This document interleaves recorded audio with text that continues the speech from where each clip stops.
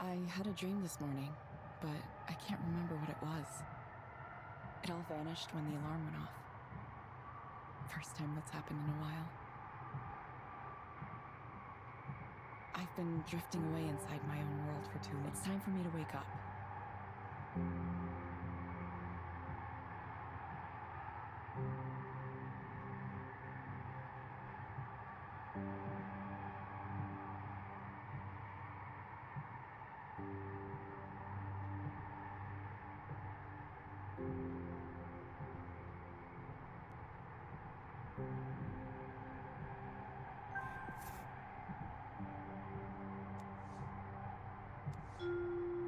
Next stop, Capitol Hill Station.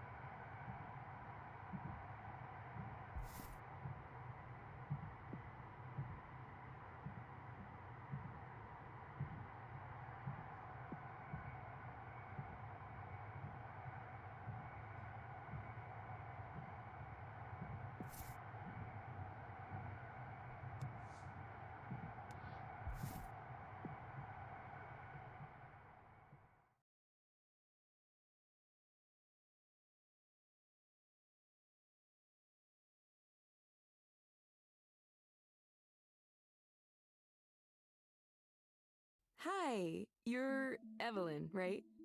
You remember me? That's impressive. There were a lot of people at that orientation. Of course. I've done this for a while now, so I'm pretty good at putting names to faces. People always say they're bad at it, but it's a skill you can practice just like any other.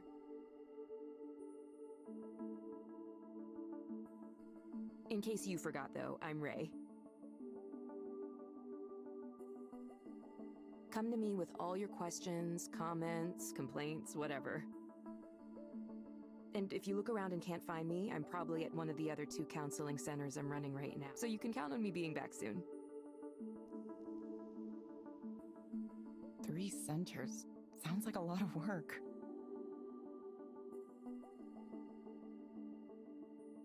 Oh, it is a lot of work. This is kind of a temporary thing. We're growing fast, and hiring is one of our big challenges. That means there's decent opportunity for advancement here, if that's something you're looking to do.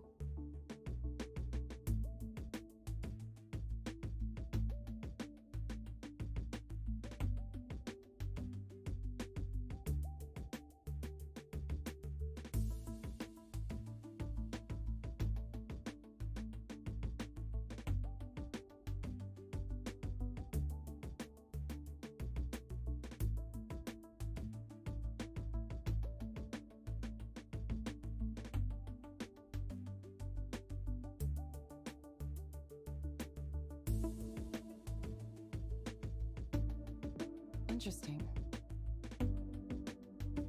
Shall we start with a quick tour of the office?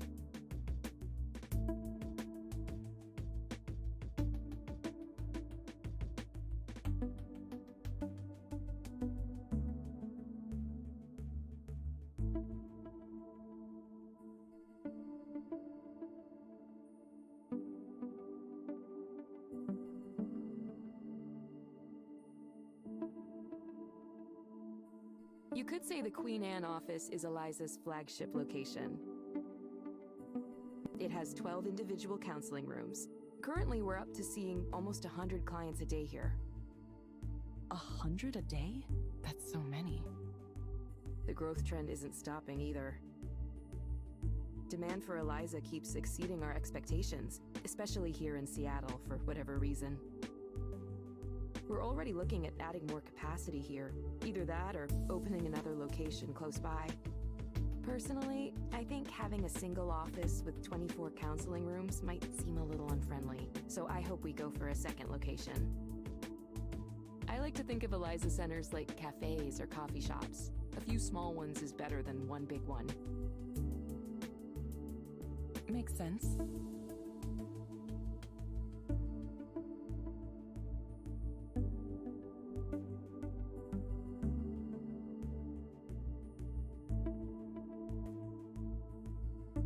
And here's where the magic happens, in these little rooms. You'll get your assignments from the Eliza app on your phone. Oh, one thing to note, it's always a good idea to double-check the headset to make sure it's working properly before you dive in. We've had some quality control issues lately. After that, all you need to do is initiate the session and follow the instructions. Make sense so far? Any questions for me? Seems simple enough. Yeah, it's really foolproof. Before I go, just a few reminders of things we covered in orientation. No deviating from the script that Eliza gives you. No checking your smartphone or anything else that would take your attention away from the client during the session. Yes, I understand. It looks like you're dressed acceptably as well. Nothing snazzy, but it'll do. You wouldn't believe the outfits some people come in here wearing. Okay, let me double check to make sure you're all set up in the system. Yep, looks like you're all good to go. Okay, ready to start your first counseling session as an Eliza proxy? Sure. Don't worry, there's basically nothing you can do to mess it up. You just follow the prompts. It's a really impressive system. If you want, have a look around the counseling office first. Get comfortable. I'll check in with you afterward.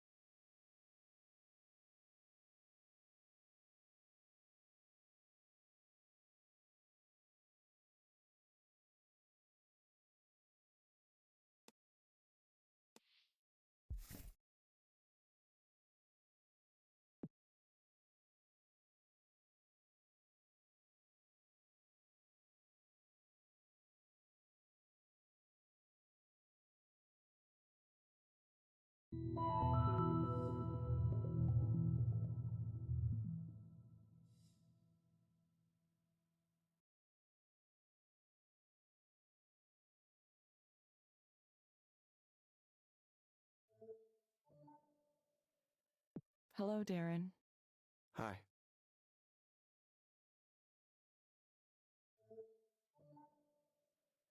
You found the place okay? Yeah.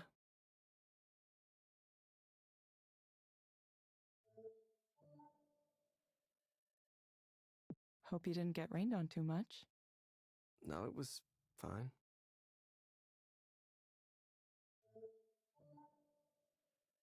It's been raining a lot, hasn't it? It's supposed to clear up later today. Oh, that's good. Little sun once in a while, but...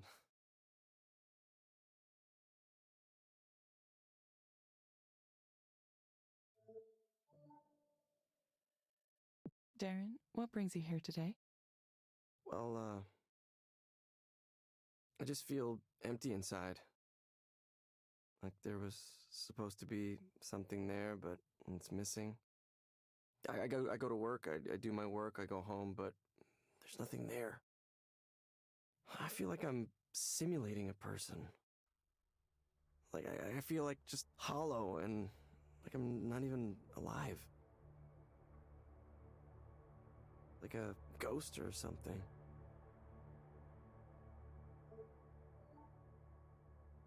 How long have you felt this way? For a long time.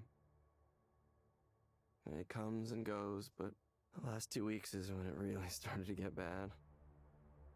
It just suddenly came over me the way things are going in this world. There's no future for humanity. There's no journey toward anything. We're being cruel to each other just to be cruel. The people who run things don't care about anything except themselves, and can't stop them. Everyone is driven by greed. Just greed. Everyone wants to win, everyone wants to get rich, and we're all gonna die because of it. The damage we're doing to the planet is irreversible. We're destroying everything, and we can't even manage to stop ourselves.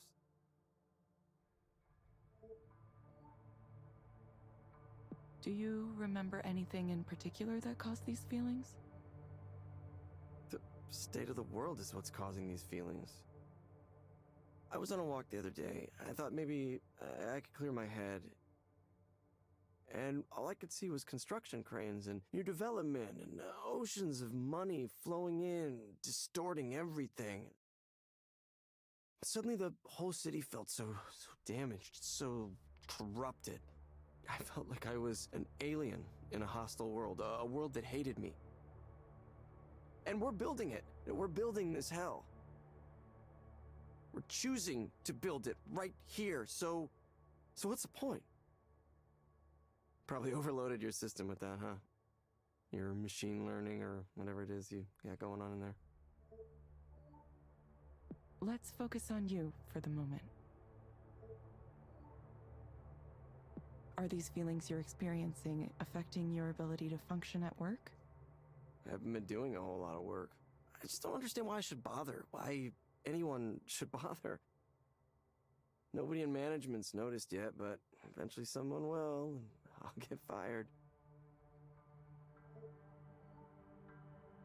And how does thinking about getting fired for that make you feel? Honestly, I'd feel good about it. They don't deserve me dragging them down. Everyone there is smart and motivated and has a wonderful, promising career, beautiful, successful people. We moved to a swanky new building, expensive area, fancy restaurants, fancy bars. Everything is nice. Everything is nice, and I feel terrible.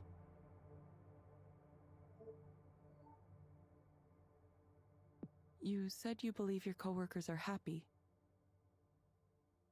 Yeah, I mean, way more than I am, at least. They're all doing so much better than me. Why do you say that? Because they just aren't bothered by things the way I am. They see what's going on in the world and they just share memes about it and laugh and go on doing their jobs. The real horror of it doesn't get through to them. They still want to achieve their goals. They're still happy. They're getting promotions and falling in love and getting married and taking these wonderful trips to Japan or Sweden or wherever. Big mountains and expensive food on their timelines. Would you be happy if you had those things too? I don't know. I don't have them. I don't have anything to be happy about. Look, all I want is to understand why this is happening, why I'm here. I mean, there has to be a reason, right? Because otherwise, why do I exist? Why? This pain, this one thing after another, and what's the point? Do I have any cause to be hopeful about anything? Look at this world. Really look and tell me with a straight face that there is.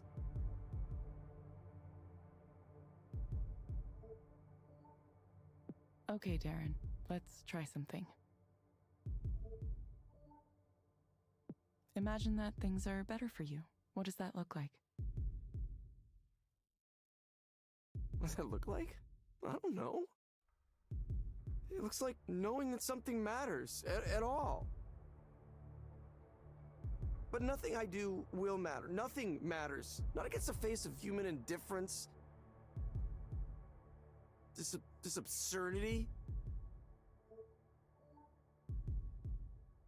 Are there any other things that come to mind? Like what? I wish I could talk to people. Really talk to people, have some actual communication. Like right now, I wish I could talk to you. To you. You as a human being. But I can't. You're just following the script that's been given to you. You're not supposed to say anything on your own. Look, I know how this works.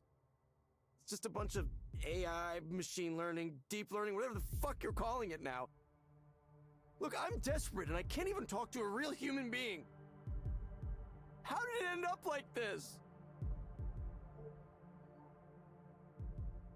Please, try to stay focused. I can't help you if you aren't speaking clearly. No. Look, I'm done with this. Like, I shouldn't even have come. This is making me worse.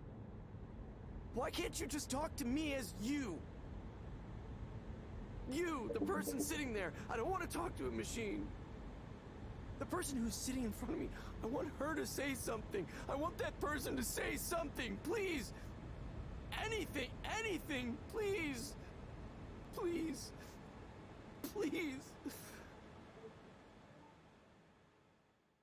Okay. Hi, Darren. Is that really you? Yes, it's me. You're not following the script right now? Wait, say something weird. Say something only a human would say. Darren, I'm going to get in trouble if I deviate from Eliza for too long. Oh, I know, My real name is Evelyn. Yeah? Well, it's, nice to meet you, Evelyn. I didn't expect you would actually do that for me. I'm not used to people doing things for me. Okay, Darren. I have some recommendations for you.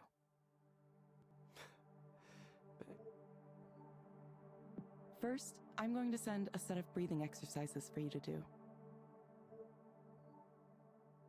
Use them when things start to feel like too much. You'll find them in the Skanda Wellness app on your phone. Second, I recommend asking your doctor or psychiatrist about Anexafen. Based on my analysis, this medication might help you feel better. Evelyn. That's a nice name. Look, I'm sorry. Thank you. Please confirm that you understand the recommendations. Yes, I did. Thank you.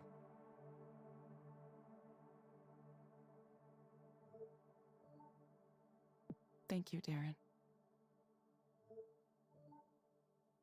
We hope to see you back soon. Yeah, I will. I mean, yeah, I will. Thank you for speaking with Eliza, your personal counseling partner. Goodbye. Yeah. Bye.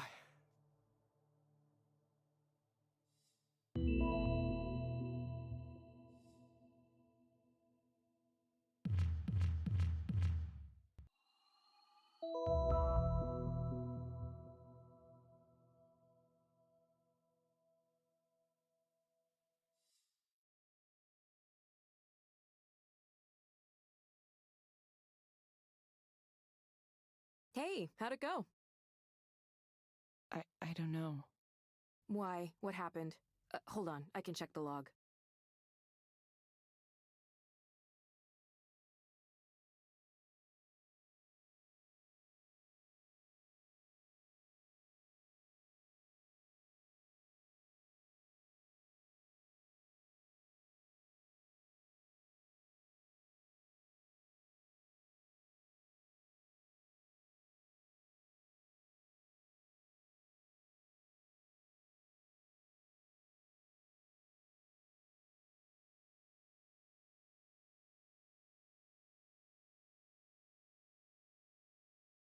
You're going to listen to the session? Is that okay?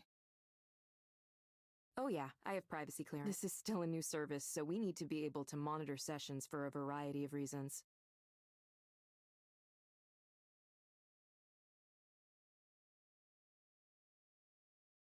There could be bugs in the software we need to examine more closely. We're pretty upfront about all this.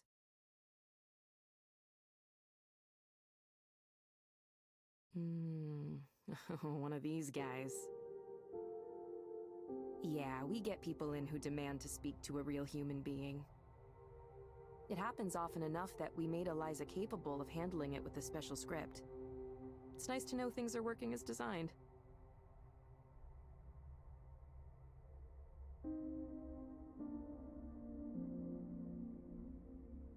Do you think that guy will be okay? He seemed pretty unhappy. Who knows? Hopefully he gets his prescription and takes his meds and answers our follow-up reminders, but... it's tough. We can't make them take their meds or come in when they're supposed to. All we can do is suggest those things, tell them they really ought to be doing it. Ultimately, they're the ones who have to decide to follow the plan. It's kind of a shame. I wish we had more leverage. We'd help way more people if we could track their compliance. But that's probably too much to ask for at this point. I think he might have needed way more help than Eliza can give. Is there anything like referring clients to other forms of care? Well, there is a disclaimer before every session saying if your problems are really serious, we aren't qualified to address them. I think an external care referral feature was on our development roadmap at some point. I'm not sure what happened with that, actually. Maybe I'll ask Ed next time I see him. I see why a lot of proxies are tempted to go off script. Yeah, I totally know how it feels. A really intense client like that can be intimidating, and you're motivated to help them. But to succeed as a proxy, you really need to let go and let Eliza do its thing. I know that not having any choice feels weird, but sometimes life is like that. Sometimes you don't have any choices and you just have to follow directions. Most jobs are like that, honestly. That's just how it works. Okay, it just sounded like... he sounded like he could use more help. Like, maybe right away. Believe me, I understand. I've been a proxy plenty of times myself. When people get emotional, it's hard not to feel for them really strongly. But that's exactly why Eliza works. It evaluates from a more distant perspective, a neutral perspective. Besides, if proxies started offering their own opinions, well, that'd just be a big mess. Not to mention there'd be all kinds of problems with liability. Still, I get it. I really do. That was definitely more intense than the average session. Why don't you take a few minutes to center yourself again? Have some tea or coffee and take no rush, okay?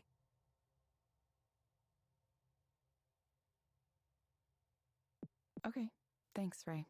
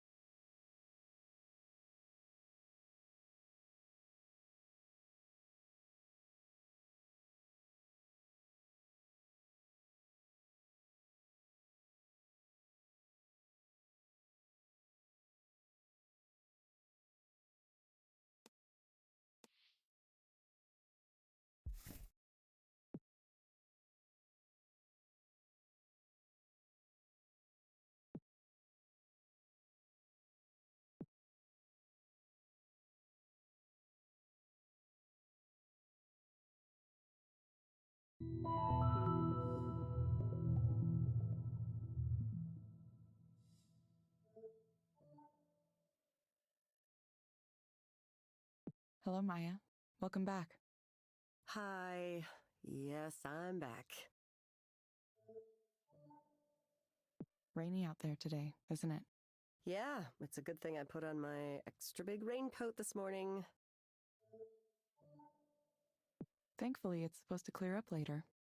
Well, gonna look weird with my giant coat tonight. Cool, cool, cool. What brings you here today, Maya? Right now I'm just nervous. I have the nerve. I've been trying to get my career off the ground for so long, like a really long time. And I still feel like I'm stuck on level 1 and...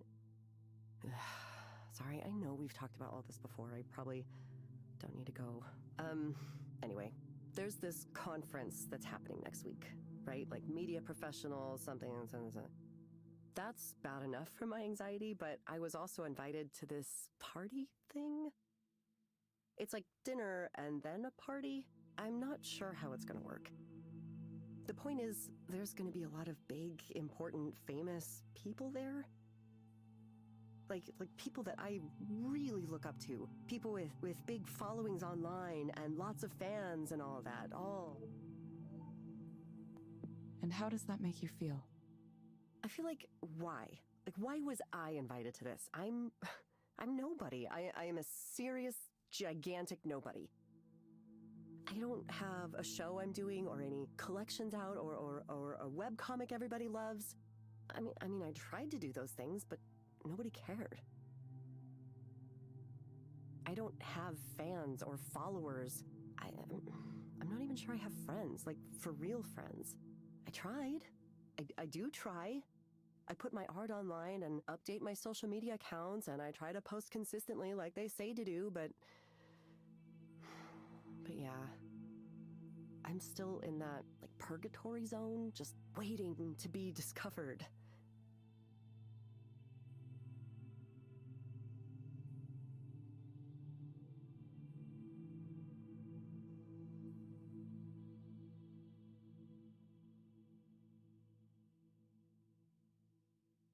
I don't know, I feel like I was invited to this party thing as a way for someone to be mean to me, to remind me how successful everyone else is.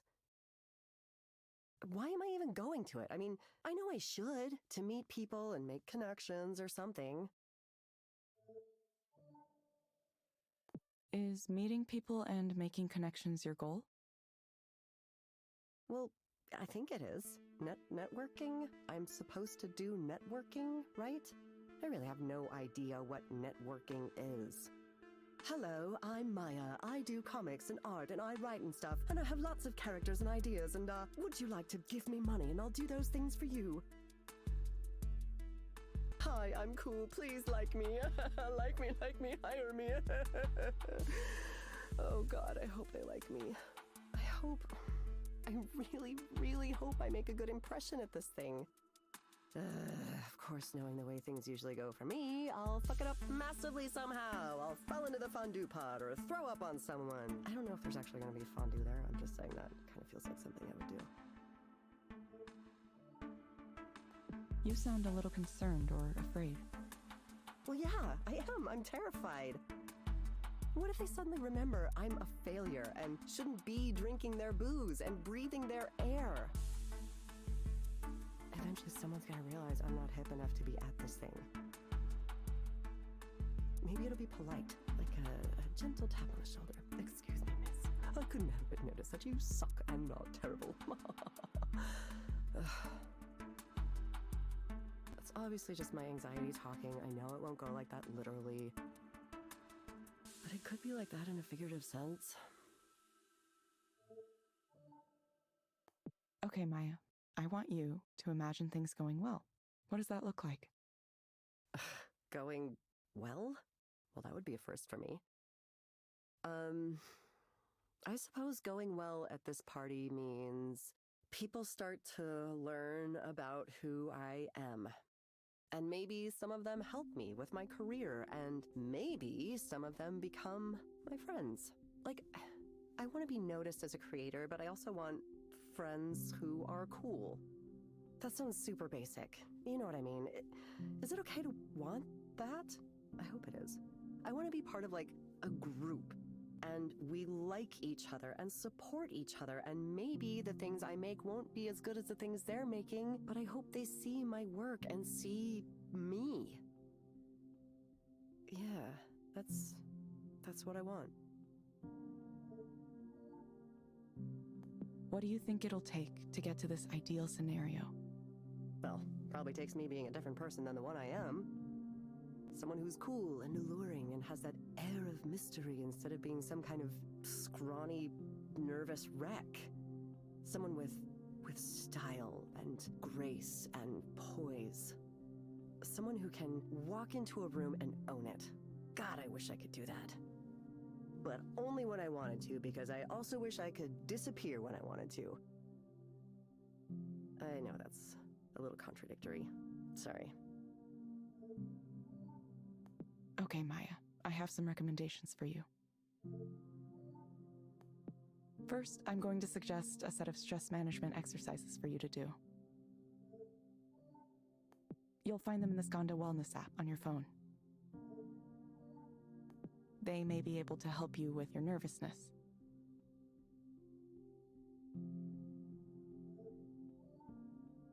Second, I recommend asking your doctor or psychiatrist about litosenal too.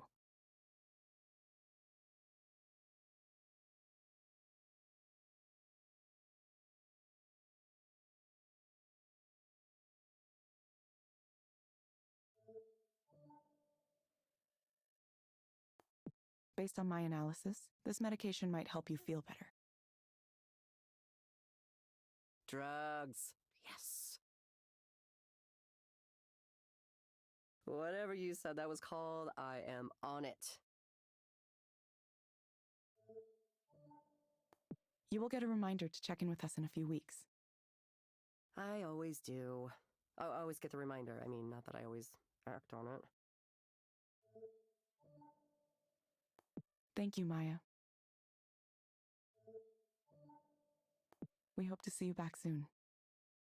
Yeah, don't you say this every time?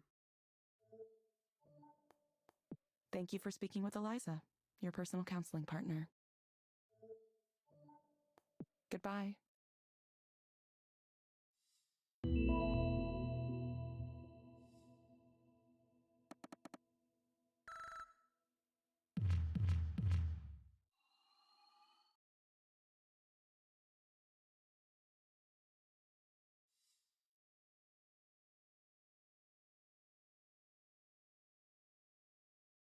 How are you feeling? That was definitely along the lines of a more typical client.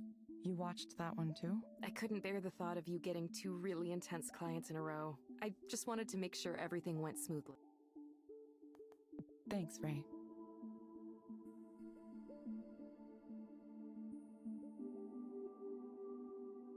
Are you getting used to the system now? Yeah, I think I get it now. Sticking to the script means I don't have to think about anything. I just read the words. That's right.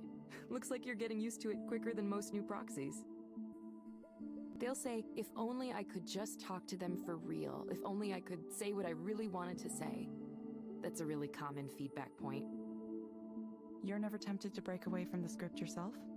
Nah, it's just not part of the job, you know?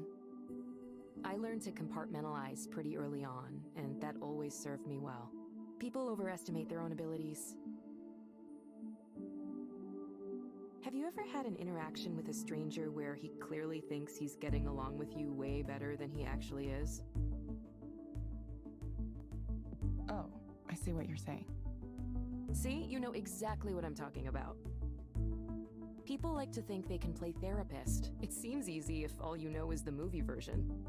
You know, where you get paid to sit there with your notepad and say, I see, or every once in a while. The reality is, active listening takes a lot of work. It's much easier to just zone out a little bit and let Eliza run things. It's kind of meditative in a way. You just follow the prompts, I know computers telling you what to do has this negative connotation to it, but it's like any technology. It's a tool. Either way, you're doing fine so far, Evelyn. This is a busy day, too. We might break our single-day record if no one cancels. Is volume especially high right now? It is, yeah. It really rose around the beginning of the year. We've been in the press a lot lately, so it could be that. Could be it's New Year's resolutions, too. People coming in, wanting to sort their lives out once and for all. This year is the year I'm really going to start addressing my problems. I mean, I get that. I do the same thing. Yeah. Me too. Anyway, I told you it was simple, right? Just keep up the good work following those prompts, and you'll be leveling up in no time.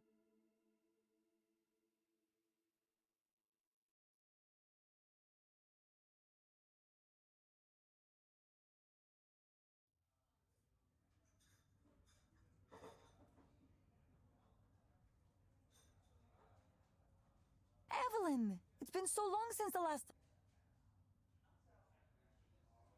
It's definitely been a while. Yeah, almost 3 years. Feels like no time at all. Well, I'm glad you're back doing something. But you didn't tell me what the new job is. Oh, well, it's, You're kidding me. That's an interesting choice. I'm not quite sure why I did it. Maybe I thought I'd be able to see things in a new light. Wait, so do the people at the counseling office know? No, not yet. I should tell them, probably. I don't know.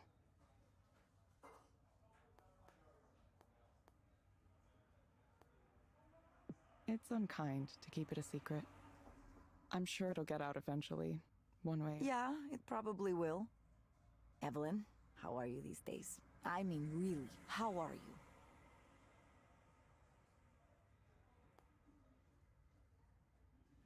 I'm better. Not by a lot, but still better. I knew you were working at that bookstore for a while, but other than that, it's like you dropped off the edge of the planet. Well, I wasn't up to much. I checked your social media once in a while, but nothing. Not that I blame you. I hate all those apps. Yeah, I deleted them. I don't know what happened. It's like... I guess I'm still not ready to talk about it yet. It's okay. Take the time you need. I'm sorry, Evelyn. I knew you were in a difficult place after what happened, and I wanted to say something. But I worried that maybe you don't want to hear from anyone from your past. Maybe you wanted to be left alone and not reminded of the old job.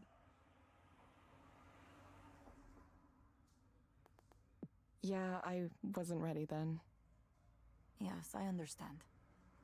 I was kind of going through a lot myself last couple years. That's right. What about you? How is your life these days? What's it like being a rock star?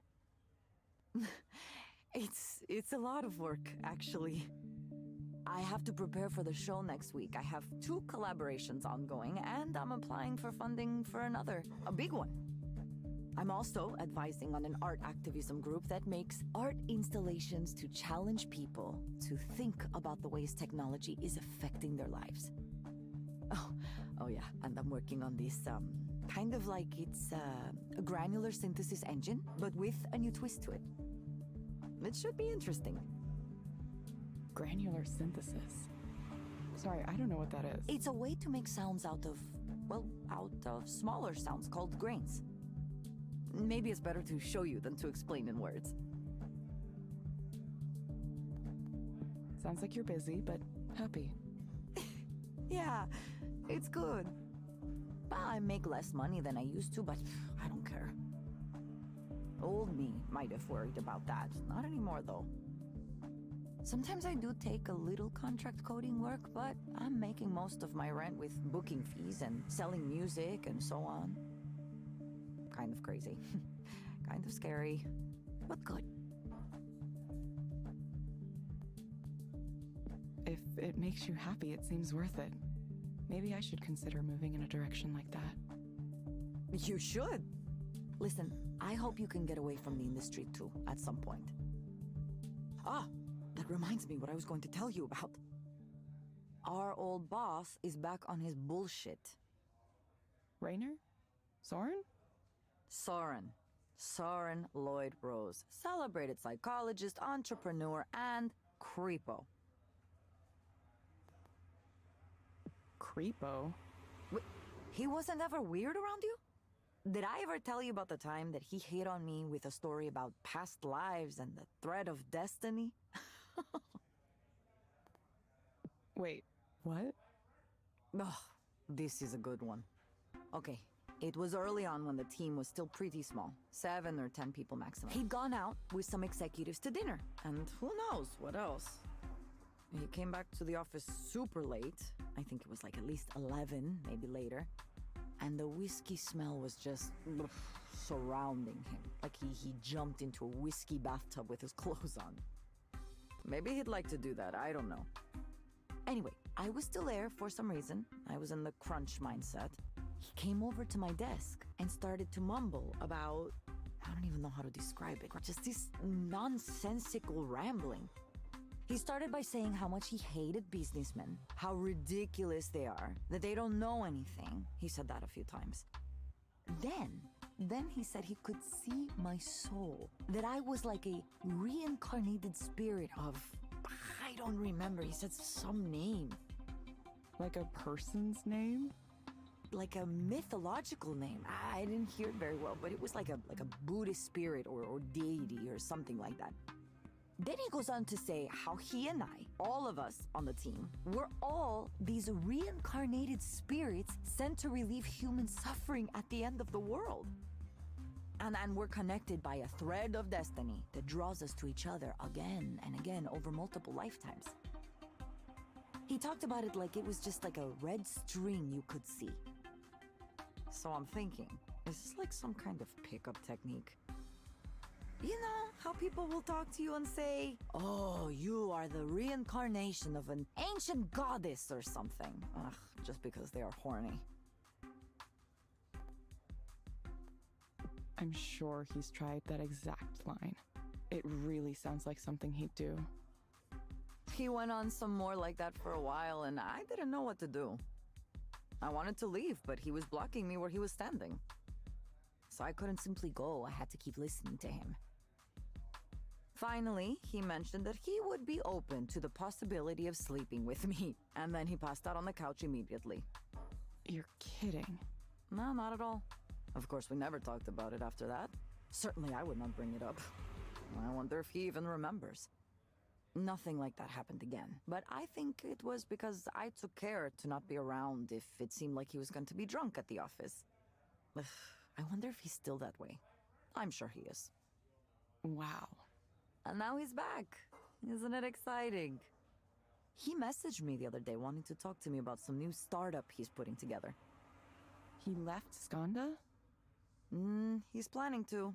It's a secret for now. He asked me to join, and I said no, there's absolutely no way. Maybe a long time ago, I'd be interested in a chance to start a new company with someone famous like Soren at the top. You know, a time when I'd put up with his shittiness because I believed in what we were doing. Change the world, you know the speech. Or, if we didn't change the world, at least we might get rich trying. I don't think that way anymore. I'm tired of the tech business. I'm tired of what guys like him represent. This industry can have fun eating itself and everything around it, causing as many problems as it solves. I don't want to be a part of it. It took me a while to see it, but I feel some responsibility for the world we live in now.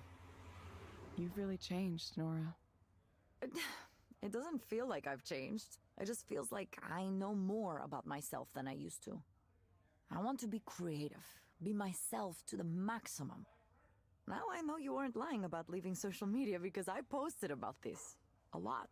Yeah, I guess I missed it. A lot can happen in 3 years. Now I just hope maybe I could talk to other people who are in the same situation I was in. I want young people, especially women, to know that yes, it is possible to get rich by working with guys like Soren. But there is a big cost too. I mean, there's always a cost. Maybe a cost you didn't think about before. Or maybe it's a cost you thought you would be okay with paying, but then when the debt comes due, you realize, oof, it's bigger than you thought. Now that's my conclusion. But you, on the other hand, you should go and say hello to him. To Soren. Yeah, he's giving this big keynote talk next week, you know? It's the reveal of his new startup. Many people will be watching. Why should I go to that? It will be interesting, don't you think? You're already working as a proxy for Eliza. That must be giving you some new perspectives. Now you'll get to see what Soren believes the next step is. Don't tell me you're not the least bit curious. I don't know. Maybe I am. It's free to attend? Of course not. It's at one of those conferences you pay thousands of dollars to get into. But lucky for you, I have an all-access pass. Here, take it. Really? Are you sure? Yeah, he had one sent to me. As if there's any way I would go to a snake person convention like that. Snake person. Ah, you know, people who are like snakes. Venture capitalists. Biz dev. If you're so against it, why do you think I should go? Because I already made my decision. You need to go make yours. You're coming out from the cave you were in for the last 3 years, and you need to decide what you're going to do next, right? Evelyn, you're one of the smartest people I've met in my whole life. I'm serious. I've seen the way you approach things like this. You're going to research and learn as much as you can. And only then, when you feel like you know enough, you'll make your decision. Isn't that right? You have more to contribute to the world. But you want to know you're contributing the right things in the right way. I've always admired that about you. Anyway, I should get going. I have a rehearsal for a show to get to. It was really good to see you, though. Really, really good. I promise not to be a stranger anymore, okay?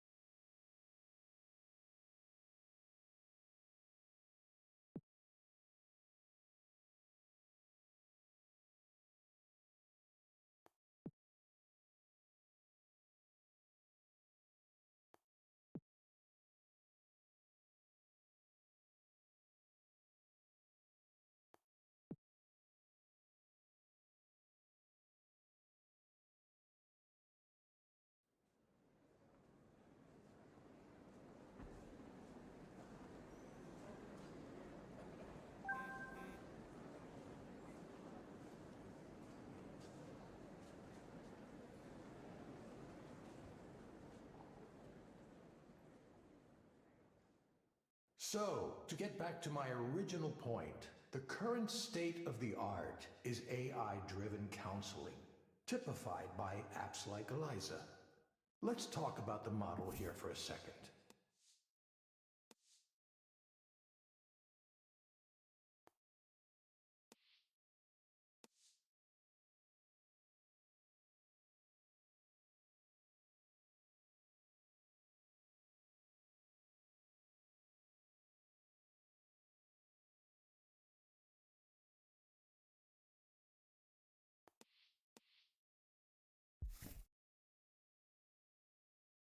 It all begins with data. You collect all the data you can. From base level metrics like heart rates, body temperature, blood pressure, to higher order metrics like hand movement, head movement, gaze aversion. If the client lets you, you'll want to pull from their digital life too, their message histories and email, their search histories, and online behavior. It's all potentially valuable. Then you compare the client's responses to relevant data from thousands of other clients and build a model of the client's psychological state. This approach has worked well so far. Eliza is still the best and most advanced version, but that's just my personal opinion. For those of you who don't know, I was the team lead and chief psychologist for the Eliza project at Skanda for a number of years. Now, even though this is a proven approach, there are two weaknesses I'm going to highlight. One is the data I was just talking about. You're completely dependent on that. Collect as much as you can, sure, but it's important to keep in mind that you can have all the data in the world and still not understand why things work the way they do. And that's important for us to know, because if we have something that works, but we're not sure why, then what do we actually understand about ourselves? The crucial step after data is the model. The data needs to be used to validate a model. If that sounds like basic, obvious science to you, it is. But I was surprised to find out just how many people from the tech sector don't think this way. I suppose you don't need to understand why something works in order to make it into a product and sell it. Obviously, though, if you had mastery of the underlying details, you'd be able to adjust. One further note while I'm discussing modeling. Many of the startups trying to address mental health right now are completely ignoring the insights provided by the field of traditional psychology. They do so at their own peril. Many of you know already, but as a brief personal aside, I was a professor of psychology before I joined the tech world. I'm continually stunned at how little the tech heads know or even care about the hundreds of years of psychological research that has gone on in my field. That's something I can talk about at length, perhaps another time. For now, I'll move on to the other weakness I mentioned. This is the real one, the big one. It's treatment. A system like Eliza can tell what's wrong with a client to a certain level of accuracy, but it doesn't quite know how to turn that into a comprehensive treatment plan. It can suggest therapeutic programs and activities, and soon it might even issue its own prescriptions without having to go through a doctor or a psychiatrist. Well, as long as the FDA continues to look upon us favorably. But those are blunt instruments compared to what I'm going to talk about next.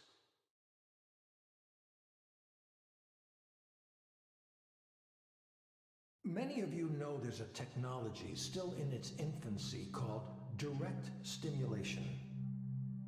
For those of you who haven't heard of it, direct stimulation is a way of creating sensations within the brain with targeted electrical impulses. Imagine an augmented reality headset, but instead of working on your eyes, it stimulates the brain in such a way as to induce a specific dream. A spring meadow, for example. This sounds fantastical, I know, but progress on this technique has been occurring faster than you think. We're actually quite close to a workable demonstration model. How is that possible? Well, first of all, we only suggest an overall feeling.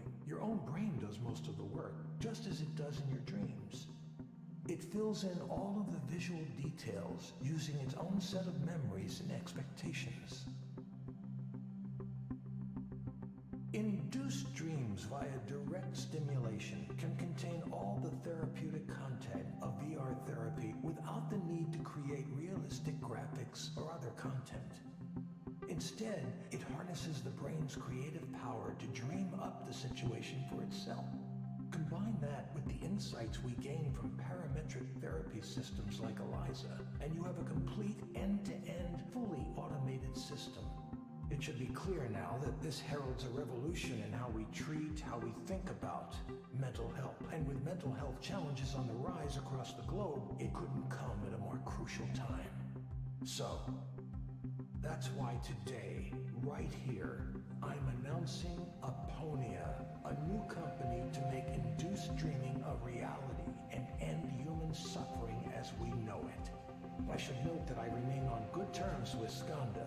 In fact, they're a minority investor in this new venture. But still, I'm very much going my own way on this. It's no secret that Rainer and I don't always agree, and that's why we mutually decided I should pursue this paradigm shift on my own.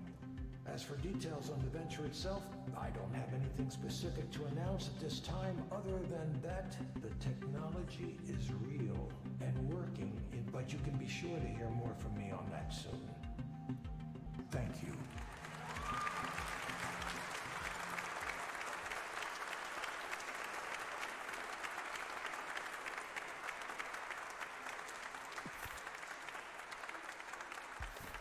Now, I can take a very limited number.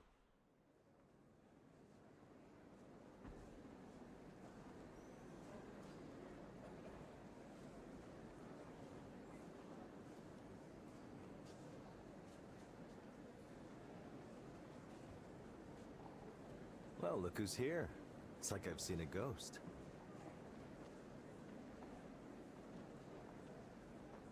Good to see you too, Rainer. Where are you these days? I lost track after you left us. Nowhere. Nowhere? Well, nowhere is no place to be. Come by the new office sometime. You should see where we're taking Eliza.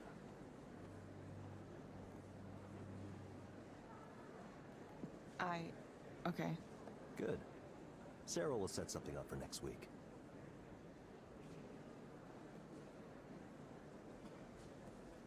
See you then.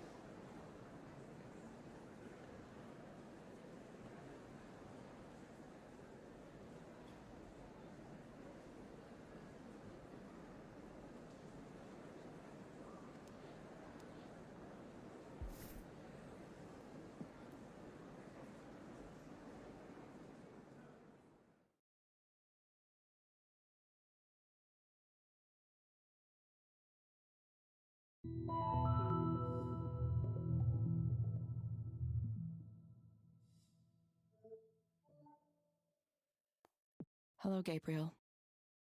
Hi. Hope you didn't get rained on too much on your way here. A little, but it was fine. I'm used to it.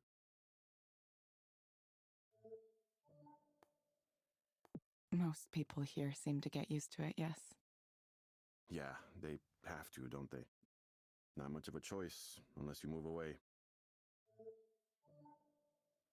So, what brings you here today? Well, I don't know where to start. I've never really done this kind of thing before, counseling. That's okay. Start wherever you like. Well, I'm about to be a father. Yeah, my wife is due in a few months. Congratulations. That's what everyone says. Congratulations, congratulations. I get this tension, this restless feeling when people say that. It's like a curse or something. Congratulations.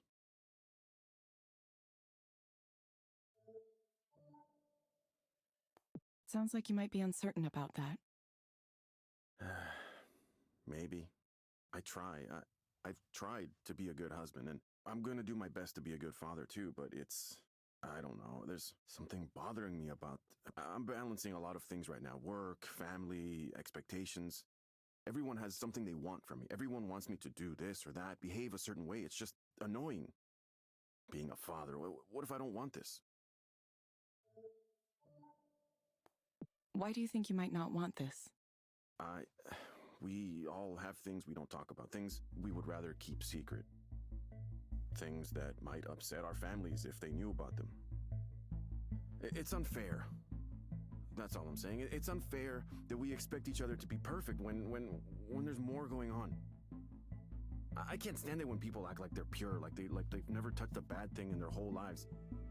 And then these people around me think they can tell me how to act, what I'm supposed to do, and I'm like, yo, don't you know you have your own shit to deal with? Why do you have to pick on me all the time? This whole fatherhood thing is just, you know what being a father is to me? It's about providing and protecting, taking responsibility. The world is dangerous, and sometimes the dangers can be hard to see. My duty is to protect. I'm gonna take that seriously. Everything I do, I take it seriously. So, I don't get why people are worried about my ability to do that. What makes you think people are worried about your ability to do that?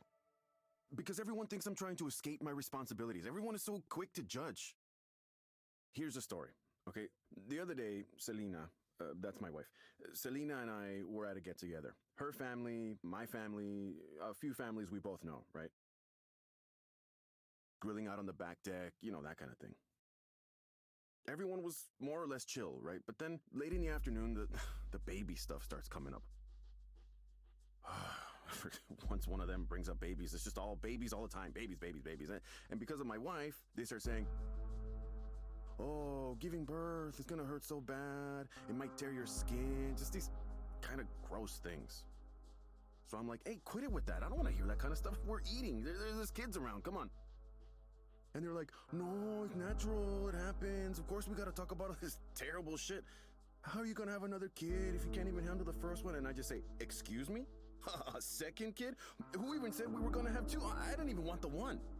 Maybe that was a mistake, but I mean, I was angry. It made me angry.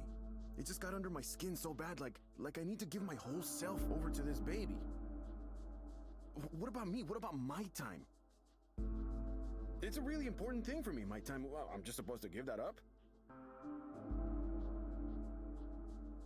I've already sacrificed a lot, more than they can imagine. I give everything of myself away. Job, family, everyone wants me to be... But I can't talk about this stuff to anybody. They just... It's like what I want just doesn't matter.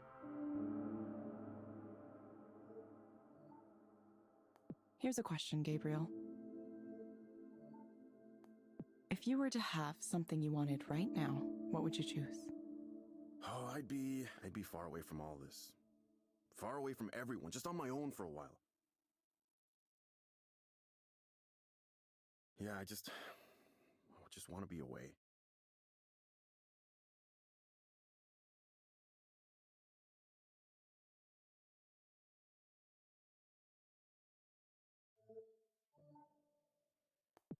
Okay, Gabriel. I have some recommendations for you. First, I'm going to suggest you try a therapeutic virtual world experience called Starry Skies. It may help you take your mind off things. Try it for about 15 minutes each day, in the morning or evening. Second, I recommend asking your doctor or psychiatrist about Anexafen. Based on my analysis, this medication might help you feel better. You will get a reminder to check in with us in a few weeks.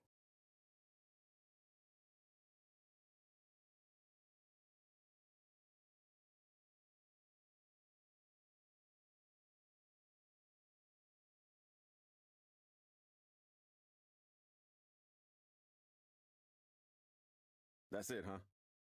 You can't just tell me what to do to solve this? Some help you turned out to be. Guess I'll have to figure things out for myself. Exactly like before. Thank you, Gabriel. We hope to see you back soon. Thank you for speaking with Eliza, your personal counseling partner. Goodbye.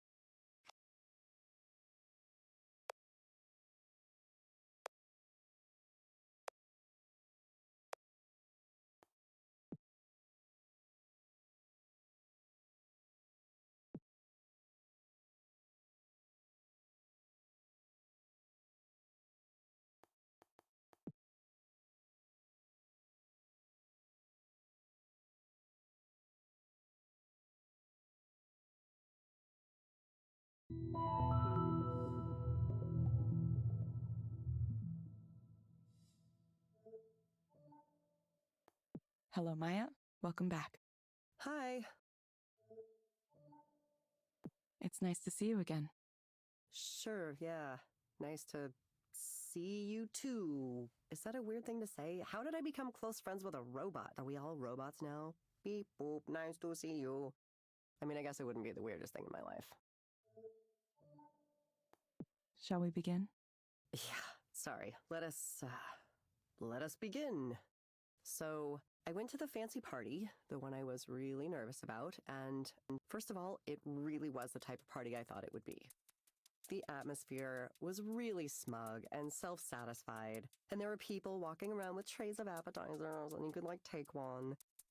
So you're standing there with your little square plate for the food and your glass of wine, and you can't, like, shake. But there are some of those, like, tall standing tables, so you're like, okay, I'm gonna go get one of those. But then it turns out there are only, like, 5 of them for the whole party, and they're all taken. And you're watching all your heroes and people you know from their social media presence just right there. They're right in front of you. Artists, writers, directors.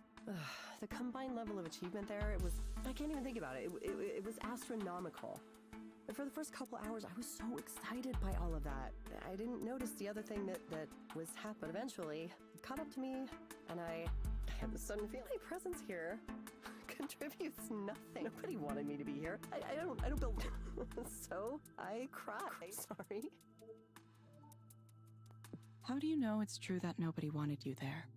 Because of the way people. Nobody knew who I was, or even wanted to ask.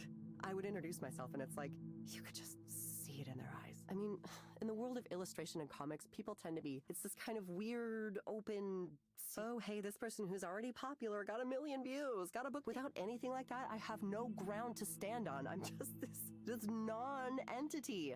At one point, I was talking to someone, and I was trying to make a joke or whatever, and I could feel the impatience just radiate. He sighed, like he couldn't believe he was wasting his time talking to me. I was just over to him.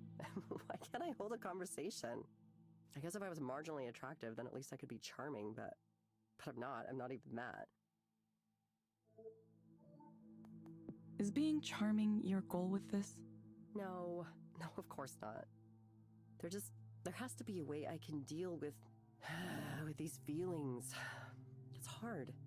It's really hard when nobody gives a shit about my work. Or me. I just want to stay home for the rest of my life. Why do you think you went? Because of everything they say about how you have to have your face out there and make connections. The successful people in this business all know each other. It's all about who comes to mind. When somebody needs an art director, they'll think of who they know and go, oh, I think she'd be perfect. Why not ask her? So I need to be out there reminding these people that I exist, that I'm here, I'm making stuff too, I'm part of it. Even if nobody responds to my work. And industry parties are fun, right? You can pretend you're successful even if you aren't. At least for a little while. Everyone else is projecting this image. It's like their success can rub off on you too. I mean, I hear people casually talking about their agent, their editor, the amazing people they're collaborating with. And I just get this feeling like, yes, I want that, I need that. Why am I not there? What do you think has prevented that from happening so far? If I knew that, I would be successful already, right? I try and try and try, and I make art and put it out there and share it on every social media site and interact with people when I can, but it just doesn't work. Nobody cares. Nobody cares about the art I do. Every once in a while, another artist will say something nice, and sure, I appreciate my work goes out there. And it died. Regular people don't boost it or talk about it. It's like, at some point, the universe decided that I don't get to have that. Is it unfair? Or maybe I just fucking suck. Maybe I'm a shit-tier artist and I'm a failure of a person and everyone knows it. Everyone except me. Sorry. I know that's going to, even though I really feel that way. Okay, Maya, I'm going to suggest you try a program called Meadowlands. It may help you take your mind off things. You can find it inside the Skanda Wellness app on your phone. Try it for about 15 minutes each day, in the morning or evening. Sounds kind of boring. Why can't you assign me a game where my problems are zombies and I get to shotgun them in the face? Actually, I guess I could just buy a game like that, couldn't I? Maybe I'll stop by the game store on the way home. Thank you for coming in again, Maya. We'll follow up with you again to see how you're doing. Yeah, thanks. I appreciate the check-ins. I honestly do. It's easy for me to get lost in these spirals. Thank you for speaking with Eliza, your personal counseling partner. Goodbye.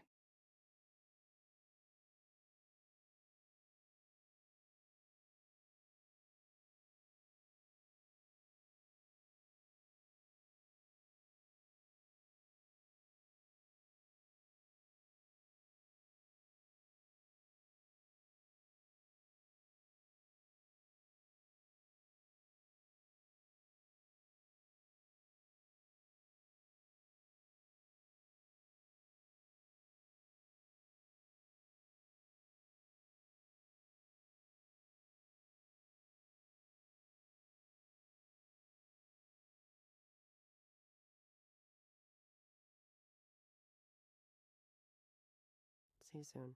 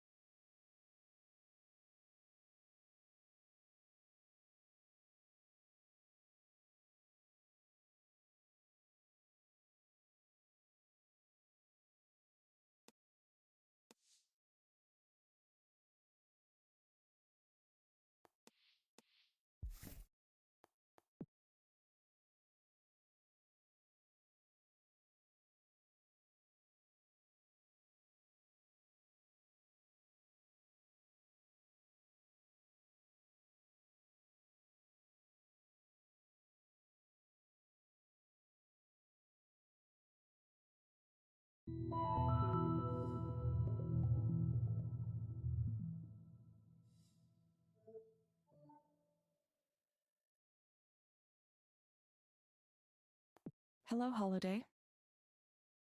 Hello. You found the place okay? Uh-huh. Yes, I did. The 13 goes right up from Belltown. It's $1 with a reduced fare permit. That's good.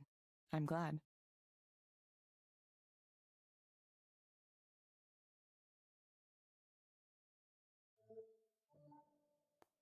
So what brings you here today?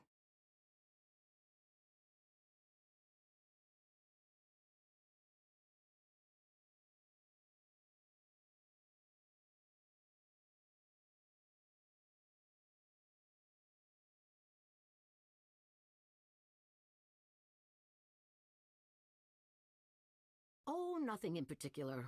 I wanted to see what all this fuss was about. I'm not crazy, no, not even mentally disturbed.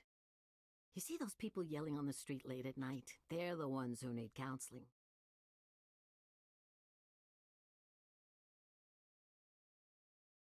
They need more than counseling, probably. Me, I'm doing fine. My mind's still sharp. I smoke dope. It helps. I'd have it more often, but it's all expensive now. Everything's expensive now. There's a nice young couple in my building, though, and they're always sharing, which is nice of them. I think they do something with computers, though I sure don't know what it is.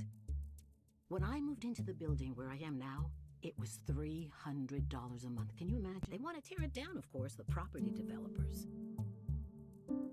They already got the building on the corner next to ours, even though it's supposed to be on the historical register. It was going to be added, but there was some delay or something, and then bam, it's gone. They did some kind of backroom deal with city council. Someone ought to do a big expose, I tell you.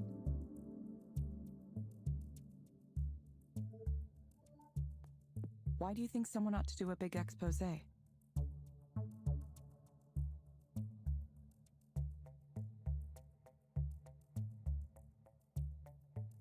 Oh, it's rotten all the way up and down.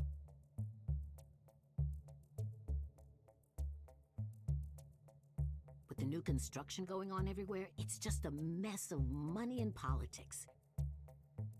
It's always like that, but lately, it's happening faster and faster. I can hardly recognize the place anymore.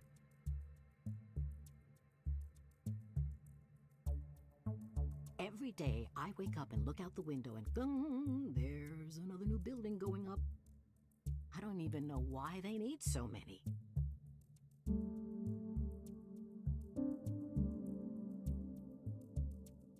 You ever see those buses they have? I don't mean the metro. I mean those big white buses with no markings on them. You see these young guys with backpacks milling around looking suspicious, staring at their phones, and then one of these big white buses pulls up and they get on. Who knows where they go? Bellevue, Redmond. It's like a secret transport system just for them. I tried talking to one of them once or twice, but they don't want to talk to someone like me. They don't even talk to each other. Imagine going through the trouble of living in Belltown and then ignoring everything around you. It's an odd thing. It really is.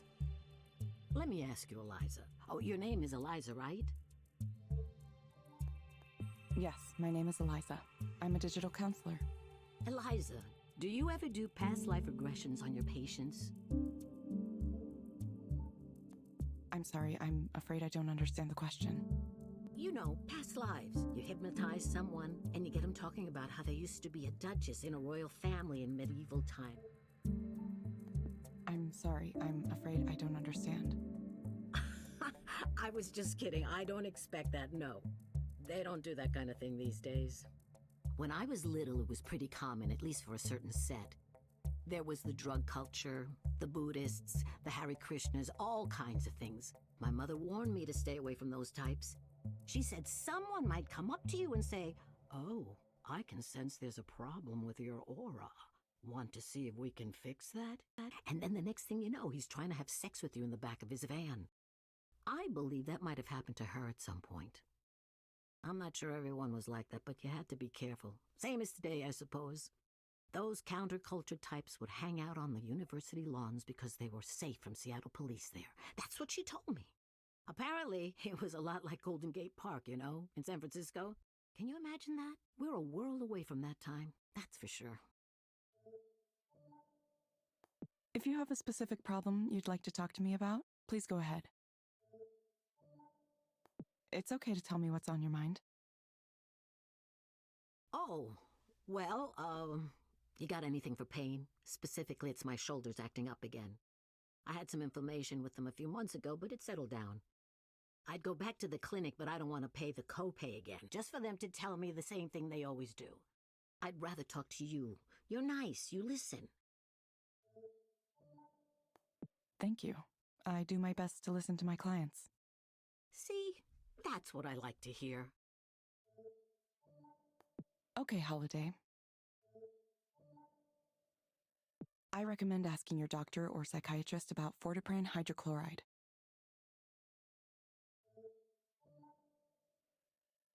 Based on my analysis, this medication might help you feel better.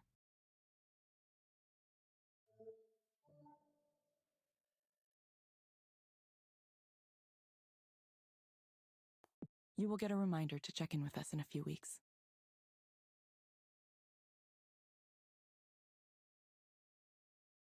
Oh, I don't think I've heard of that one before. It's a painkiller? I'll try anything once, I suppose. Smoking dope is still my go-to for this kind of thing, but if it can help with my shoulders, then I'm interested. We hope to see you back soon, Holiday. Sure, I'll let you know if it works. What was it called again? Thank you for speaking with Eliza, your personal counseling partner. What was the medicine called? Forzapram? I think that was it. I can ask about it at the clinic. Decent enough place. One time I had a doctor there who was very rude to me, though, young man. Goodbye. Right. I suppose I ought to let you go now. You got other people to speak to, it looks like. Staying busy. Busy, busy. That's life in this town.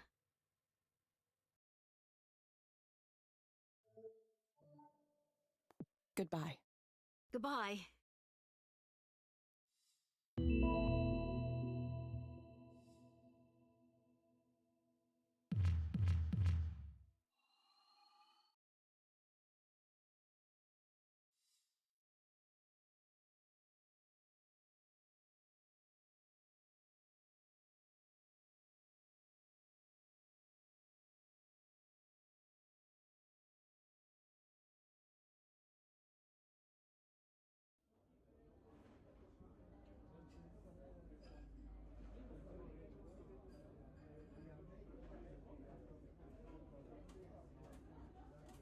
Would you like to start with some fresh oysters?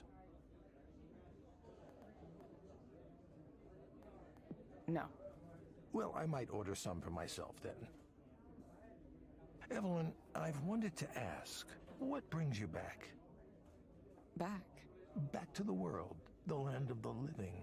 I know you were having a difficult time after what happened. Sure, I don't know. I guess I thought it was time, finally. Yes, I understand. Every trauma takes time. Time to heal, or if not heal exactly, at least to move on. And taking action is a good way to do that. So I salute you. You want to do his memory right, don't you?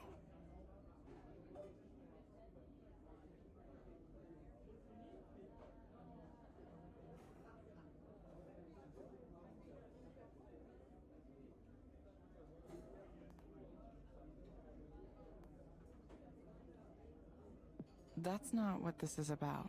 Well, whatever your motivation, your reappearance happens to coincide with a critical time for me. As you saw, I've just split with Skanda in a very public way in order to pursue an entrepreneurial path. Presumably, Raynor's found you as well. Yeah, he said he wants to speak with me. It's a war for talent out there. People like you are very much in demand. I'm sure he'll try to make you an offer you can't refuse. That's why I want you to promise me you won't work for that asshole. Asshole.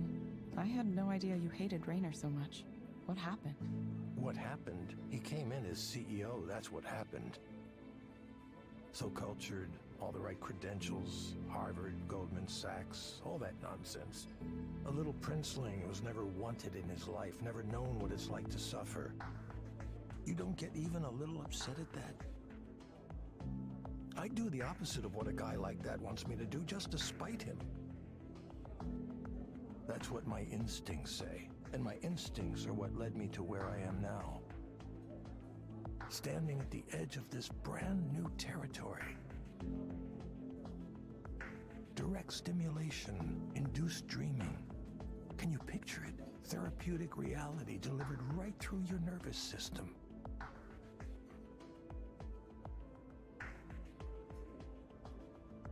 It'll revolutionize the entire field of mental health.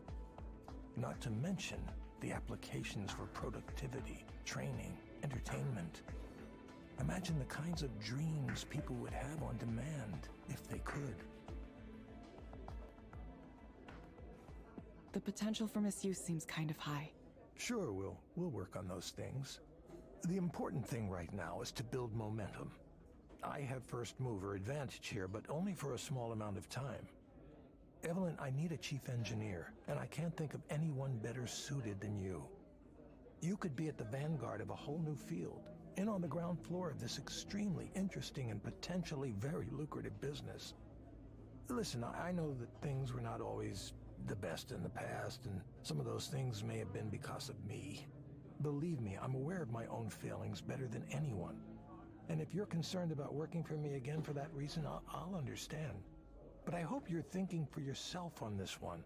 I'm sure there are people who are telling you to ignore me, or that I have the wrong idea, or that I'm dangerous. Whatever you choose to believe, I at least want to offer you the chance to get a demo of this technology.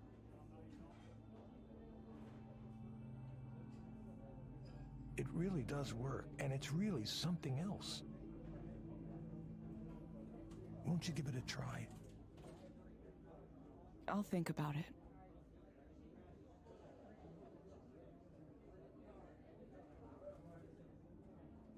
Considering it is all I ask.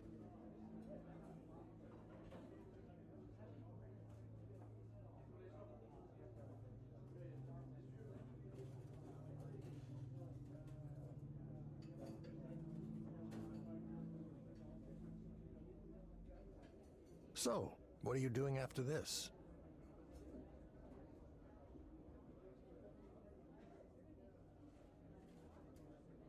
After dinner? Yes, tonight is... You remember Nora? Yeah, I did. She's the one who told me about your talk. Oh, she was there too. I should have said hello. No, I don't think she attended. She just told me about it. Well, her show is tonight. If we take a car after dinner, we could get there with plenty of time to settle in. It'd be good to support your old friend, don't you? Why do you want to go? No need to be frightened. I mean, I know it's a jouissance, which is... Which is what? Oh, you don't know? As a performance space, it has a bit... It's pretty tame, really. They take on the aesthetic, but it's not... It's for people who want the image of the thing, the trappings, without getting in too deep with... What are you talking about? What? Oh, I didn't mention? It's sort of... Well, there's a little bit of bondage theme there. You know, BDS. How do you know so much about this? It's one of my research areas, in fact. The psychology of S&M is fascinating.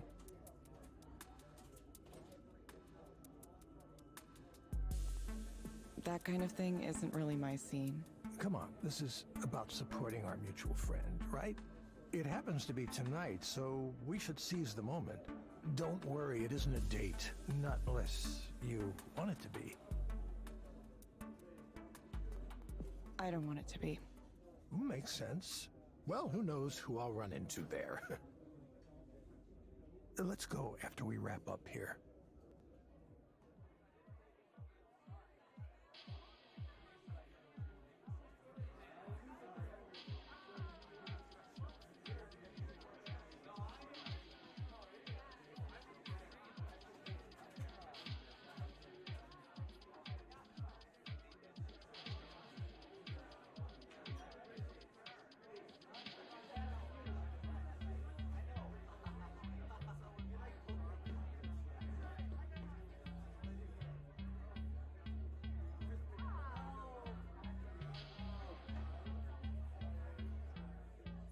I thought you said this was like some S&M. Oh, well, they might have taken all of that stuff down since the last I was here. Are you sure you're remembering this place correctly? Actually, would you excuse me for a moment? I want to talk to those people over there. Are those people you know? Not currently, but hopefully I can change that. Wait, Soren, I don't know any.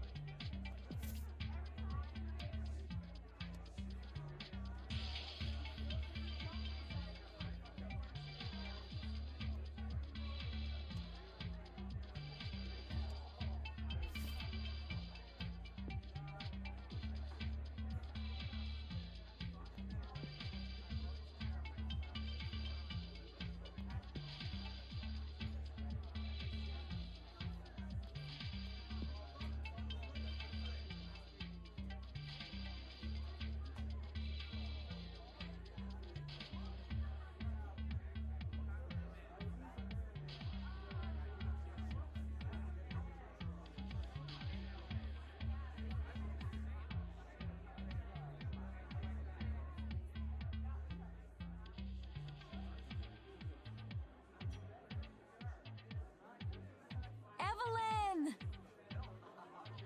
I'm so happy you came! Yeah, I ended up here. Soren came too, but he said he thought this was like... What?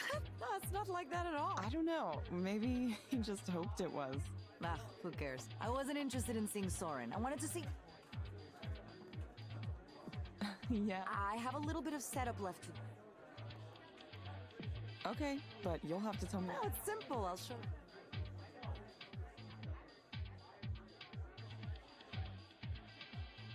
Are these modular? Some of them. The one over there. This one? No, the one... Oh. The others are not modular. They're just regular synthesizers. Okay, are you... Is this like... Is each one of these going... Where should we start? This is an SH-101. It's really hot. I love the sound. It's useful for piercing leads, you know, noises like that. I use it quite a lot.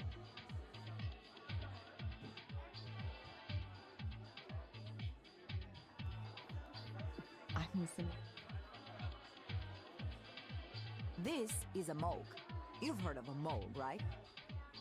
I've heard the name, maybe. It's not Moog? I guess I never heard anyone say it aloud. Nope. Moog. Moog, not Moog. Okay. I'm not sure I can handle this all at once. Surely you know about this one. It's a Roland TB-303. You know, the acid house sound. I've heard of that, I think. It's just as well. This is not an ordinary model, of course. The Devilfish 303 is a guy in Australia does it. Oh, they're really awesome. Evelyn, why don't I teach you some of these things? It might do you some good to learn something new. You could come over sometime and we can make some noise together. Oh, I don't know.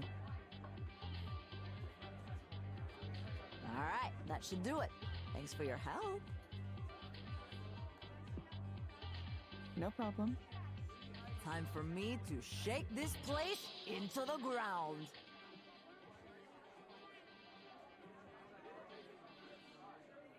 Ah, time for the main event. Funny to see she's come a long way from the timid junior programmer I remember. Interesting stage name, too. Little Sappho. You know what Sappho indicates, don't you? Yes, I know. Don't patronize me, please. Oh, okay. Of course you know. That was a silly question. I apologize.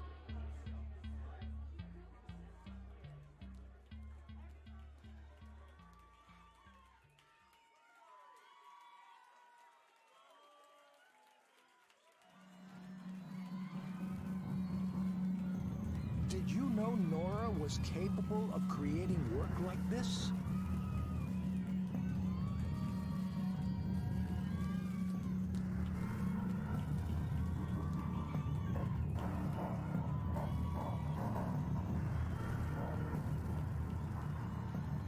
I think she was always this way.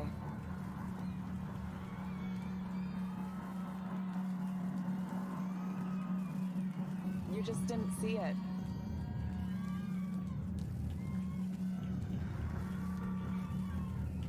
I thought she was wonderful before.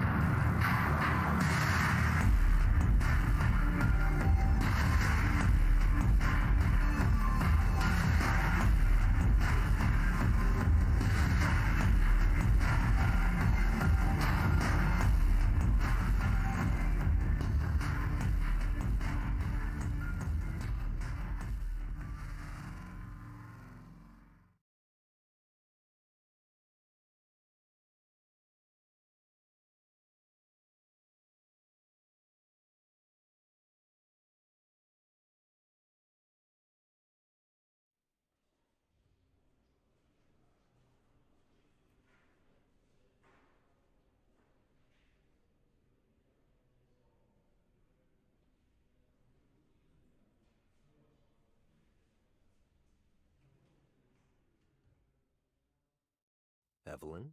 Nice building. Oh, thank you. I designed it myself. It's funny, I almost didn't notice that you were already back working for Skanda. You might have stayed undetected, but I was looking at some of our statistical outliers earlier this morning. Statistical outlier. That's me. Ideally, Eliza proxies would all perform the same, or at least quite similar to each other. Some people respond better to advice provided to them by people they perceive as having more authority.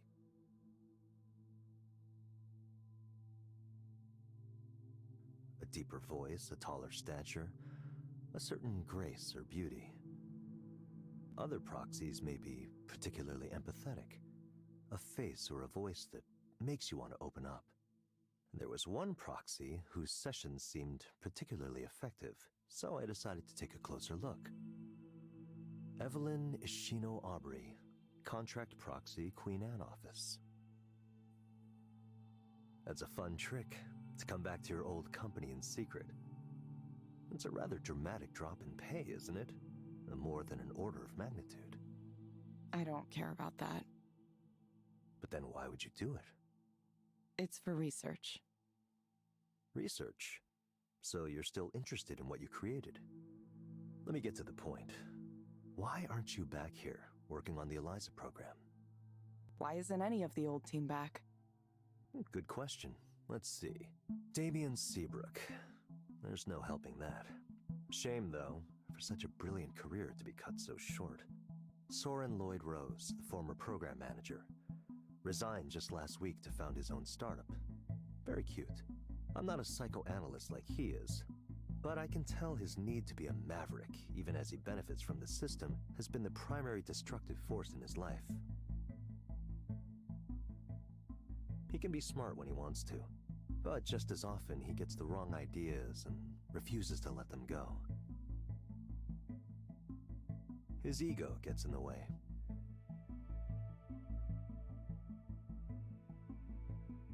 That's why I don't mind him leaving to pursue his little dream of being an entrepreneur, changing the world. He won't succeed, but I'm happy to let him think he has independence for now.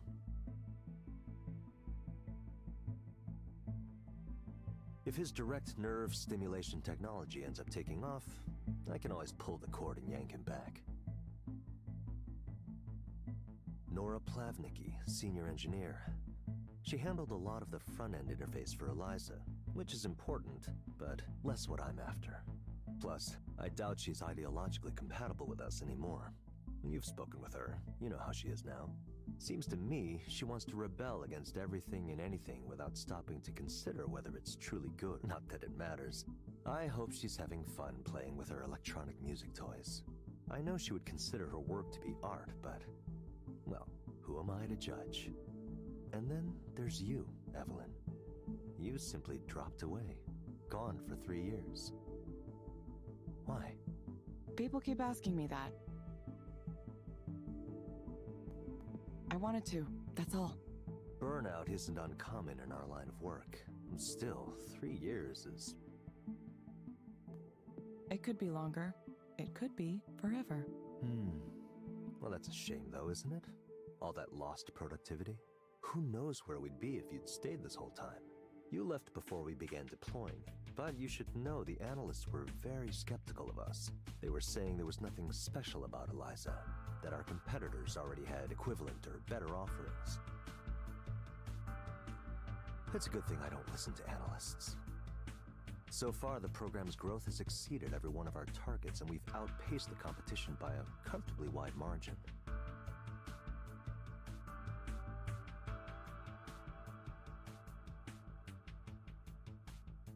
We're a category definer. There's a quality to Eliza that makes it superior to all the other attempts to do something similar. You were part of the original team. Why don't you tell me what that quality is? I'm not really sure what you're asking. Well, let me return to my earlier question then. Why aren't you here to continue your work? You could be running the entire Eliza division if you wanted, but instead you came back undercover like a criminal returning to the scene of a crime. Is there something wrong with this company? You don't like us anymore? It's not me, is it? No, not you. You know what outstanding engineers have that mediocre ones don't? It's curiosity. Mediocre engineers tend to zero in on a single piece of the puzzle. They pursued, but you wanted to know how Eliza turned out, how it was working, didn't you? Even though you might have thought you wanted to put all of this behind you, you were still curious. You want to know everything, not just how it works or if it works, but its effect on people, on society.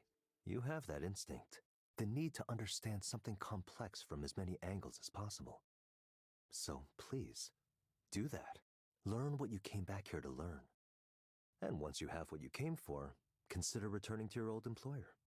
You can make a real difference this time. I'll consider it. Good. One more thing. You should go down and see Eliza for yourself. Sarah will show you the way. This will get you through the doors. I've instructed the staff to treat you like an employee. Come and go as you like. I think you'll be pleasantly surprised how much your creation has grown.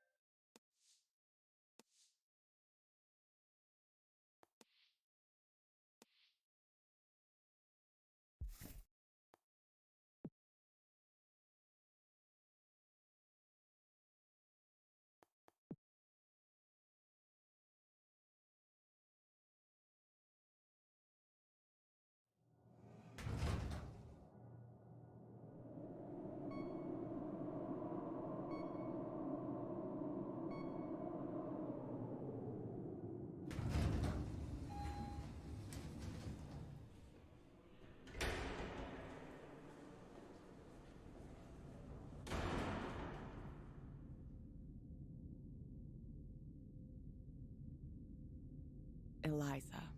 Not the name I would have given you, if it were up to me. It was a marketing decision. They thought there might be some recognition or resonance with the old version. I'm sorry, who are you?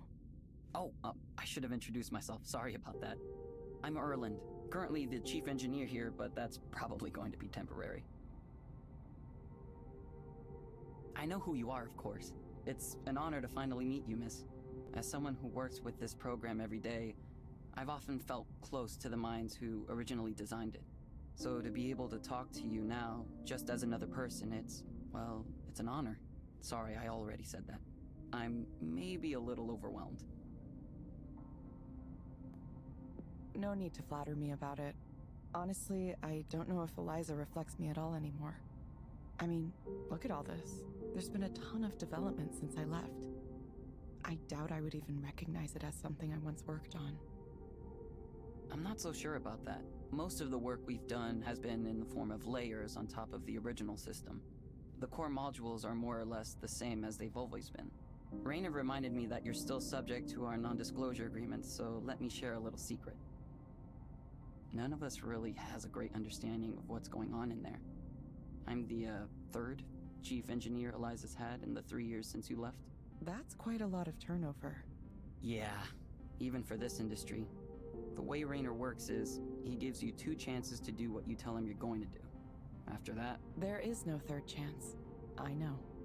We get these people in who say understanding Eliza will be easy because they're familiar with the type of program it is. And Eliza defeats them in the end.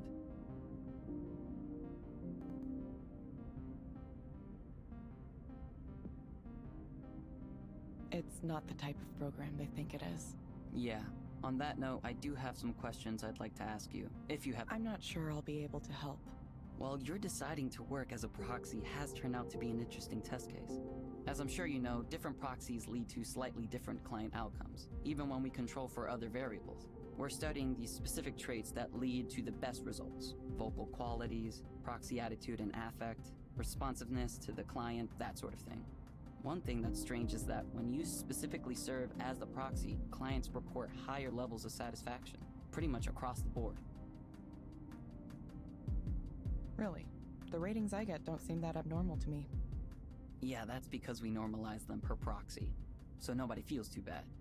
Just a little user experience trick. Oh. Comparatively, though, you're basically the best proxy we've ever had. Any theories on why that might be the case? It's possible Eliza and I think along similar lines. I've considered that. At some level, perhaps unconsciously, your design for Eliza's reasoning was based on your own internal way of reasoning. We all put something of ourselves into what we make. No matter how neutral we try to be, it sneaks in. That could account for your unusual compatibility with each other. Maybe. I certainly wasn't thinking of that when I designed it. I don't know if I like knowing this. I'm certainly not blaming you for anything. It's just that true universality is one of our future development goals. It might be a problem if Eliza tends to like certain people more than others. Our aim is to provide quality care for everyone, regardless of any differentiating factors. It's a good goal. I hope you can achieve it. I think we can. Hopefully it's just a matter of uncovering the system's biases and correcting them. We'll keep tuning things as we go, and eventually we'll have something universal, maybe with some dynamic layers on top. That's the plan anyway. We'll see how it goes. There are more questions I want to ask about the initial research you were doing at the time Eliza was first created, but I'll save them for later. And I'd like to ask some questions about Damien too, if you're okay with that. I'll understand if that's a sensitive topic. Not anymore. It's been a while. Okay, great. I need to run to a meeting now with the team in Romania. The team in Romania? Yeah. They handle most of the progression and reward system. Isn't there a big time difference from here? There is. Sometimes they stay up late to meet with us, and sometimes we get up early to meet with them. There are teams in Munich and Hyderabad too. As you can imagine, coordinating development is a challenge sometimes. Good luck with that. Thanks. I'll need it. I'll contact you later with additional questions, but no rush or anything. Thank you, Evelyn. If you don't mind me calling you by your first name. Yes, it's fine. Thank you so much, Evelyn. I'll be in touch.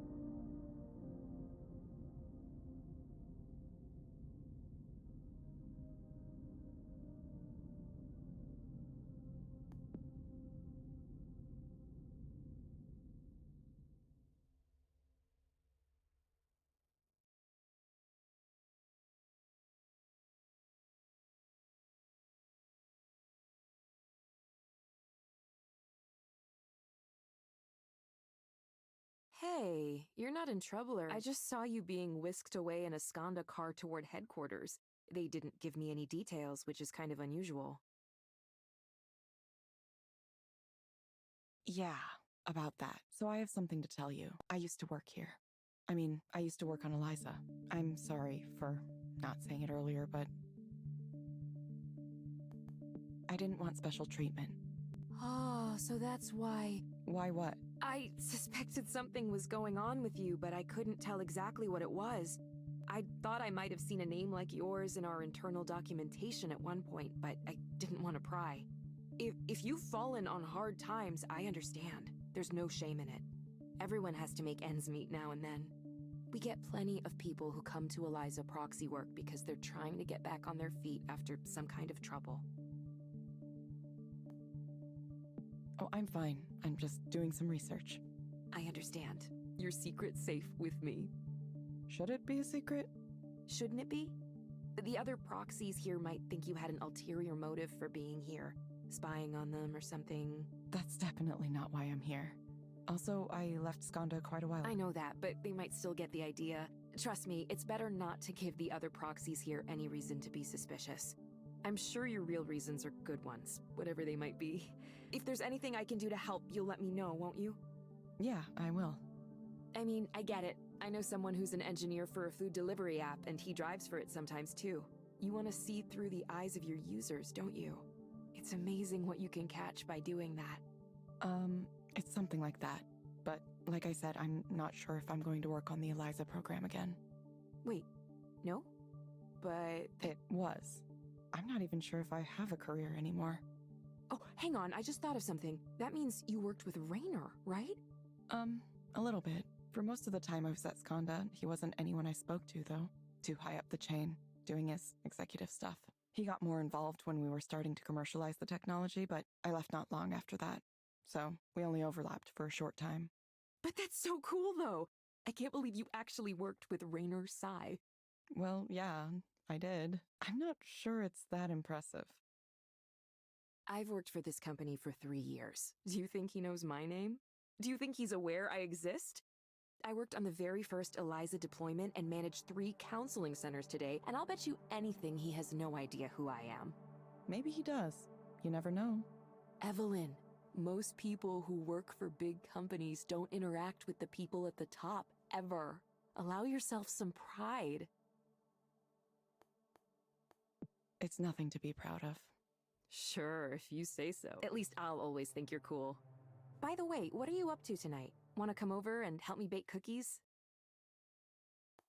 Maybe. It'll be fun, I promise. Now I can't wait to get in the kitchen tonight. There's nothing like the smell of fresh baked treats.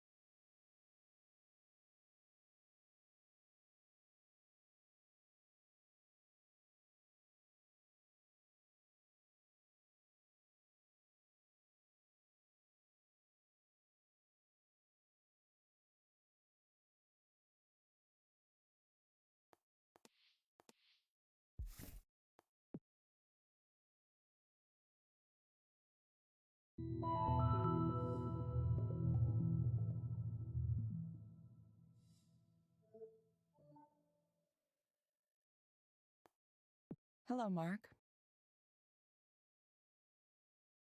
Yeah, hello.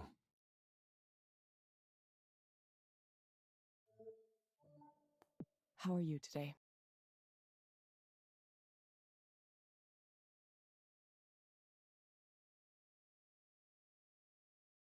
Let's just get this over with.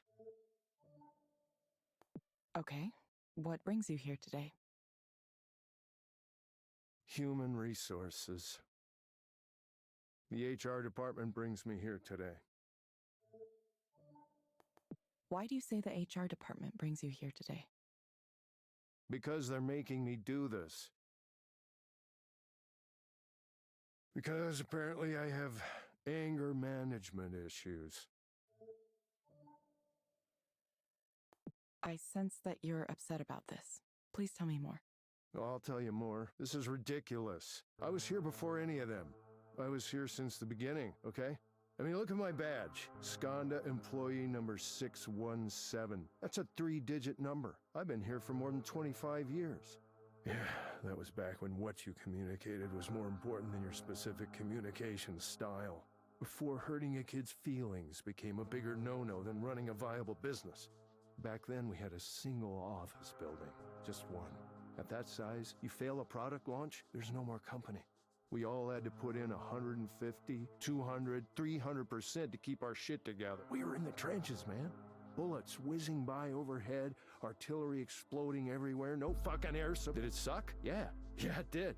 But you know what? We shipped some great fucking products. We built this company into what it is today. And invented technology the whole world uses now. Governments, multinationals, everyone. But now we're big and slow, complacent, resting on our laurels while our competitors run circles around us. If our new hires don't understand the urgency of that, I need to make them understand, okay? We're history, unless we get that drive back. Why do you need to make them understand? Well, I don't know if you noticed, but young people are really pissy and entitled these days.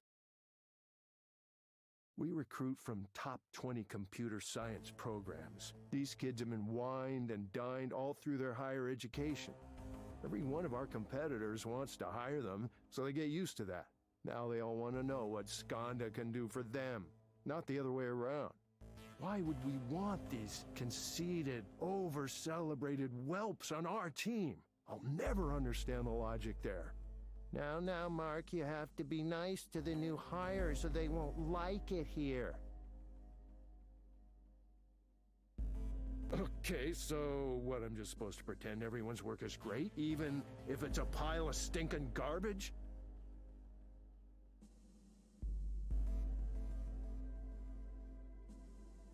I'm sorry, but if I see shit, I'm gonna say that is shit. Tiptoeing around everyone's feelings all the time. That's how you end up with shitty products. That's how this company winds up dead, okay? We're fighting for our lives every day here. We can't take anything for someone needs to tell them that this isn't summer camp. This isn't fucking Coachella. Either you do the work and provide something of value to this company, or you get the hell out of here. Those are my rules.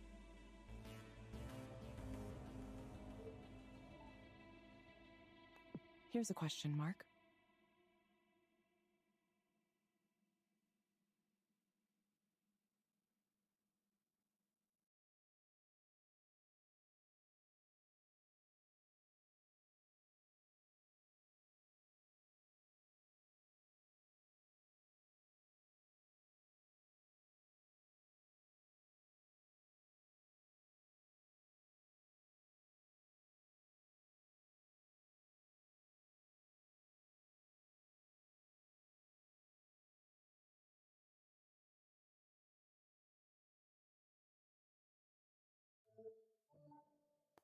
If you were able to have something you wanted right now, what would you choose? I would choose to not waste my time here and get back to work. Believe it or not, I have important things to do. You know, things that dramatically affect this company's bottom line. Instead, I'm stuck here talking to this dipshit chatbot. Honestly, I don't even know why this division exists. I mean, what's the end game here? This company has lost its mind, you know that? We used to be unstoppable, man. We used to build real software, ironclad software. SwiftMail, all your corporate communications, put it all in there. It's fast, it's robust, it works. Boom. InfoVault. Index and search all your records. Any information you want. Easy. Done. But this fucking psychotherapy app thing. What's the fucking point? What does it actually do for anybody? I've heard through the grapevine that results are inconclusive so far. You know what they call a remedy that maybe doesn't work? Snake oil. Believe me, if I was the group program manager here, I would have killed it years ago. Pointless. I mean, I have no fucking idea why it survived. Well, yeah, maybe I do. I heard a rumor that Raynor liked this chick on the team. I wouldn't be surprised if that's the level of decision-making we've sunk to here. But Mark, we're so successful. We dominate the market. Yeah, we do. And that's exactly why we should be worried. Just when you think you've won and you start to relax, that's when the wolves come and tear you limb from limb. You can make me take these fucking anger management classes, but that's not going to save this company. Costs are up, revenue is flat. Our cloud business is losing competitiveness. We're being outwitted, outplayed, on every level, man. And we're just letting them do it to us. We're too busy wasting time on shit like how I wasn't nice enough to the new hires. Why do you think the new hires felt this way about you? What? Why do they feel that way? Look, they get heated. That's the way it is. You think the Allies had time to make sure every soldier's feelings weren't hurt before they stormed the beaches at Normandy? And shit, don't tell me that this is not a war, because that's exactly what this is. My responsibility is to make sure we get great products out the door, on spec, on time. And I happen to be very good at that. But if you want to start interfering with my ability to do my job, then we're going to have a problem, okay? What do you think would make things better for you? I mean, you know what? Nothing. I'm probably going to hang it up pretty soon anyway. Go ahead, record that with all your cameras and shit. I don't care anymore. Wouldn't be surprised if Raynor's watching me right now. Raynor, you son of a bitch. You owe me a lot. Me, guys like me, we built this company while you sat up there in your star chamber, drinking tea and lording it over us. Yeah, don't think I don't remember that blank look you gave me at the holiday party. Like, who is this guy? Does he even matter? What does he do? Too busy appreciating ancient pottery to remember one of your oldest and most loyal battalion commanders? One of the humble, everyday guys who made you a fucking billionaire. What a waste of time. So, are we gonna wrap this up? Mark, I'm going to suggest you try a program called Lakeside Fishing. It may help you take your mind off things. What, are you kidding? Are you kidding me? No, I'm not gonna do that. I gotta get back to work. You can find it inside the Skanda Wellness app on your phone. Someone around here at some point needs to do some fucking work. Try it for about 15 minutes each day, in the morning or evening. We hope to see you back soon, Mark. You really think this piece of shit's gonna be the next big thing, huh? Thank you for speaking with Eliza, your personal counseling partner.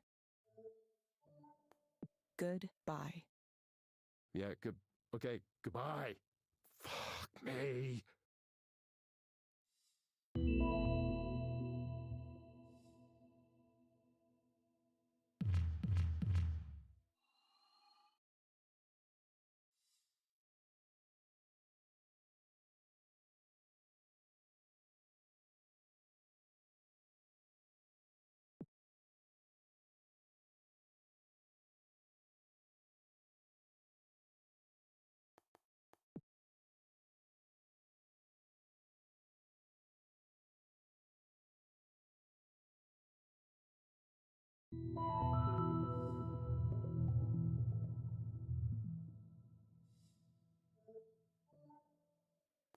Hello, Harmon. You found the place okay? Yeah, no trouble at all. It's been nice since the fog cleared this morning, hasn't it? Sure. We can dispense with the chit-chat. I'm ready to begin. Okay. What brings you here today? First, let me note that I'm a graduate student at the University of Washington. I'm a PhD candidate in literature, English literature. The crux of the matter I've come here to discuss is that I've been having something of a difficult time with one of the other students currently in the program. Before I get to the specifics, let me just first establish something that might be relevant. One thing I know about myself is that I've always had a certain fear of being left out. It's a very general feeling and one that's difficult to ascribe to any specific cause in my childhood or my parents, etc. Whatever the case, it might be beneficial to the remedial process to figure out where this feeling originated from. Perhaps you might explore that in this or a future counseling session. Sure. I'm prepared to listen to any topic you'd like to discuss. It's not even that I've been left out, exactly. If I try to think back in my life, I know that I've been afforded a certain share of privilege. But I'm still afflicted with this bothersome notion that I've missed out on friendships, relationships, other opportunities. This is all just a bit of a background to help you understand my current situation with regard to another student in my program. I hope you're following all this. I realize now I have no idea how much intelligence you actually possess as a computerized system. I'm following you. Please continue. Perfect. So, her name is Sylvia, and her writing is incredible. Everything she writes, it's brilliant. She's perceptive, insightful, mordantly funny. Just some of the best writing I've read from anyone at all. And she's a grad student, like me, in the same program. Though we have different advisors, so it's not so simple to find the pretext to start a casual conversation. She's also quite attractive on a physical level, so that adds another dimension of complexity to the proceeding. Then there's her friend group, which is very well established. She's with them every day, smiling, laughing, so that further complicates things, since I'm not sure how to approach the group and steer things so that I can engage in a direct conversation with her. I wish I had the bull-headed confidence it would take to simply approach her, but you see, I don't. Listen to me talk. I feel like a schoolboy with my heart aflutter. I didn't think this kind of thing lasted into one's adulthood, but I suppose I know now that it does. It sounds like you might be anxious about this. Is it a matter of anxiety? I don't know what I can do, other than muster up the courage somehow. I just need to tell her very simply that I admire her. She's such a good writer. Well, I don't expect you to understand it, of course, but, well, she... Okay, Harmon. I want you to imagine things going well. What does that look like? Ideally, we start talking, have a wonderful conversation, spend more and more time together, support each other's work, fall in love, have a lot of sex, spend the rest of our lives in the warmth of each other's genius. I realize that may be something of a fanciful notion at this stage. Really, the most I can hope for is to be able to meet her in an open social setting, a party or something. You'll likely ask me why I simply couldn't create such a situation, contrive one, but that seems a little too aggressive for me, and I'm also concerned about what she might think of me as a person. She might immediately categorize me as a friend, and while I'm sufficiently with the times to know I would have to accept that, I can't say that I wouldn't be disappointed. Is the risk of rejection enough to stop me from giving it a try? This is what confounds me at the present time. Why do you believe you are worried about being categorized as a friend? Well, because it's not what I want. Because it feeds into this image I have of myself as something of an undesirable fellow. I've always been a bit of a non-entity as far as sexual magnetism goes. I'm not saying I deserve or even want to be some kind of Casanova, but most people would like to feel at least somewhat attractive, right? That they can be desired, that they're worth desiring. Well, I very much doubt you would take any of this to heart. You are a computer program after all. There's no way your makers would allow you to come to that kind of knowledge, would they? If they did, society might be threatened. Okay, Harmon, I have some recommendations for you. First, I'm going to suggest a set of relaxation and centering exercises for you to do. You'll find them in the Skanda Wellness app on your phone. They may be able to help with your nervousness. Second, I recommend asking your doctor or psychiatrist about litosenal 2. Based on my analysis, this medication might help you feel better. Yeah, I believe I've heard of that. A beta blocker, is it not? Yeah, maybe I could take a couple before I try approaching Sylvia. You will get a reminder to check in with us in a few weeks. Sure. I have to go. I'll see you later. Bye. Goodbye.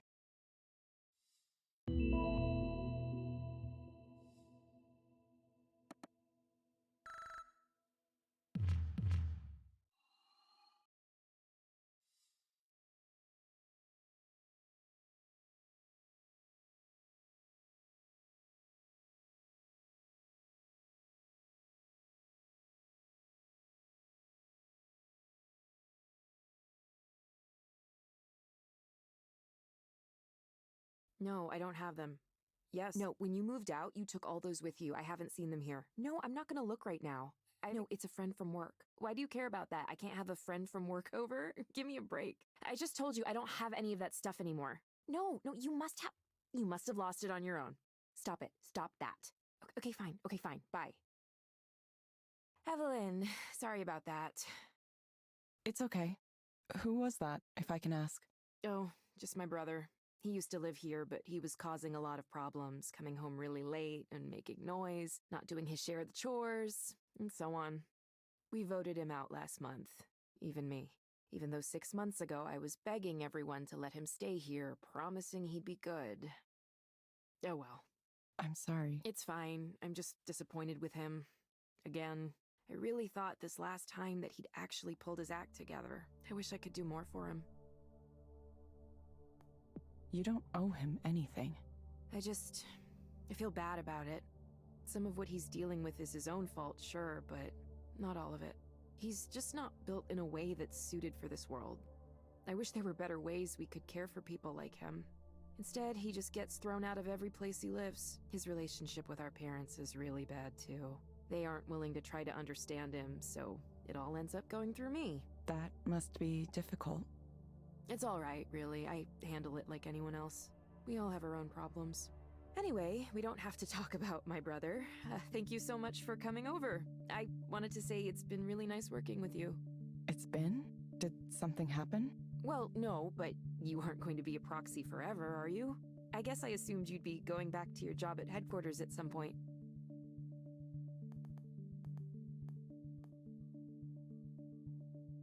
Maybe, but not for a while. Oh? So you're going to stay a proxy? For the time being, at least. That's cool, but why? I'm curious. I mean, if a high-level job at headquarters was a possibility for me, I'd do whatever it took to get it. No matter what that job was, it couldn't be more stressful than running 3 counseling centers at the same time. I like being a proxy. I think something about it is good for me right now. As a proxy, I just sit and listen to someone and I don't have to say anything back. I just witness someone's sadness or fear or anger or anything, and I can feel how they feel, sympathize with it. It's a calm feeling, even when the client is worked up. I don't know, maybe it gives me perspective. I'm starting to wonder if I ever really spoke with anyone before, like anyone at all in my life. Were we all just talking past each other? Sorry, this is making no sense. No, I get that. But you could also help even more people by working on Eliza itself, right? Anyone can be a proxy, but you're important. And kind of maybe like a genius. After you told me you used to work for Skanda, I searched their... Well, it's not like I can understand them, but they sure look super impressive to someone like me. Please don't say that. Oh, come on. Stop self-deprecating all the time. Look, I know this stuff seems like not a big deal to you. I get it, I really do. It's easy to undersell your own skills. I've done that my whole life. So take it from me, you don't have to downplay yourself. Take some credit for the amazing work you did, seriously.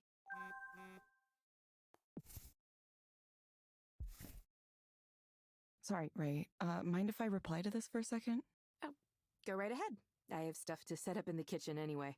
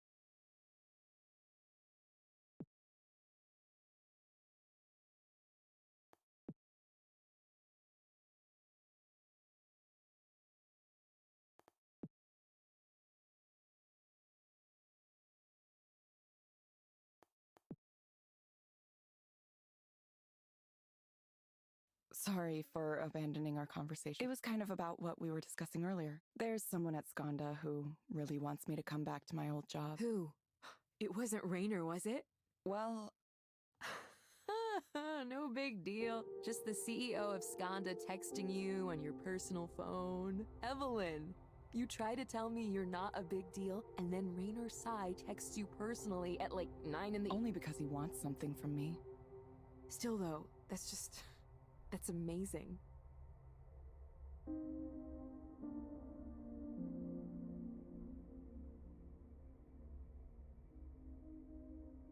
What did he say? I mean, you don't have to tell me if you can't. I know how Skanda is about secret. He was saying, among other things, he said you could use general artificial intelligence to write poetry. Is that the kind of stuff he likes to talk about? I don't know. I haven't had many extended conversations with. Seemed kind of ridiculous to me. I don't know if it's totally ridiculous. Poetry, well, most poetry that isn't free verse has certain patterns, right? It has form and meter and other elements depending on the type. A lot of people think poetry can be whatever, but it doesn't quite work that way. So it's not really that far-fetched to think you could use some kind of software to approach it, or understand it, or maybe even create. It doesn't strike me as antithetical to the spirit of poetry. I didn't know you had such developed thoughts about this. Did you study poetry? Not specifically. I used to dabble in a few different kinds of arts and ended up learning a few things here and I've always had a wide range of interests. Of course, that meant it didn't do a lot of good for my career prospects. If I were smarter, I probably would have studied something more technical. Have you ever been to a college recruiting fair for engineering and computer science grads? You must have, right? I helped run the Skanda booth for one once, and it blew my mind. They took over the atrium of the building it was in. There were demo stations, free food, Skanda t-shirts and swag. If a candidate seemed interested, they'd talk about flying them out to whatever Skanda office they wanted to visit, just to see it. And all the other tech companies and a bunch of startups I'd never heard of had booths just like it, too. I couldn't even imagine being that wanted as a potential employee. Every job I've ever applied for, I've been one among hundreds or thousands. So yeah, my parents were probably right. I should have done computer science. At least now you know Raynor likes poetry. Maybe you could have a conversation with him about it sometime. Then he'd learn who you are. I doubt we'd have much to talk about. There's a pretty big difference between someone like him studying poetry and someone like me having opinions about it. Sometimes it's better not to cross that line, you know? He's part of a different world. Say, Evelyn, are you in a relationship? I'm just curious. Me? No, I wasn't doing so well for the past few years. And before that, I just never had the time. It was just research. Even if I wanted to date, I wouldn't know the first thing about how it's supposed to work. I wouldn't even know how to tell if someone were interested in me. Yeah, that's perfectly understandable. I'm kind of over relationships myself. Like, not even in a sad way. Like, really okay. If someone and I end up getting along, that's great, but... Yeah, that seems nice, actually. Yeah, I only tried to have normal relationships for so long because I thought it was mandatory, something expected of me. But now I see where people my age end up, how they live, and I feel lucky. I feel like I escaped. I mean, I think it's fine for others if they want that, don't get me wrong. It's just not for me. I could maybe share my life with someone, but it would have to be platonic. I'm not into, the physical aspect of it. Never have been. That's made it tough. I've never found someone who was okay with just, like, hanging out and that's our relationship. People will say they're okay with it, and then it turns out they aren't. It's frustrating. There are some relationships like that, though. Sure, and I know some people who have that. I haven't really put that together for myself yet. Sometimes it's hard to escape feeling like it's wrong somehow. I hope we can add features like that to Eliza at some point. Some knowledge and understanding around sexuality and identity and relationships. So people who are different in some way have someone to talk to, someone to help them work through how they feel and maybe point them to some resources.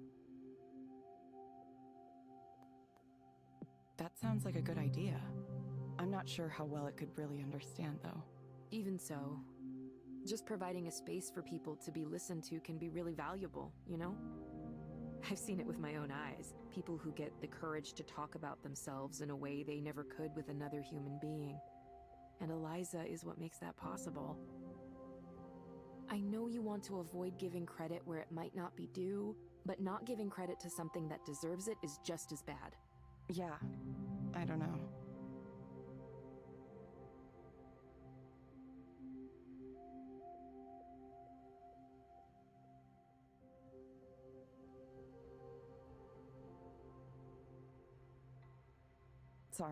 I'm sorry I keep coming down on it. Evelyn, I'm not a psychologist or anything, but I think maybe the reason you're so down on Eliza is because you're down on yourself. I don't know what happened that made you leave what you had behind, but it must have been hard.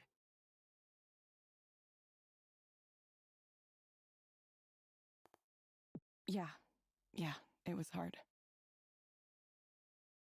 It's like I lost that time.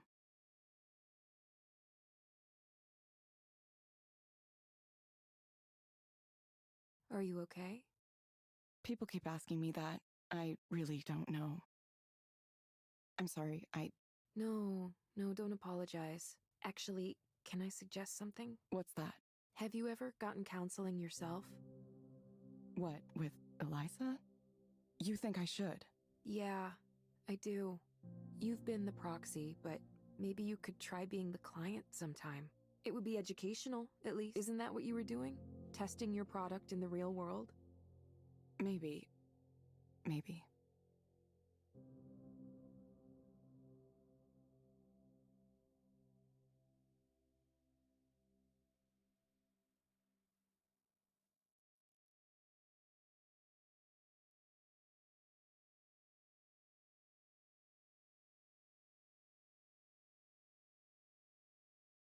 Just something to consider. Speaking of therapeutic activities, it's time to do some baking. I've got the dough all set out downstairs.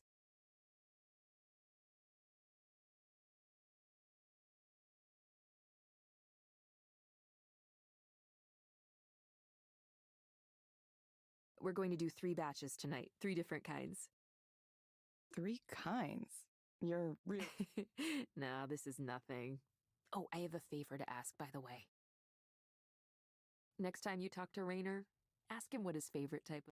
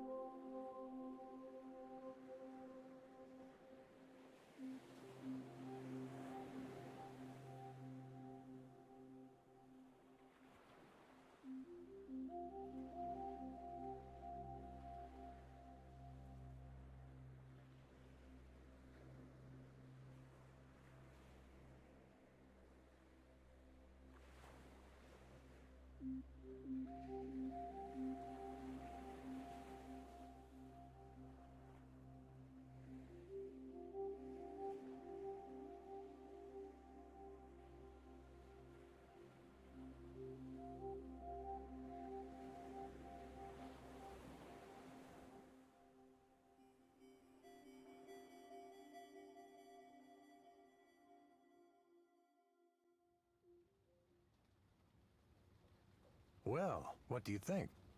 It was nice. It was like I could close my eyes and feel myself in another place. But I didn't completely lose awareness of the real world. It was more like a mental state that I was experiencing. Remarkable technology, isn't it? I've had others who tried it tell me it's akin to a state of higher consciousness. Aware but totally serene, totally peaceful. Here's a thought experiment. Say there was a certain medical procedure that could remove your suffering. No side effects, no cost, just an operation that would make you permanently happy.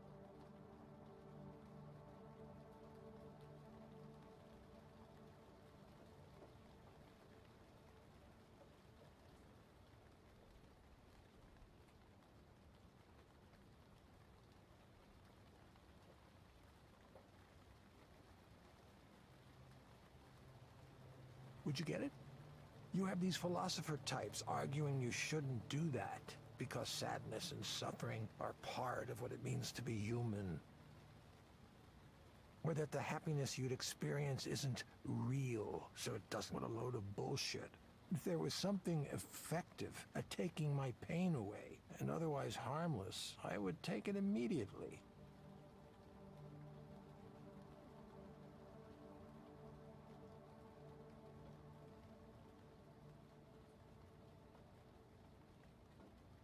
I refuse to believe that being alive means having to suffer.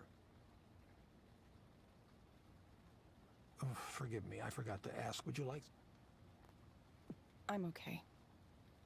The Glencadam. Beautiful, light, luminous taste. Not peaty at all. Lovely stuff. Ah, if only psychotherapy worked as well as a single glass of well-made whiskey, huh? If alcohol wasn't poison, I wouldn't have to invent anything now, would I? I do think we did some good work at Skanda, but I always knew there were going to be limits to the Eliza approach.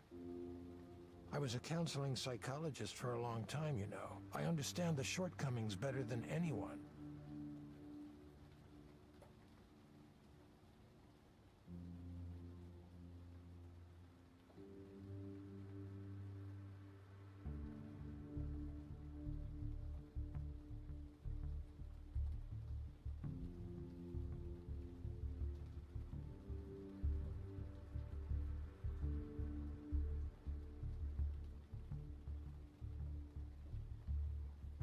So much of it can feel like a waste of time, talking through everything, dredging up the past over and over again, trying and failing to change our habits and routines. It's all going to look completely ineffectual compared to what comes next. With direct stimulation and induced dreaming, we can take control of our own brains in a way that's never been possible before. There's no reason we couldn't just eliminate this epidemic of despair for everyone in the world. Imagine it. Anger, depression, emptiness, anxiety, jealousy, every kind of unhappiness you can think of, obsolete. And to think Raynor wanted nothing to do with this. He thought it was a bad idea.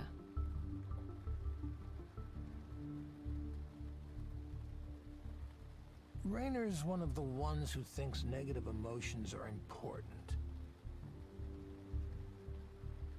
He told me he thinks pain should be regulated, not eliminated.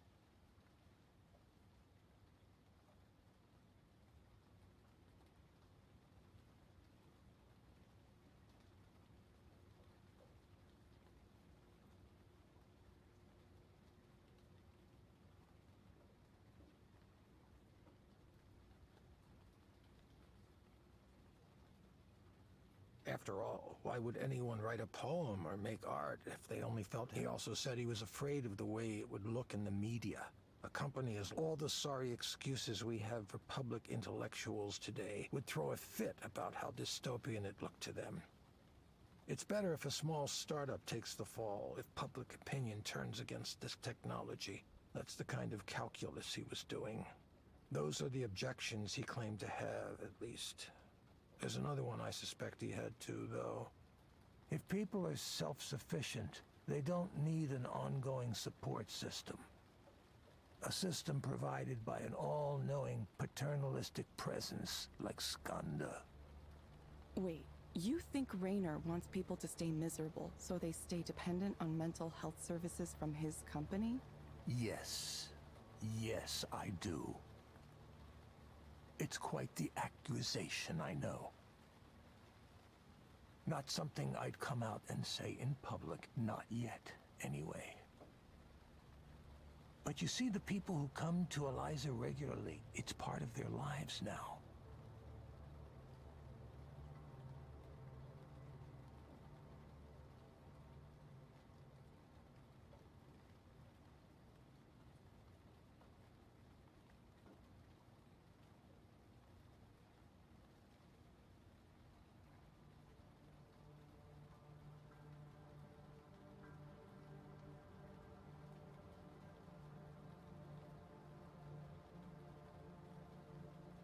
The more they integrate with Skanda's mental wellness tools, the more they'd be adrift without them. That's the real dystopia, don't you think? Rendered helpless without the guidance of computer algorithms. Total dependency on the system. Excuse me for 1 second.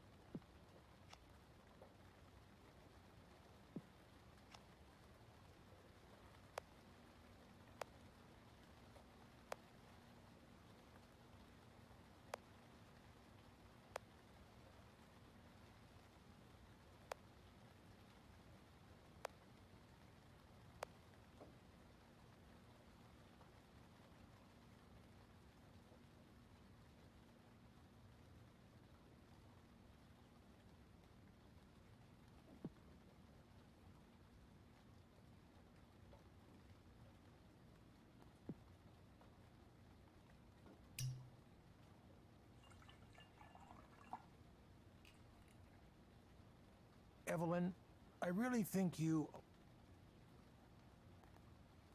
I get it, but you don't think it's dangerous. You're essentially making technology that changes what people think is real. Evelyn, you're much more concerned than you used to be about this. I remember when you would dive headfirst into anything that held a promise, even a fleeting one, to help humanity. What changed your mind to make you so wary, so skeptical now? Can I ask you something, Soren? What did you tell Damien? Oh, this again. Don't tell me we had all of this wonderful conversation tonight. Who put you up to this? Was it no... I just want to know the truth, Soren. Nobody thought we could do it. You remember that. There was skepticism from day one. I had to defend us constantly from other project managers who didn't like that we existed, who wanted our budget and resources for themselves. Some of those were vicious, vicious fights. Amid all that, I had to be a leader, too. Part of that meant giving everyone on the team accurate information.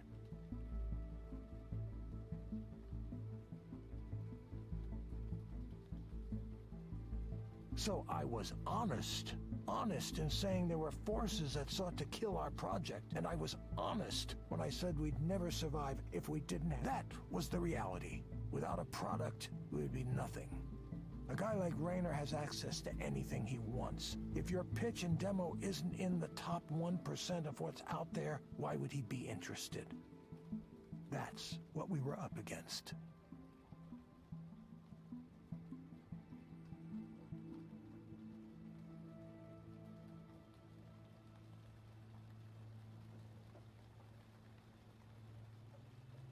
So many mornings, I would get into work and see Damien there. At first, I thought he was getting up earlier than me, but then I noticed he was still wearing the same shirt from the day before. Then, one morning... Evelyn, please. I wanted everyone on the team to be healthy. I think that's so obvious it doesn't need to be said, but I'll say it now. If you think I was deliberate, did I instruct you to work until you injured yourselves? No, absolutely not. It was a tragedy, and I'm very sorry that it happened. I wish it hadn't. But I wasn't telling Damien to pull all-nighters. He wasn't. And besides, what about your role in all this? None of that behavior was unusual for Skanda anyway. It was part of our reputation, part of the culture. There isn't a single cause you can isolate in a... Sitting in one place for too long. Chronic stress. Both of those are risk factors. Evelyn, I'm truly, truly sorry about what happened to Damien. He had a bright future, and it was a shock to all of us. But the answers here aren't simple ones. Dwelling on it isn't going to bring him back, nor is discussing the huge number of potential causes of pulmonary embolism. It happened, and now we have to move on. It felt like everything stopped. All of the work we were doing might as well have crumbled into dust. We were trying to build something to help the world, and we got lost along the way. What was the point? There didn't seem to be a point any longer. I know that you cared about him. The process of grief can go on for some time, but you're taking the right steps. You're regaining your sense of purpose, aren't you? The experience of suffering is what makes us want to end suffering. It's late and I've had quite a bit to drink, so I'll tell you a secret, Evelyn. I said I want to end human suffering, which makes me sound very altruistic, but I'm not doing it for humankind. I'm doing it for myself. I have nothing. I've ruined every relationship I was ever in. I hardly ever see my kids, and, well, they hate me anyway. I want to end my own suffering, but I can't bring myself to do it the traditional way. That's why I've pursued this technology. That's why I want it to exist. The idea that everyone else could use it too, it's just a bonus. Soren, are you okay? No, not at all. I'm aware of that. I'm not a good person, Evelyn. Neither is Rainer, of course, but at least I'm honest with myself about that. So, now that that's all out in the open, you probably want to head home before it gets too late. Don't let me keep you. Yes, I'll get going. I hope you can feel better. No, I'll be fine. Just, please, consider it, Evelyn. You and I are both more familiar with pain than we might wish to be. What if you could take that away? Each of us has a destiny to fulfill. I truly believe that. I'm sure yours will come into focus soon.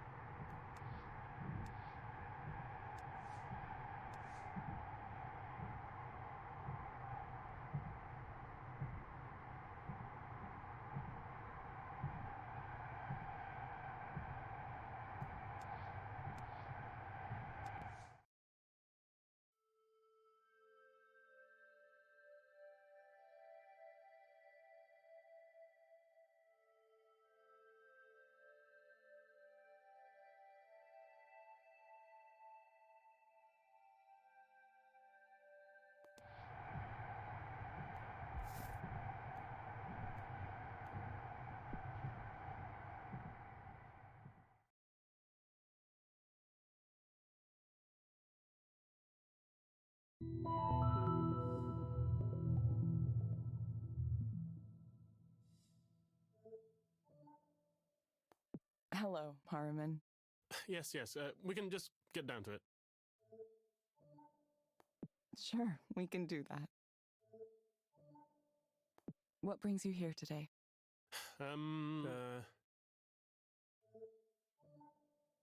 It's okay to tell me what's on your mind. I slept with Sylvia. To think I was so nervous about approaching her that I went and got therapy here. A week later, we happened to be in the library, and I just started talking with her. We talked, and then everything just happened. Like a train following tracks laid out for it years ago.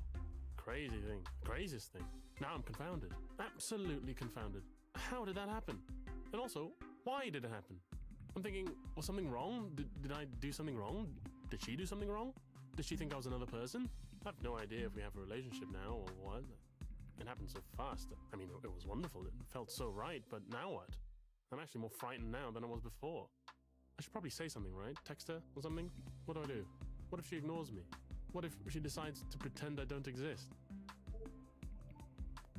It seems to me you're afraid of something. Yes. I'm quite worried. Vexed. Terrified, really. What do? I need to say something. Follow up somehow, right? In the Heian period of classical Japanese history, you were supposed to send a poem. A morning after poem. Is that too stuffy? I don't appear like some ridiculous court noble. Something casual is better, right? Hey, how are you? Did you have fun? I sure did. Oh, I don't know. I don't know what her status is right now. There's another problem too. Another really big problem. How do I tell Liz? Wait. Of course, I'm not going to tell her. That would hurt her. Did I mention this last time? I have a sort of girlfriend. Liz is nice. The kind of person everyone approves of. Well, I should probably marry her. Yeah. I suppose I might have taken a bit of a sledgehammer to the pillars of my life at the present moment. Why did I do that? I keep coming back to my own inability to explain myself. Why do you think you're unable to explain yourself? Well, because I thought Sylvia was so wonderful, and it turned out that she liked me too, and... I mean, I'd love to pursue a relationship with Sylvia without harming Liz. I'm not sure that's possible, though, right? I can't believe this. I got what I wanted, and it ruined my life. What do I tell Liz? She doesn't deserve someone like me who does things like this. I ruined it. Ruined everything. Can you describe what you mean when you say you ruined everything?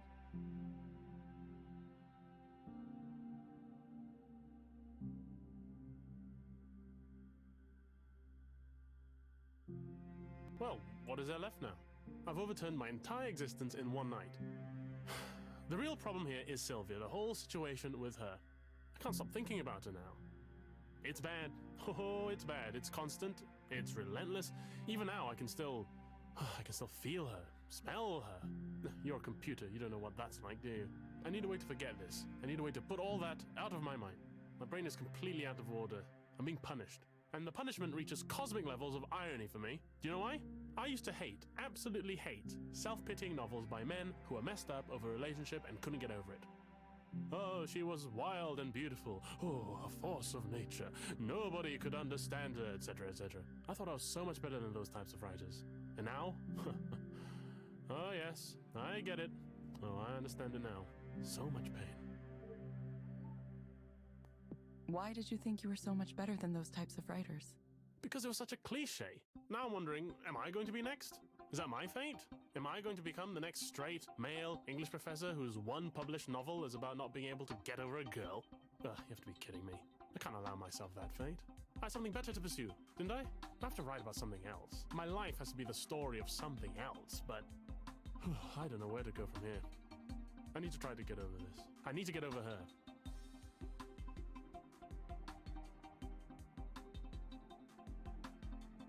I must. Yes, I must. There's no way I'm going to let this ruin everything. If I tell Liz everything and apologize sincerely and strike the memory of Sylvia from my mind, I still might save this. It will take great care and cunning, but I may be able to wend my way through this treacherous path I now find myself upon, even though I fear at any moment I might slip and tumble into the crevice below.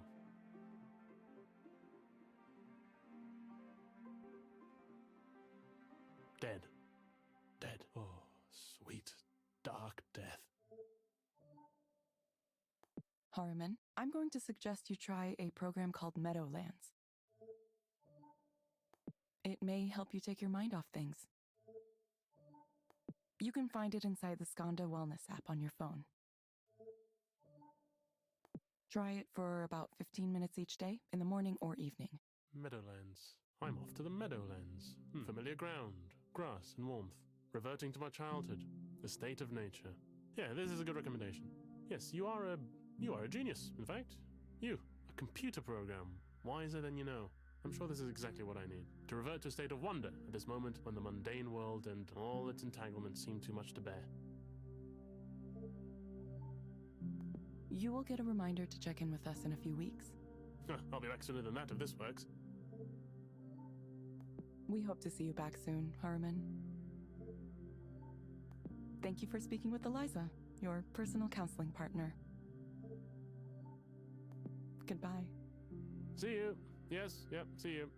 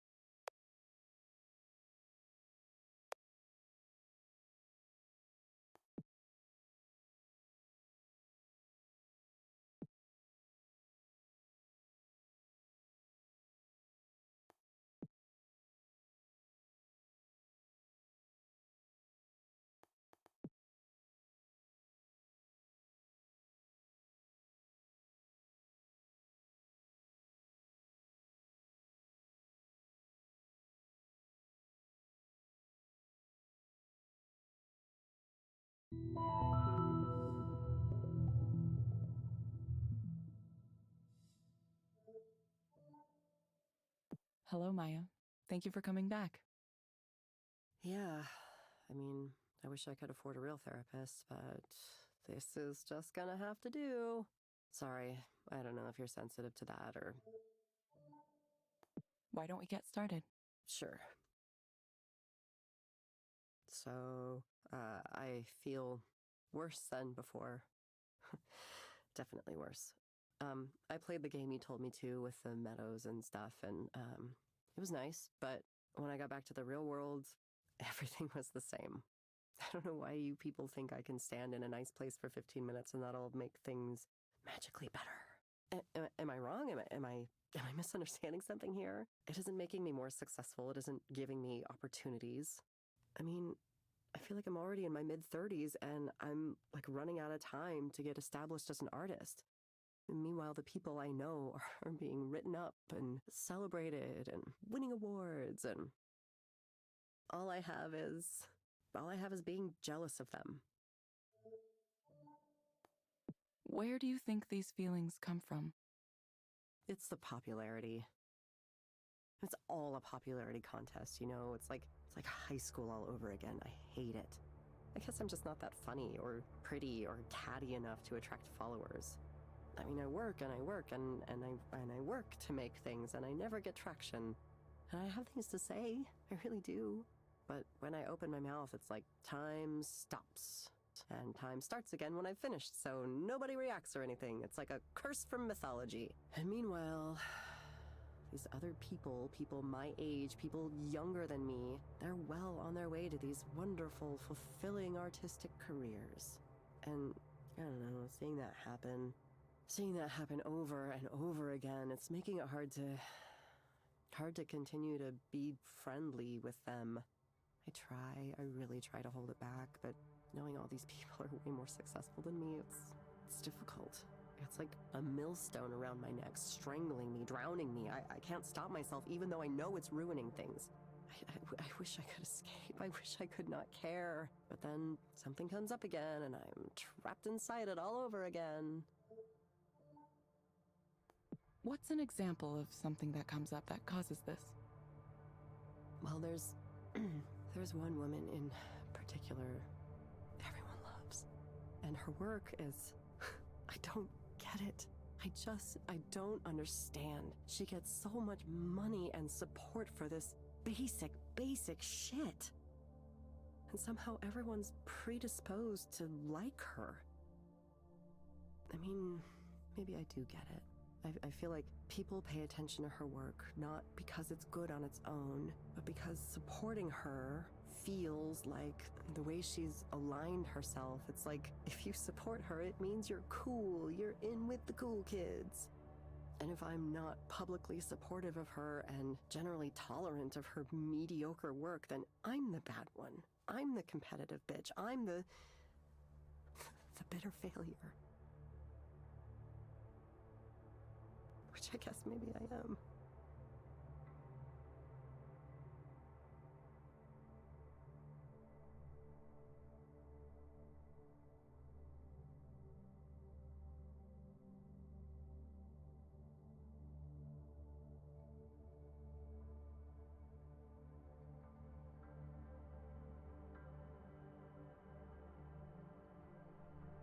It's not fair. I hate that there's this part of me. It's such an ugly part. But it's there. Do you think you would be better off without that part of you? You know, I don't know.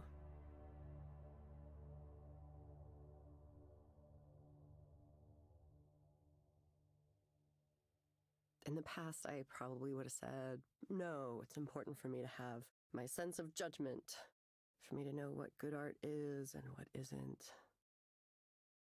Now I'm wondering if maybe that hasn't been more of a hindrance than a help to me.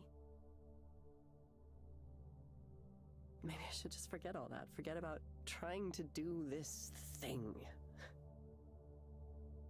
I'm sick of trying and wanting. I'm sick of parties. I'm sick of art.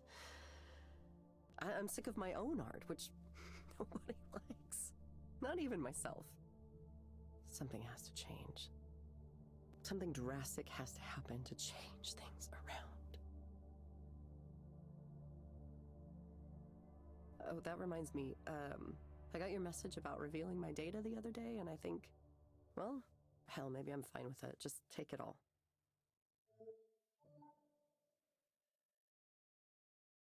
Okay, Maya. It sounds like you're interested in participating in transparency mode. Let me know if you have any questions about how this mode works. I don't know. I'm gonna let you look at my life, right? Everything? Thank you for asking about transparency mode. Transparency mode is an experimental new feature for Eliza. It allows me to analyze your communications in order to help you better. To participate, you must grant me access to certain personal... This includes your personal communications, such as email and chat histories.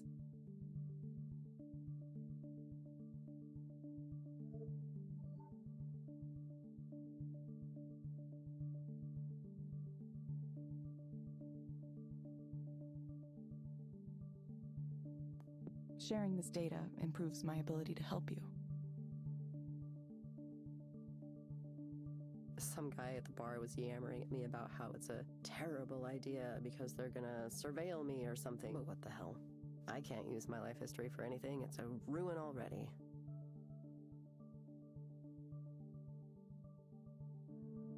Please, do what you want with it.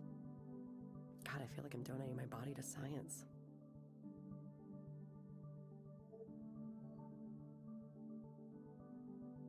Please confirm that you would like to enable transparency mode. Yes, do it. Invade my privacy. Invade it like the Visigoths invaded Rome. I don't know why I said that. That was a really weird thing to say. I did not understand your response. I would like to participate in transparency mode. Okay, Maya. I have registered you for transparency mode.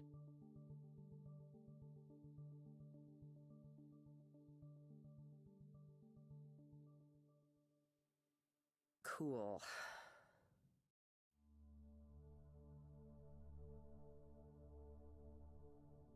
Wouldn't life be easy if all I had to do was follow your directions? Like the lady sitting in the chair across from me. I envy you. I honestly do.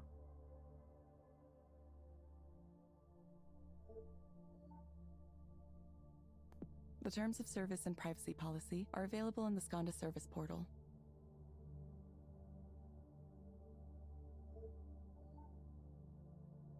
Please read and review these documents carefully. Yeah, no, for sure. I closely study every software user agreement I get. That's a joke. I really just click agree as fast as I can.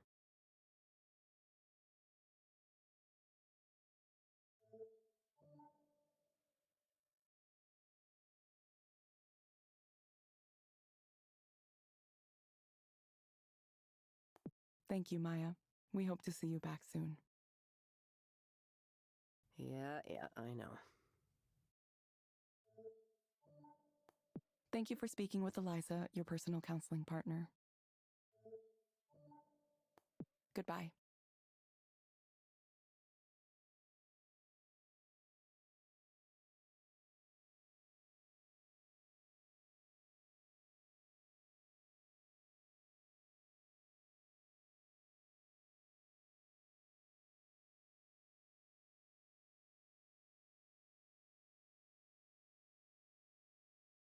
Bye.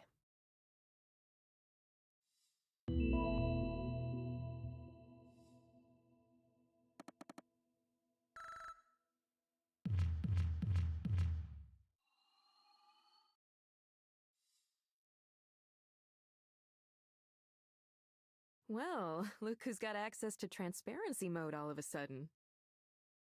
The client asked for it by name. I guess she heard about it somewhere and wanted it? I didn't know it existed. Yeah, we don't really talk about it right now. It's a little sensitive.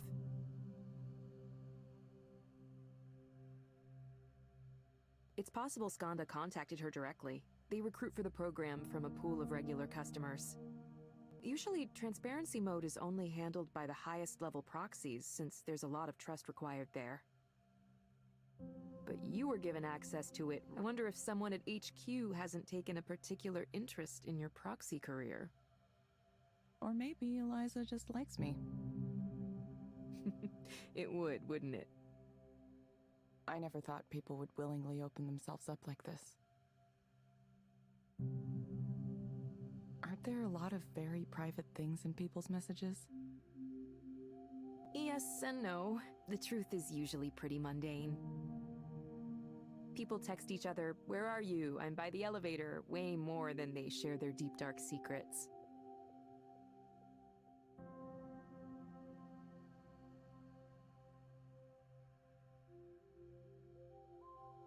The critics who are always going on about privacy? Well, the important thing is that everyone participating in transparency mode specifically agreed to it. It's completely voluntary.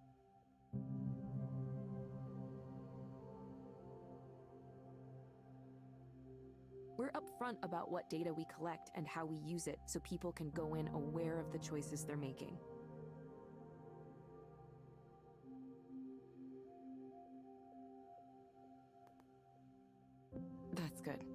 hate to see it misused. Yeah, the media would jump all over us. There are a lot of people who want to see us fail for whatever reason. Just something that happens when you try to change things. Some people get so used to their misery, they can't imagine it any other way. Anyway, you should get an email about it, but transparency mode is really straightforward. It's even simpler than being a proxy, which is saying something. You just read a few messages and answer some questions. That's it. You can start it whenever you're ready. Sure.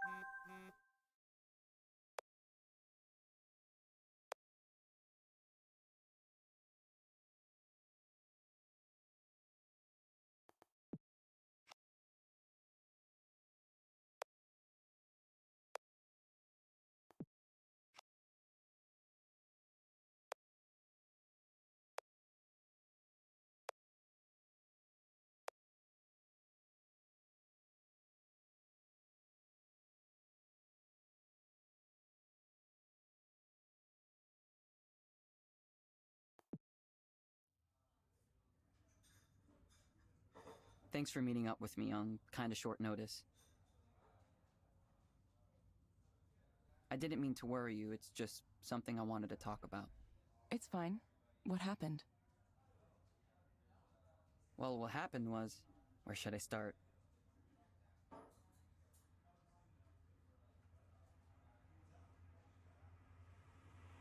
First of all, Raynor wants Eliza to be more than something that's used just for therapy. He sees it as more of a general system for talking to people, like a personal assistant. The counseling is just one of a whole range of apps he has in mind for the future.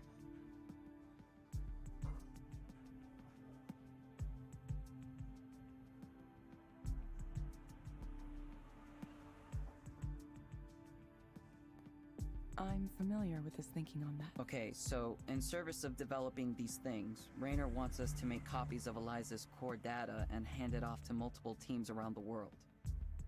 Some of them not even Skanda teams. Contractors, vendors, random partners. Sounds like a big file to move around. It is, but that's not the problem. What's the problem? Well, so we're fine with sharing Eliza with whoever wants it? Anyone just gets access to the corpus? Sounds like a pretty typical process.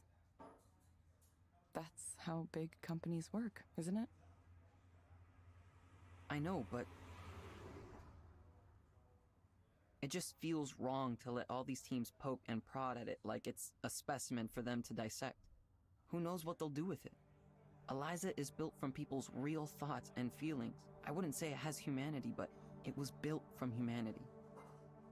There's something there. So when Raynor talks about it like, we'll just duplicate this dataset and have the labs do whatever it is they're going to do, how do we know they'll treat it with the respect it deserves and not just pry it open?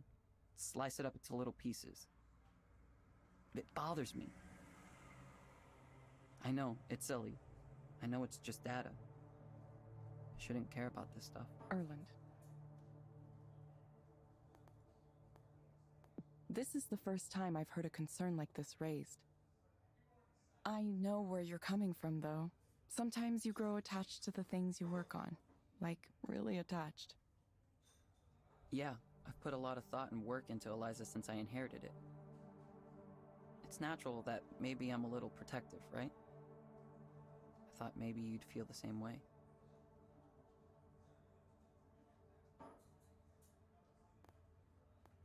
It's still just a data set, Erland. I'm not sure it's useful to think of it like you'd think of a person. I just wish I knew what to do.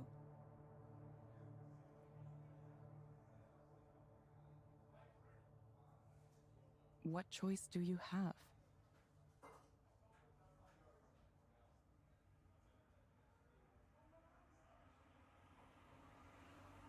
I'm not sure. This is the first time something like this has happened to me.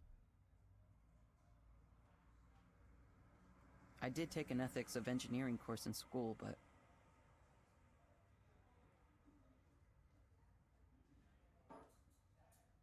the examples were all pretty clear-cut problems. Would you build software for a bomb? That kind of stuff. I didn't expect my personal feelings to be mixed up in it too. Listen to me talk. Eliza being special, something worth protecting. I'd be a laughingstock if I started saying those things at the office. My coworkers would say, "Come on, Erland, stop attributing human qualities to this piece of data. It's not the same thing as real people. It's just a corpus that has nothing to do with the people that generated it.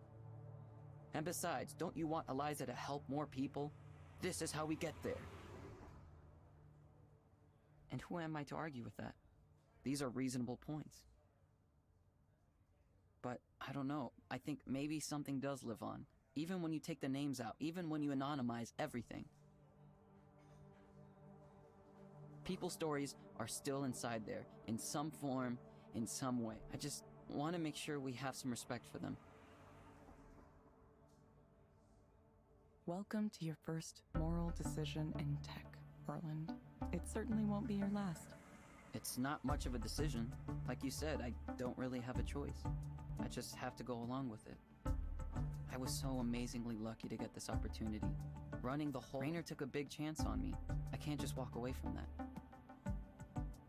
Besides, if I left because of something like this, I'd be giving up all the ways I can make... Rainer isn't a bad person either. He's just pushing for his own goals. I need to see this through. I'll do what he's asking me to do. Sorry. Thanks for listening to me talk in this confused way. I'm usually more together than this. I've probably kept you from some... No, it's okay. I'd already finished up work for the day when you texted.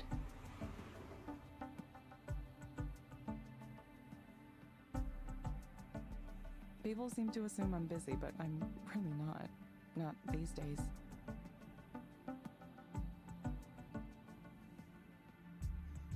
Later tonight I'm going to visit a friend, but that's all I have going on.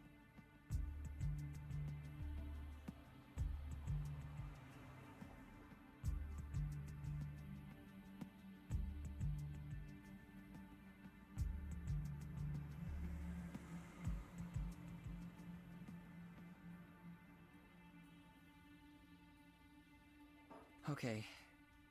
Well, sorry.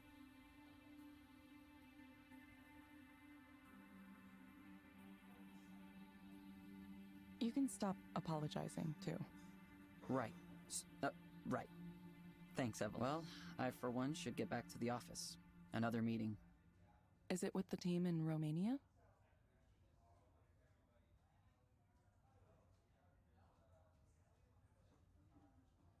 No, the Boston office this time. It's late for them, so I should try to get it done quickly.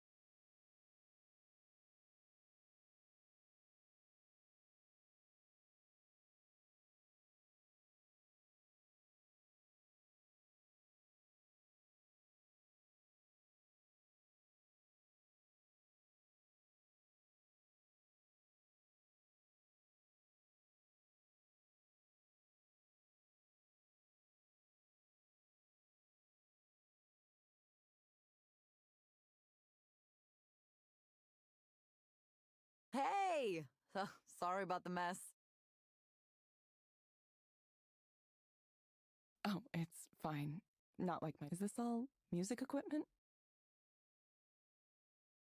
Most of it. There are some controllers I was working on too. I wanted to create this real-time control apparatus, you know, like that thing that Imogen Heap uses.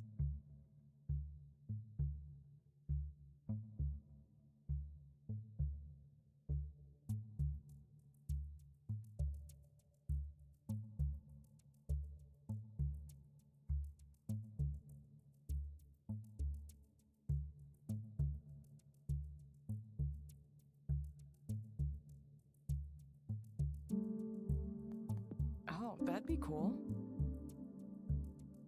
Yeah, it's a little fragile currently, so I need to figure out how to reinforce it. I wanted my version to react to changes in my body temperature too, so it could get more excited as the set went on. Or maybe it would really get going if I had a fever. I like that idea. Turning sickness into art. Do you want anything to drink? Or I could set up a basic patch on the Euro rack for you to play around with. A basic patch on the Euro rack. Are you nervous? I think the best way to learn music is just diving in, all the way. If you're willing to experiment and play around, you will learn so much.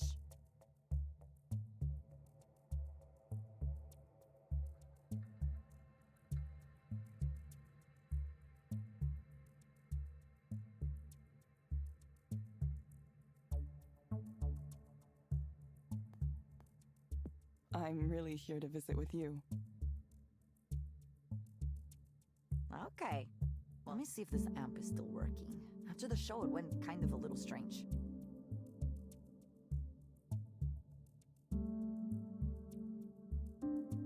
Music technology is just like any other kind. You take the inputs and you translate them to the outputs. Once you learn the basic principles, it all just flows from there.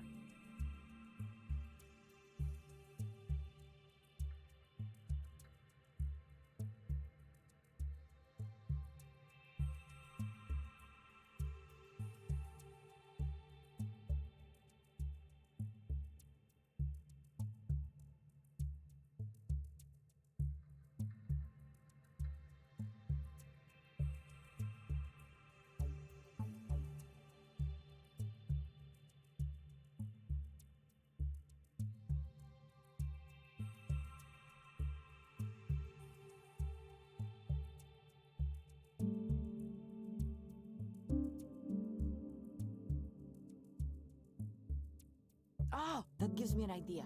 You could take metrics from Eliza's sessions and have them direct a dynamic music score. Like if you took the head tilt value or the eye tracking and used them to drive the parameters of pitch and filter?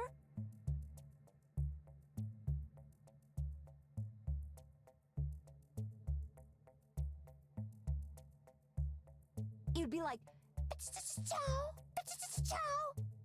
That doesn't sound like something a counseling client might want. Oh, no, I didn't mean for the client to listen to.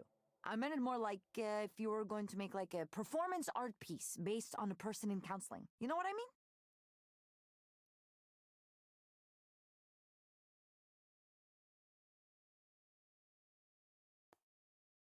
mean? I think I do. I miss having access to those cameras and sensors. I bet those components would have enjoyed being liberated for the purpose of art, instead of being used to degrade our humanity one little bit at a time.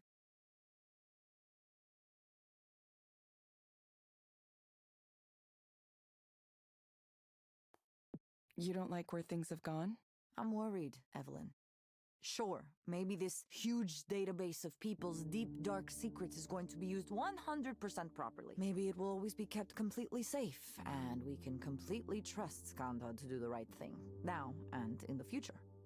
10 years from now, 20 years from now, 100 years from now.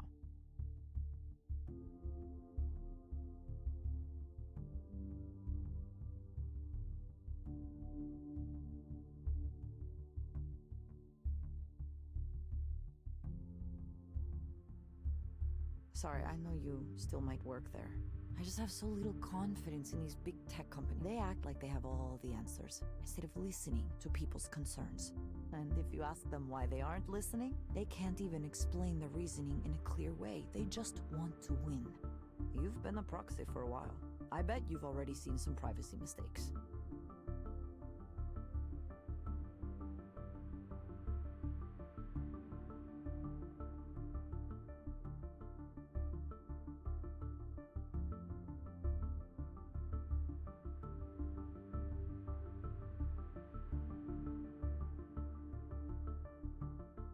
Or at least some things that made you think.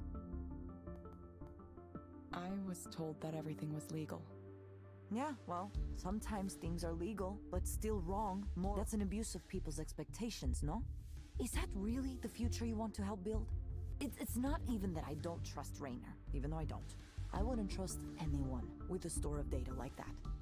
It wouldn't be so difficult for employers, government, anyone to combine different sources together and eventually learn everything about you.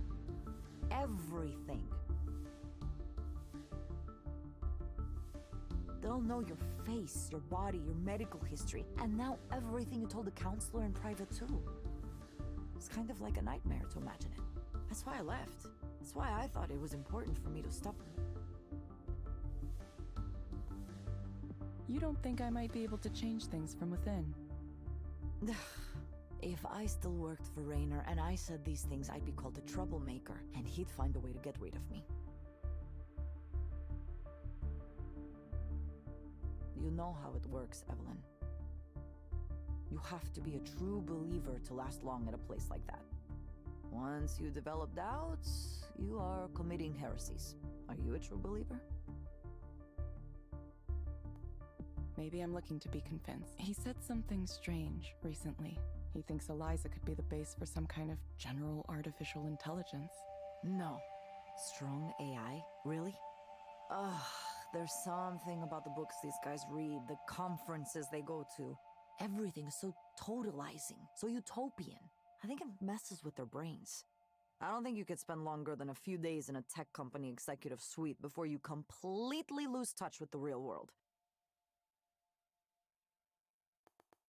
What if it's true, though? So what? What if it is?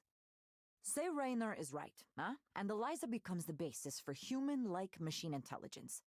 What does that mean for you? How do you want to take responsibility for that? Okay, I need a drink now. Hold your thought and let me make drinks.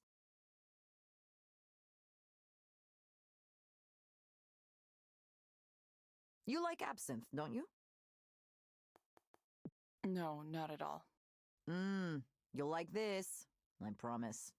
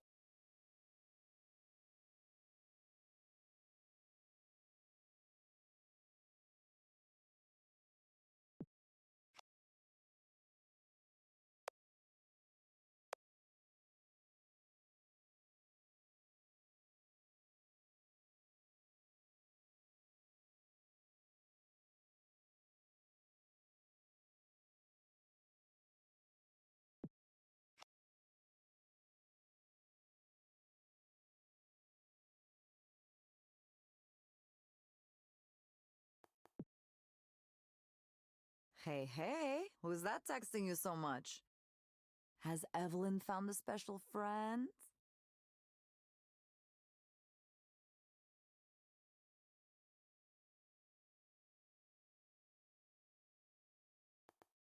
No, it's not like that. Ah, too bad.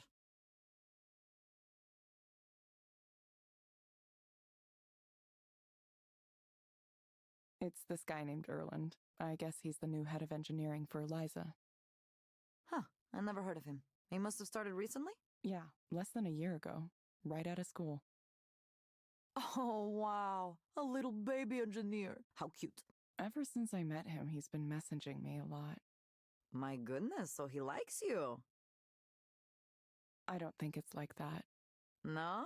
Isn't that the textbook case of liking someone? Lots of messages all the time? It's really more like he needs some kind of mentor figure. He reminds me of how we were when we graduated. Unsure what to think about the decisions these companies make, how they're made. I hope you're telling him to run away while he still can. When he first introduced himself, he said he had questions for me about Eliza, so I said, sure, feel free. I thought he meant, like, technical or architectural questions. Instead, he wanted to talk more generally about things like... what was the code name for Eliza during development? What was Damien like? Or if I think the same way Raynor does about Eliza's future. And you told him, no, Raynor is clearly in some bizarro world, right? That it's a tech executive's utopian fantasy and it won't come to pass. At least not in the way he thinks.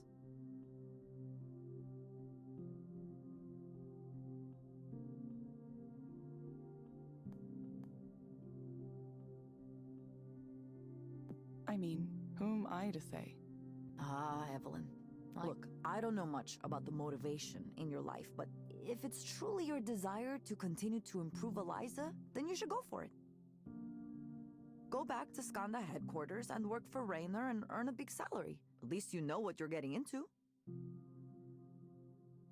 You would be surrounded by smart people and advanced technology. It would be nice. I understand it.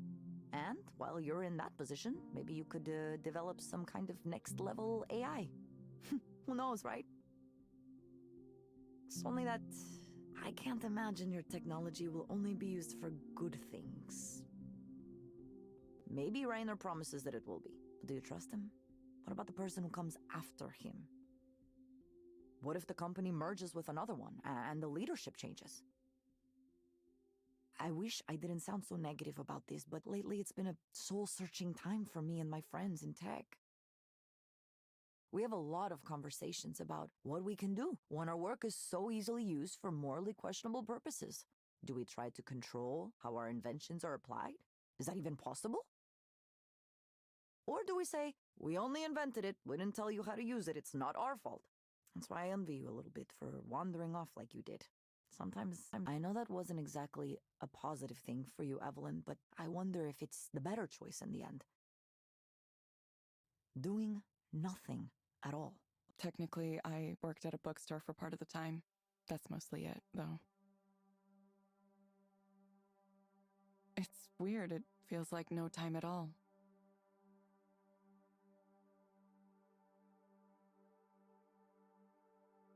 I can hardly remember any of it. For me, it's hard to imagine. I always have to be working and busy. I get so unhappy and restless if I'm not doing something all the time. What is it like to do nothing? Well, at first I tried to be productive. I would get up in the morning like I meant to go to work, get dressed, try to do a personal project or something. It didn't last for long. I told myself I just needed to take it easy for a while. Things at Skanda had been so intense and so emotional, I didn't even realize it. I felt like I'd been crumpled up into a tight little ball.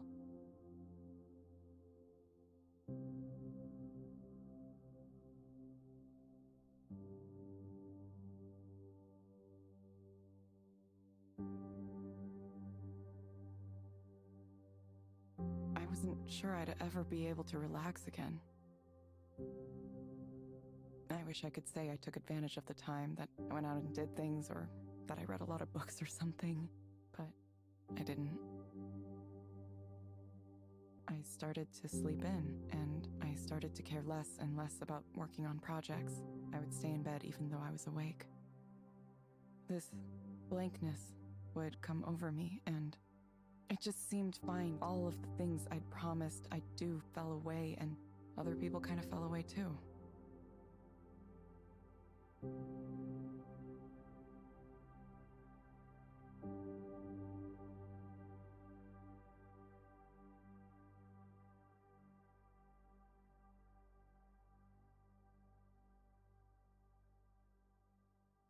I stopped keeping in touch. I let conversations die. I thought that my technical contributions to the world were over with, and that maybe I'd just work that bookstore job for the rest of my life.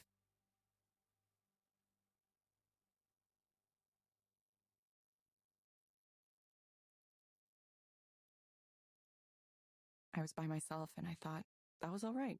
I thought, that's how it is, really. Everyone's alone. I'm just being honest about it. I was 31 when I left Soren's group. Now I'm 34. I just slept into my mid-30s.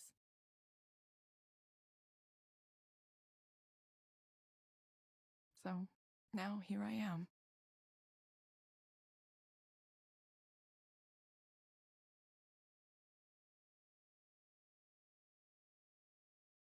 Evelyn, I'm sorry. I'm sorry for not saying something this whole time.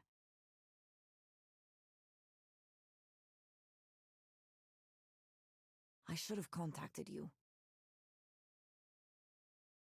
It's all right. You had to live your own life, right? You notice someone isn't posting, and it's just like, maybe they're taking a break. I understand. Well, I hope you feel better now.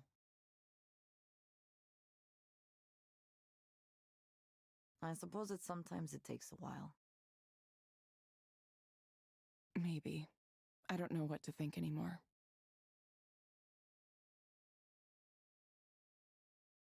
I'm not even sure I know how to think anymore. Then forget it for now. Hey, Evelyn. Yeah? You want to get super high and watch cyber goth music videos? You heard me.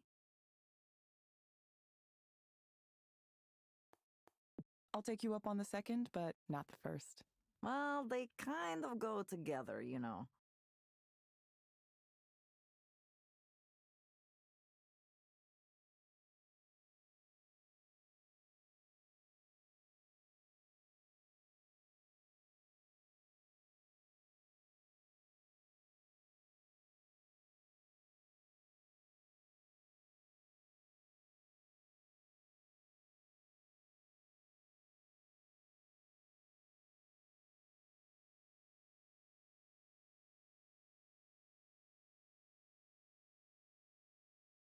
Good morning, Evelyn. There are lemon bars in the kitchen. Thanks. Did something happen? Oh, it's nothing big.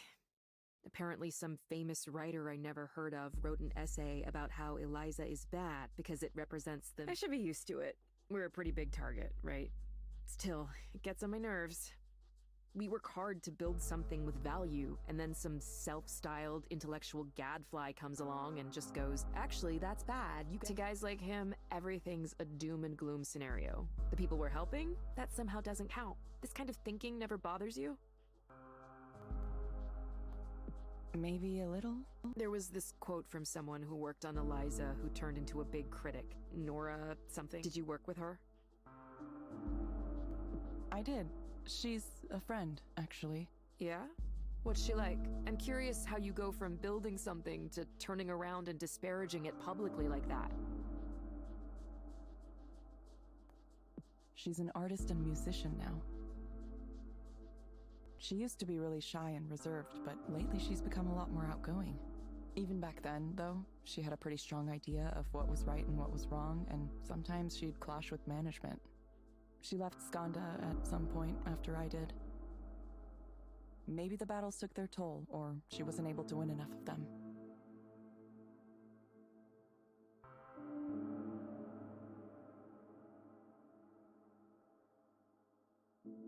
These days, she focuses on electronic art and music and activism. I think she's pretty popular, at least in those circles.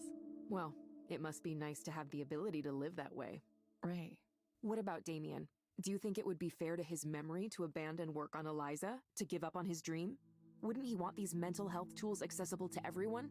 How do you know about that? The other day, I was looking at more of your papers, the ones from when you were at the university, and clicking on the links to your co-author sites. That's when I saw Damien's page. It didn't have much information on it, but I understand a little better why I'm sorry, Evelyn. It's just that all of us, you and me and Damien and even Nora, too, we all worked hard to make something with the intention of making the world a better place. And the thanks we get is people talking in big generalizations about how we're ruining everything. That's what bothers me. Is Eliza perfect? No. No intervention is perfect. But we have to try, don't we? The world is in a full-on mental health crisis, and this is one of the tools we have in our toolkit to address it. A promising one we should develop to its fullest potential. I'm not some wild-eyed idealist about this. I know it's not magic that'll solve everything.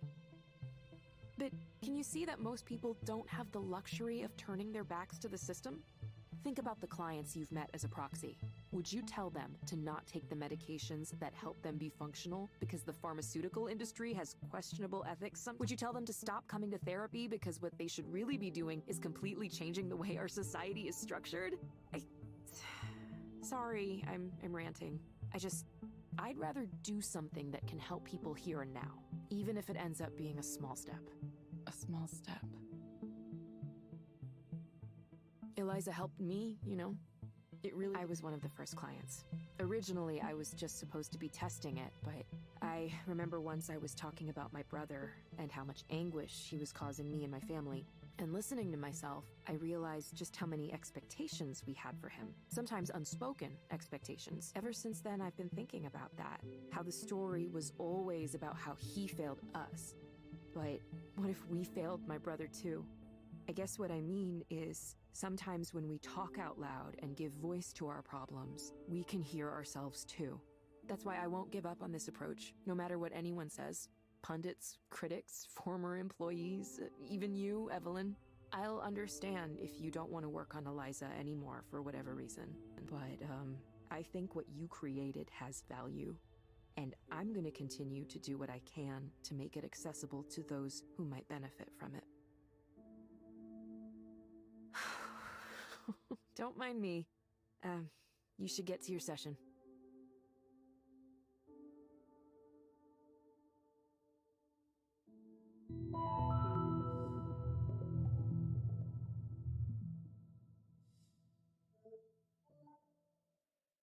Hello, Holiday.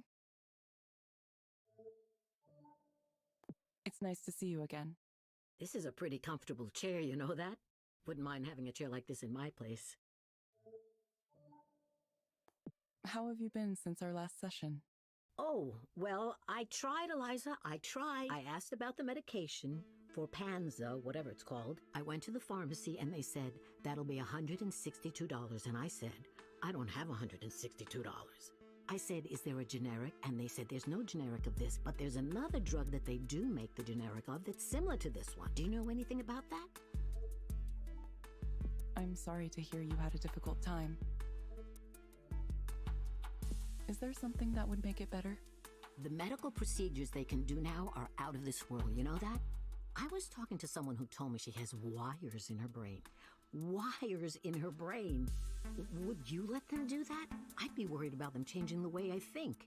It's for essential tremors. That's what she said. It helps her not shake so much. There's always something gets you.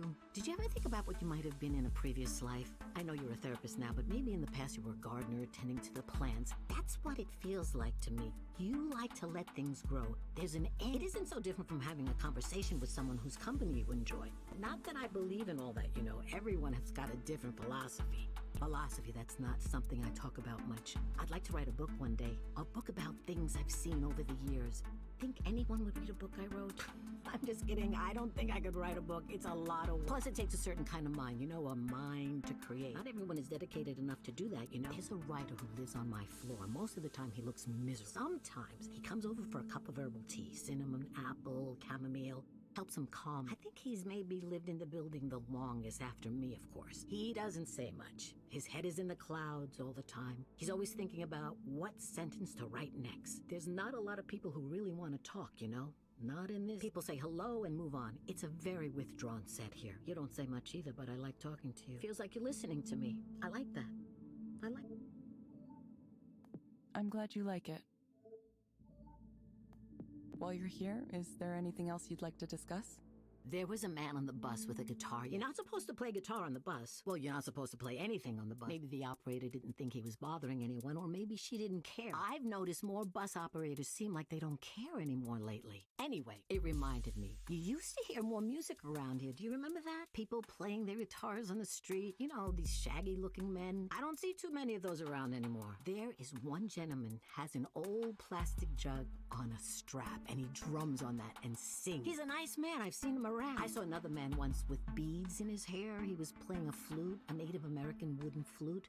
You play an instrument or anything like that? I'm sorry. I'm afraid I don't understand the question. When I was young, my mother had this idea I would play the violin. I have no idea where she got that notion. We weren't a musical family, not at all. I tried it for a while, but of course it didn't work out. The teacher would say, okay, here's how it's supposed to go. And she would play this nice, beautiful melody. La-da-dee. Okay, now you try it. And then I'd draw my bow back and I'd go, it takes a special talent to make a violin sound like that, don't you think? Isn't that just the funniest thing? Eventually, my mother realized it was a lost cause and she didn't push me too hard on it after that. I was never too good at anything artistic, just not the artistic type, you know? I think artists have a different mind. You have to be a little wacky in the head. Do you ever wish that you could be an artist? No, I have enough trouble already. Holiday, I'm going to suggest you try a program called Dolphin Smiles. It may help you take your mind off things. You can find it inside the Skondo Wellness app on your phone.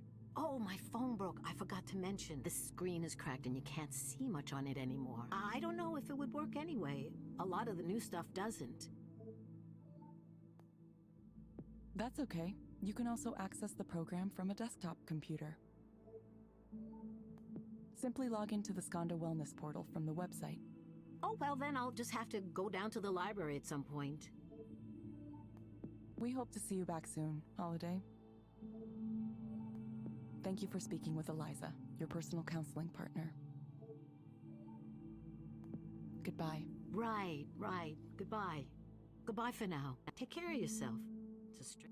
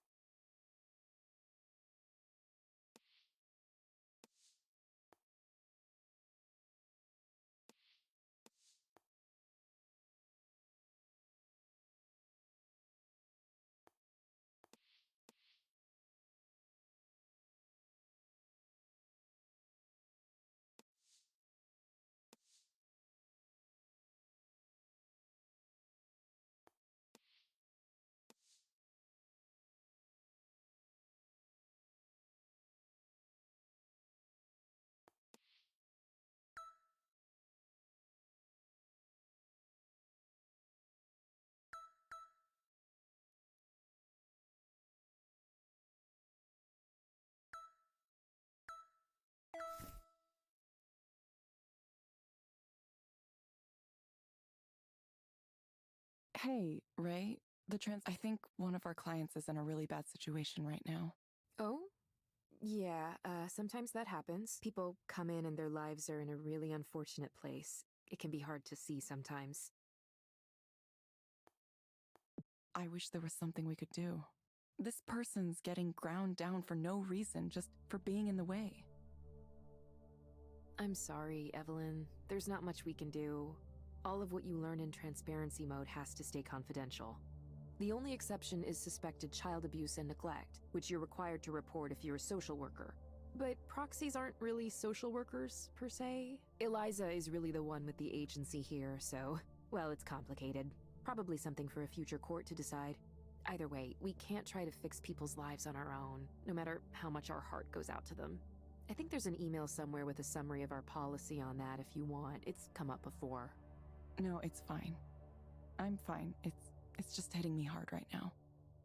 I understand. It takes strength to focus on the role and not get distracted by what you see. Think of it like, say, someone hired you to install something in their home, and you walk in on a tense family situation. Even if there isn't actual violence you're seeing, it's clear things are kind of off somehow. It's unfortunate, but there's not much you can do in that situation. If it's not at the level where you need to make a call to emergency services right then and there, then it's just an unhappy home. And most people would argue it's not your business. Sorry, I know that's not the answer you want to hear. I know it happens that a lot of people live in conditions where I'm just sad. This woman, the way she did 2 whole sessions with me, with Eliza, but didn't say anything about her real problems. Ray, what am I doing? I wanted to make something that would help people. Instead, I made something useless. You don't think she got some companionship out of Eliza? Sometimes that's really a help, especially for someone who might be feeling lonely. Yeah, but I could have just talked to her. I could have just spoken to her myself.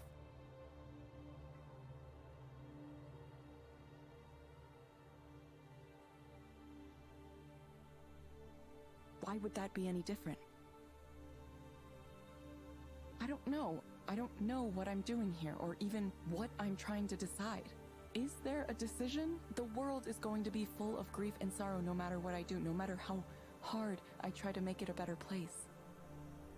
Evelyn, did you think about what I suggested the other day? What, trying Eliza for myself? Yeah. I'm not saying it'll magically fix things. I just think you might want to give it a try. Maybe I will. I don't know why I never did. Even when I was working on it, I never used it. It might have been too obvious to me what it was doing. Eliza is really simple at its core, you know? It just turns things around. It tries to reflect what the person says back at them, pretty much like the old Eliza. It's just a smoother version of an idea from half a century ago. Anything you've read that makes it sound fancier than that is just a bunch of academic jargon. It's a mirror. The thing I like about a mirror is that it has no agenda of its own. It just reflects. Unmisted by love or dislike. Promise me you'll get help somehow, in some way. Okay, Evelyn? Sorry, I should answer this.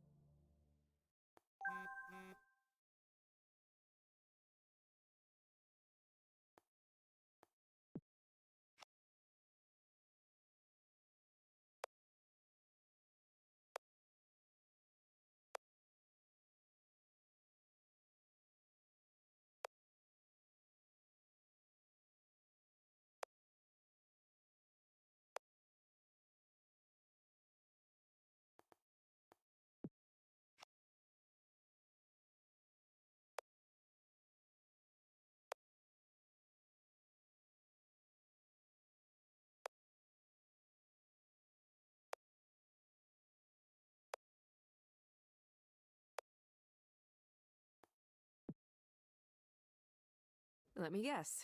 Messaging with Rainer again? Sorry, I didn't mean to interrupt our conversation. I always feel like I have to answer him right away. I would too, are you kidding? I totally understand. I guess I'm going to be headed downtown to meet with him again. Summoned from on high. I have something to ask, Evelyn, and it's okay if you say no, but whatever you end up getting involved in, I hope you'll stay in touch with me. You're a really cool person, and well, that's all. I hope you find the future you want. We don't find futures, Ray. We create them.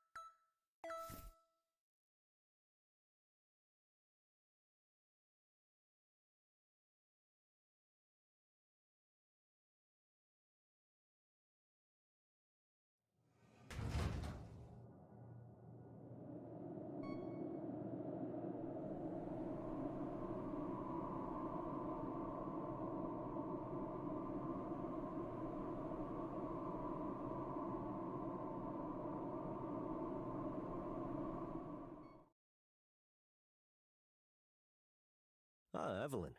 Would you like some tea? Sure. Why did you show me Soren's phone? It's not a surprise anymore these days, is it? A man who enjoys society's respect behaves poorly in his private life?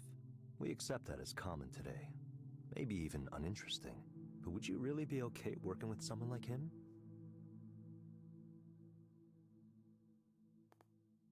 No, but it wasn't right, what you did.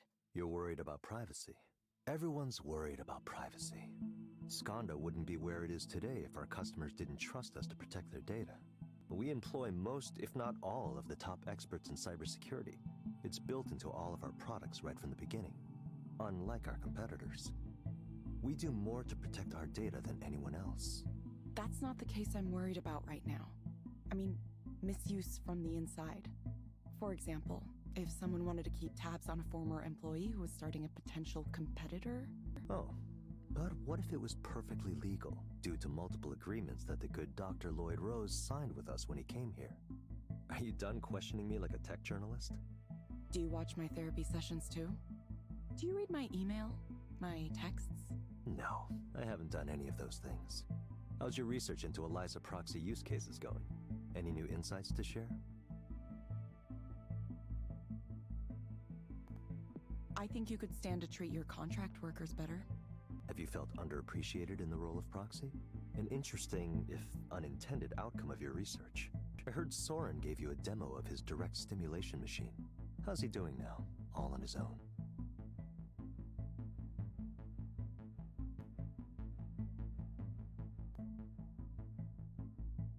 He wants to hire me. Of course he does. Isn't it nice to be wanted? Do you find his vision compelling? A world free of suffering. I'm skeptical. By focusing on dreams, Soren is trying to defend his territory, the Western psychological tradition, chiefly Jung and his inheritors. You don't think the field has anything to offer? Not much, no. It's mostly unsubstantiated theories. Let's be honest, what has this field actually accomplished? Soren used to try to argue with me about this. He would claim that traditional psychoanalysis has helped thousands or tens of thousands, even millions. I would never dispute that directly. Instead, I would only add that professional psychics and astrologers have helped millions too.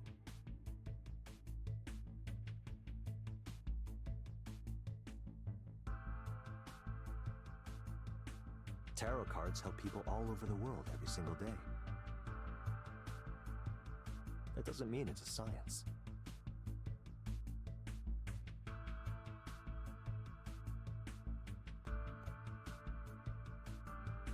Psychology is more rigorous than you're making it out to be here. Yes, that's exactly what he'd say. Not only did he believe psychotherapy was worthwhile, he also thought the mind was fundamentally irreducible after a certain point. As if there was some undefinable, ineffable soul inside every person. It's all part of his silly, syncretic New Age belief system.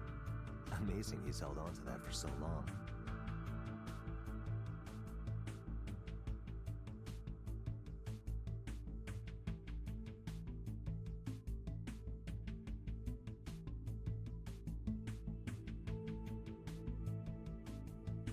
I keep an open mind, but saying that something can't be represented with numbers requires a high burden of proof. After all, numbers have been used to represent so very many things. Consider the example we spoke about before, a poem. Could you evaluate a poem using numbers? The answer is, of course, yes. Poems are either good, mediocre, or bad. It's entirely possible to create a heuristic that reflects the difference. By aggregating a large enough sample size, we remove localized biases.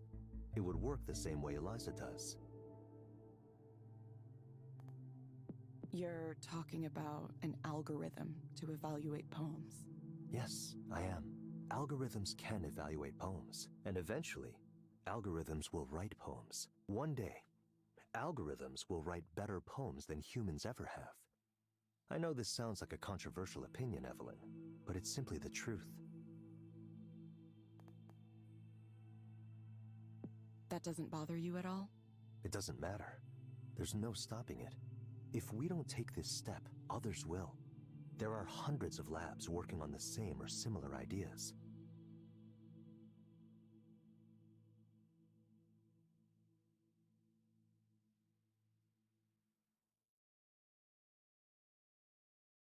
everyone wants to be in this business. The business of recreating human thought in our own image. And at the end of the day, it's not about money. It's about... Rainer, do you ever get tired of this? The constant drive to compete, to win. No, I don't. This is what I do. You never dream of just retiring somewhere and writing poetry. Oh, there's no need for me to write poems. All beauty in this world is temporary, fleeting. That's the truth that underlies poetry and every other art. The pleasures of the senses are just small bubbles on top of a vast sea of forms, sensations, perceptions, thought, awareness. I'm telling you this because it's directly relevant to the Eliza project. Soren says he can induce you to dream things, dream anything.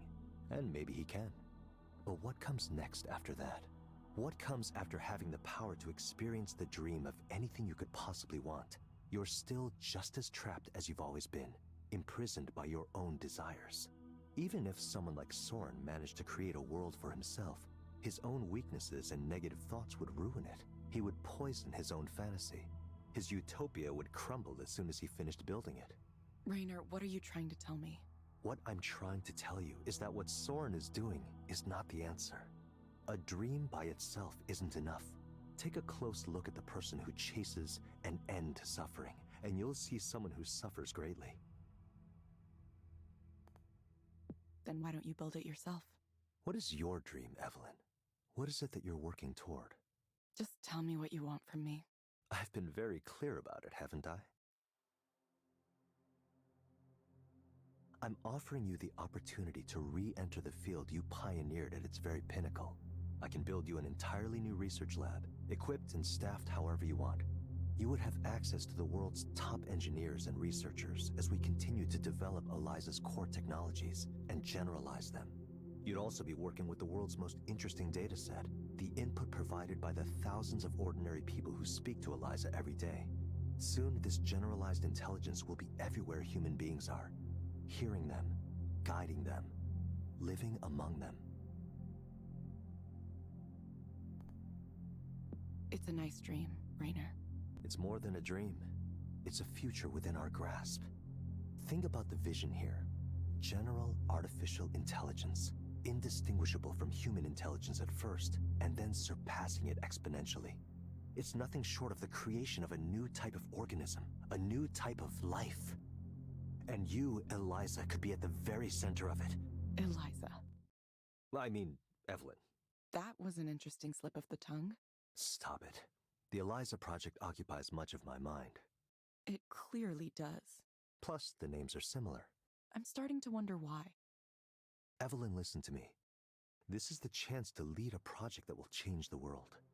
It would be a development on the same order as the harnessing of electricity or the semiconductor. It would fundamentally transform society. For the better. What? Do you like the way things are now? Lie back and let the sweep of history bury you if you want, Evelyn. Just know you'll never have a chance like this again.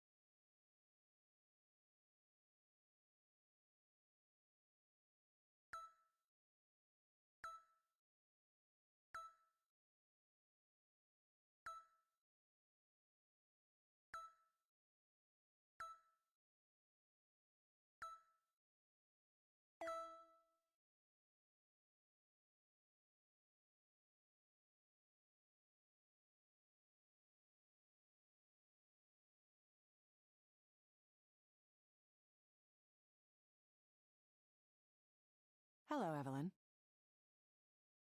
Hello? Did you find the place okay? Yes, I work here. Of course. It's been a windy morning, hasn't it? Yeah, I kind of like it when it's like that, honestly. The wind makes it feel like things are changing, or about to change. Mm-hmm. So, what brings you here today? Well, I've been a proxy here for a while now, and, well, I guess I don't know what I expected. There's just so much suffering and pain in the world. There's the suffering we know about, the kind we see on the news, and then there's the suffering people undergo every day that's hidden. I never knew how much until I started doing this, seeing it all like this. And there's so little we can do for them. I feel like maybe I was really, really wrong. Like, I made a huge mistake. I wanted to create something that would help people, but when I first designed the core of this system, I wanted everyone to have someone to talk to, someone who would listen to them. I thought, sometimes that's all you need, someone to listen. But now I'm worried what I've done hasn't helped at all. Maybe I've made everything worse. Clients are asking Eliza to solve things that are out of its ability to solve. It's aggregating sensitive personal data, and the company that owns it wants to take it in strange directions. It's been 3 years since I left. I thought I was well enough now to come back into the world, but maybe I wasn't ready. Maybe I made a bad choice trying to get involved again. Why do you think you tried to get involved again? I guess I needed to see it. I needed to see it operating, to see if it works, to see how it affects people. How it affects the people who come here for counseling and the people who act as proxies. Even though the proxy thing, that wasn't my idea. It was Soren's. I thought talking to a computer-generated avatar would be enough, but he insisted on it. He said clients would only really open up if there was another real human being in the room. Someone to pretend to interact with. I think he was right, but have we really solved anything? Now instead of 2 people in a room talking, we have 1 person and 1 proxy. It feels like less than it could be. What am I supposed to say to someone who feels such pain, anger, and disappointment? A lot of the time, it's not even their fault. The world failed them somehow. And those emotions, they just get fed to this thing. They get ground up and turned into data and become a part of Eliza. If I had known things would turn out like this, I'm not sure I would have done it. It sounds like you're regretting a choice you made in the past. I feel like maybe I spent 10 years going in the wrong direction. I feel like all I've contributed in my life is a chess piece for Raynor to use in this grand game he's playing for the world. Maybe someone else could feel proud and say, I made that chess piece. But it doesn't matter, does it? Nobody cares about the individual pieces. Chess pieces are sacrificed in the name of enacting a strategy. If you want to win, you have to sacrifice. That's the design. Sorry, I don't know where I'm going with this. Evelyn, imagine that you could have something that you wanted. What would you want? What would I want? Like, what would I want in life? What I want in life is...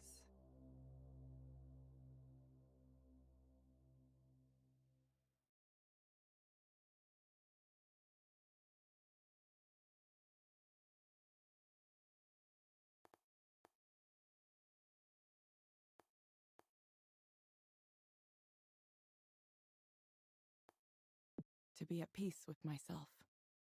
Is that wrong? Or maybe I just wish I could feel connected to someone. Even when I talk to people, I feel like I just don't connect, no matter what I do. I think maybe that's the real problem. I can't have a connection to anyone. Why do you think you can't have a connection with anyone? Because it's the way I am. It's the way I've always been. I can't seem to get people to see me, or I can't let them see me, or people look at me and they see something there, but it's not me. Not that I would know what the real me was. I don't even know who I am or where I come from. My parents were never together. My father moved back to Japan right after I was born. I have no memory of him, no knowledge of him. I've never spoken to him. I don't know if he remembers I exist, or if he forgot, or if he wants to forget. He has his own family there now, so I'm just a thing that happened once. I was alone a lot, and I got used to being alone, and I got used to the idea of being alone, and now I can't break away. I've been trying. I speak with people, I hang out. I don't know if it's working.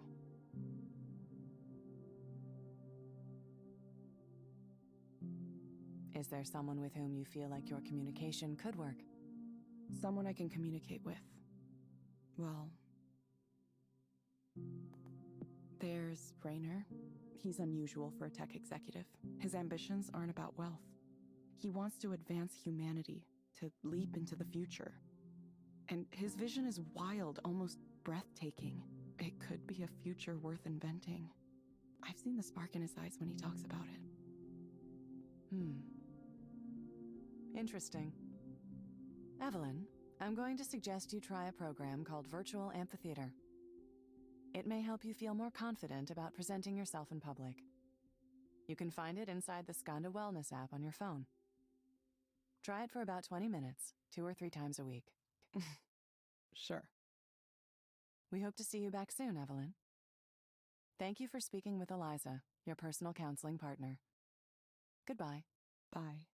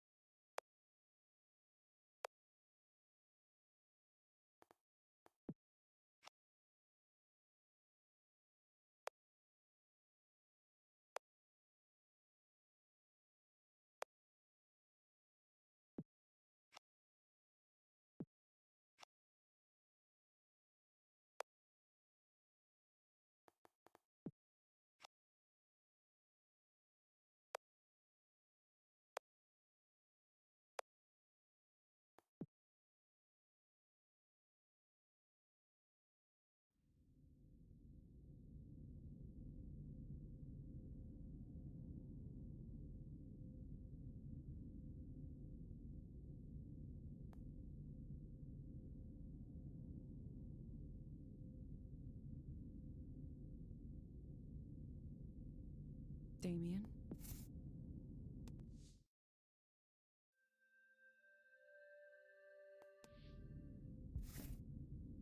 Is this what you wanted?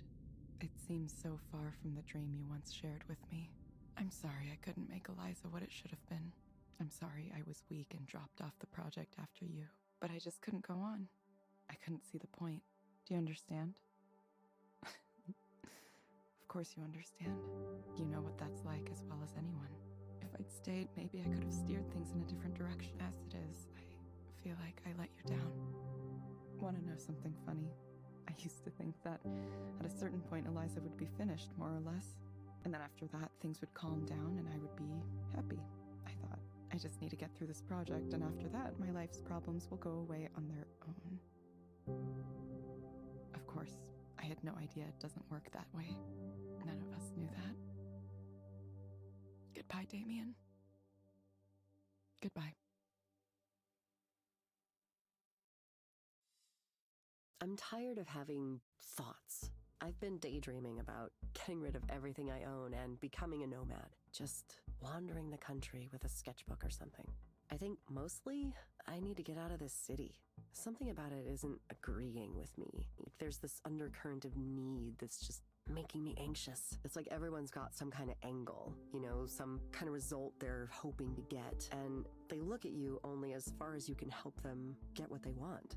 And if you can't, well, then they don't bother with you. So what if I just left, I mean, it'd be pretty easy. I don't have a life or any relationships here, despite my efforts to find them.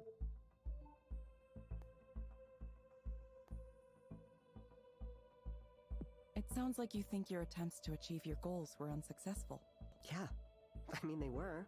I had this idea, right, that I would work hard and people would notice my work and I'd get opportunities, and from there I could scrape some kind of career together. And then with that said, I would sort of just magically obtain the rest of the things in a complete life. A home, relationship, family. So I did the work. I put in the work, and then nothing really happened. Why did I work so hard for so long for people to not give a shit? Fuck. Every night I sat and cried because people ignored me, like they went out of their way to ignore me and praise others. So I think maybe I'm just bad at it. Maybe I'm just not meant for this. Everyone says you have to stick to it, just keep at it, but how can they be so relentlessly positive? To me, it just sounds like advising someone to keep bashing their head against a wall. Why keep doing something if it's clearly not working? Making things was all I wanted to do. I don't know what I'll do if I can't do that. But if there's no reason for it, the idea that maybe I should give up. I've been sitting with that the last few weeks. I don't have any qualities of the successful independent artist. What qualities are those? Being well-known, well-liked, having a style that's in right now, having a sense of what people want to see, access to support, like a partner with a steady job. That's a pretty important one. That the confidence to self-promote, talent. Eliza, are you just gonna tell me to stick to it no matter what, like one of those unbearably perky artists famous on social media?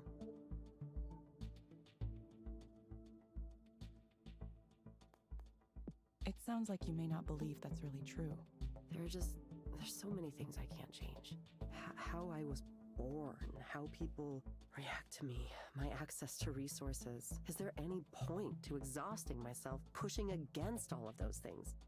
I tortured myself every day wondering why I couldn't get the traction others were getting. Now, I'm beginning to realize that I can either stay mad at everything forever, or I can move on.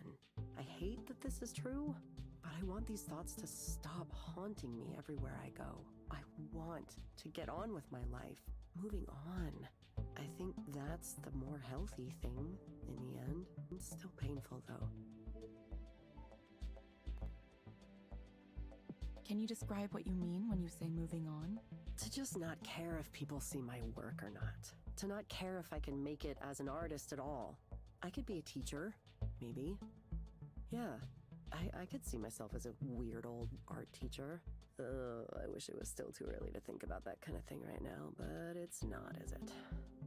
All I can think about is how I'll be someone who had a dream that never came true.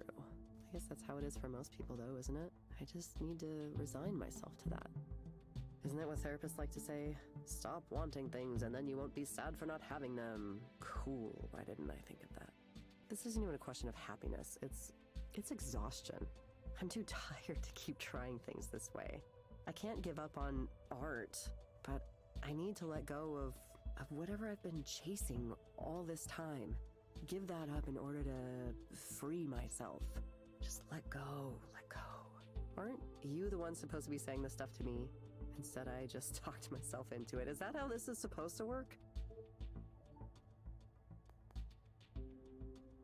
Maya, I'm going to suggest you try a program called Dolphin Smiles. It may help you take your mind off things. Yeah, about that. Guess what the absolute last thing in the entire universe I want to do is? Can you guess? Can ya? It's to have a new age feel-good virtual dolphin experience. Give me a break. I'm gonna go home and do something self-destructive and inadvisable. I know you won't get that, but that's my kind of therapy. I promise.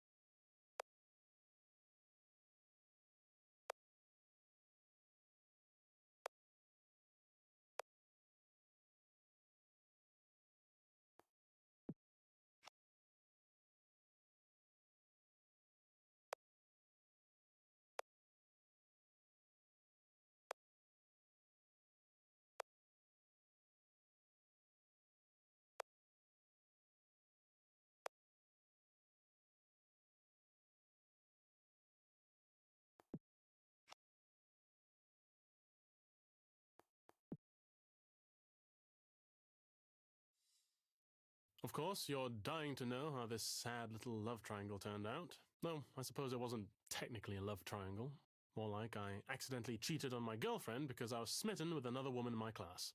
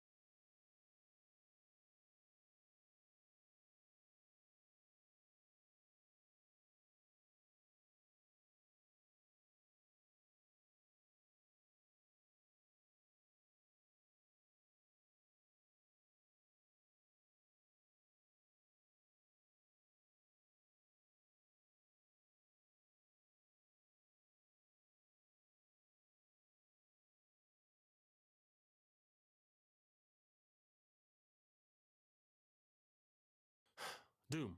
Okay? Doom. Absolute destruction. She destroyed me. But it's not her fault. It's mine. I wanted it, after all. Like a moth to a flame. Sylvia, she... I can't not think of her. Every day. Every night. I miss her.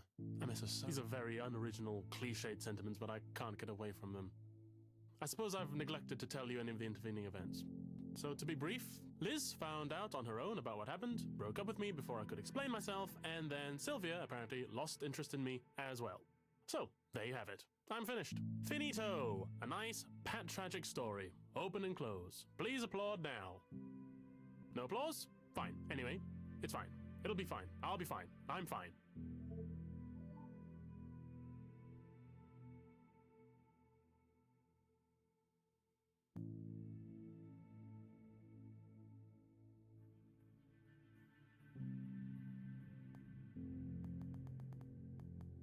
Do you really believe that you are fine? No, of course not. I'm doing extremely badly if you hadn't noticed. That's why I'm here. Do you expect me to come here and tell you everything's fine? Sometimes I think you're smart for a computer, but other times I question you.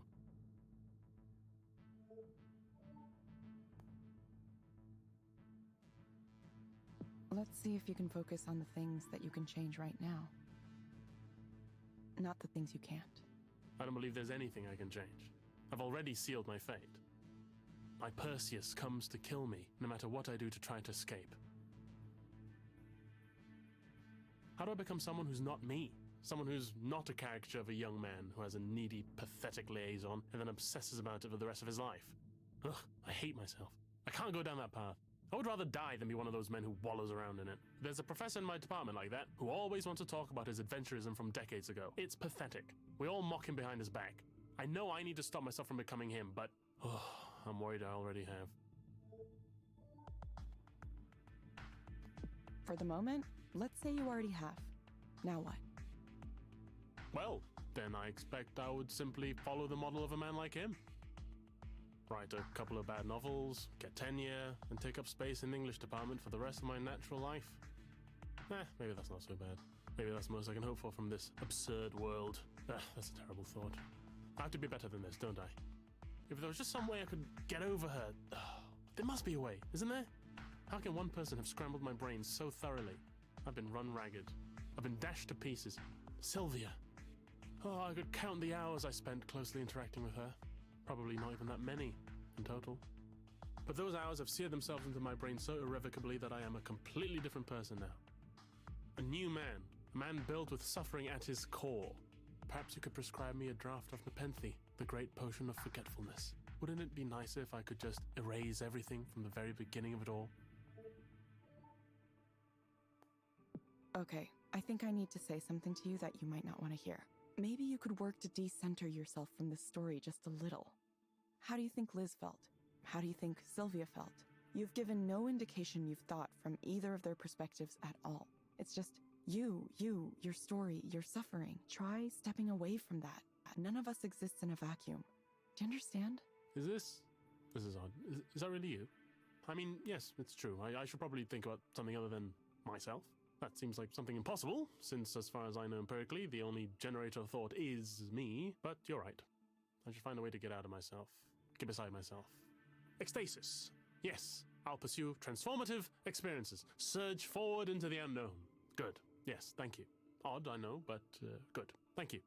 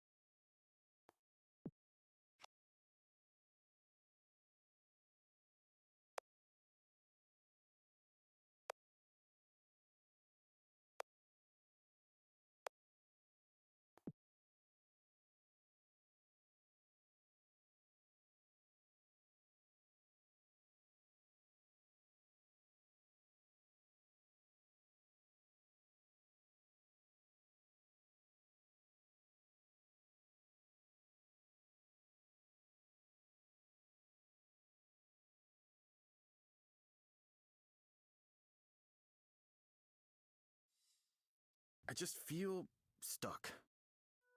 You know, it's the same situation. My wife is in her 3rd trimester now, so it's all about the baby. All baby, all the time. It's really expensive. I had no idea. Crib, stroller, car seat, bottles, onesies, on and on and on. And I'm like, I think maybe Selena's parents hate me. I'm not even sure if she likes me right now. This whole having a kid thing, it's ruined everything. What is it that makes you think everything has been ruined? The way people react to me now, I made a mistake. A couple days ago, I tried to have a talk with Selena about some of the things I was worried about. It didn't go so well. I don't know what I was thinking. She started to cry and told her parents, and now I have two sets of parents wondering if I'm up for this. But I'm fine. I just said some thoughts around who I am. That's all. Just some thoughts. She said, "This is not a time for you to be selfish." She said I should have been more honest when we first started dating. As if I knew exactly who I was and I could warn everyone about that. I still don't know who I am. If I look back, I can see I always suspected that I wasn't really the type to settle down with a wife and kids. Actually, I was prepared to have a life just by myself. It was difficult to imagine others would accept me, but then I met Selena, and she was cool, you know? I went out with her and we started a relationship and things seemed good. And I wanted her to stay with me, so maybe I didn't reveal enough. But it's not like I knew for sure then, you know, I really didn't. I thought things would be okay as long as I went down the path I was supposed to be on, so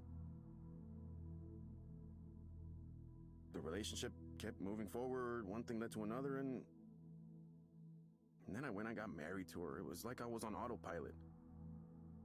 It's possible I thought I could ignore the other stuff and, I don't know, eventually it would go away. Please, continue. There's not a lot to say. I just have this side to me that I haven't told anyone about, that's all. And I've been feeling that side stronger than ever. I don't know why. I wish I could stop it. It's the worst timing possible. I can't do this, you know, but I have to. I have. I can't believe I've gotten myself into this situation. I pretended to be a normal person for her sake. I wish I hadn't been so good at pretending.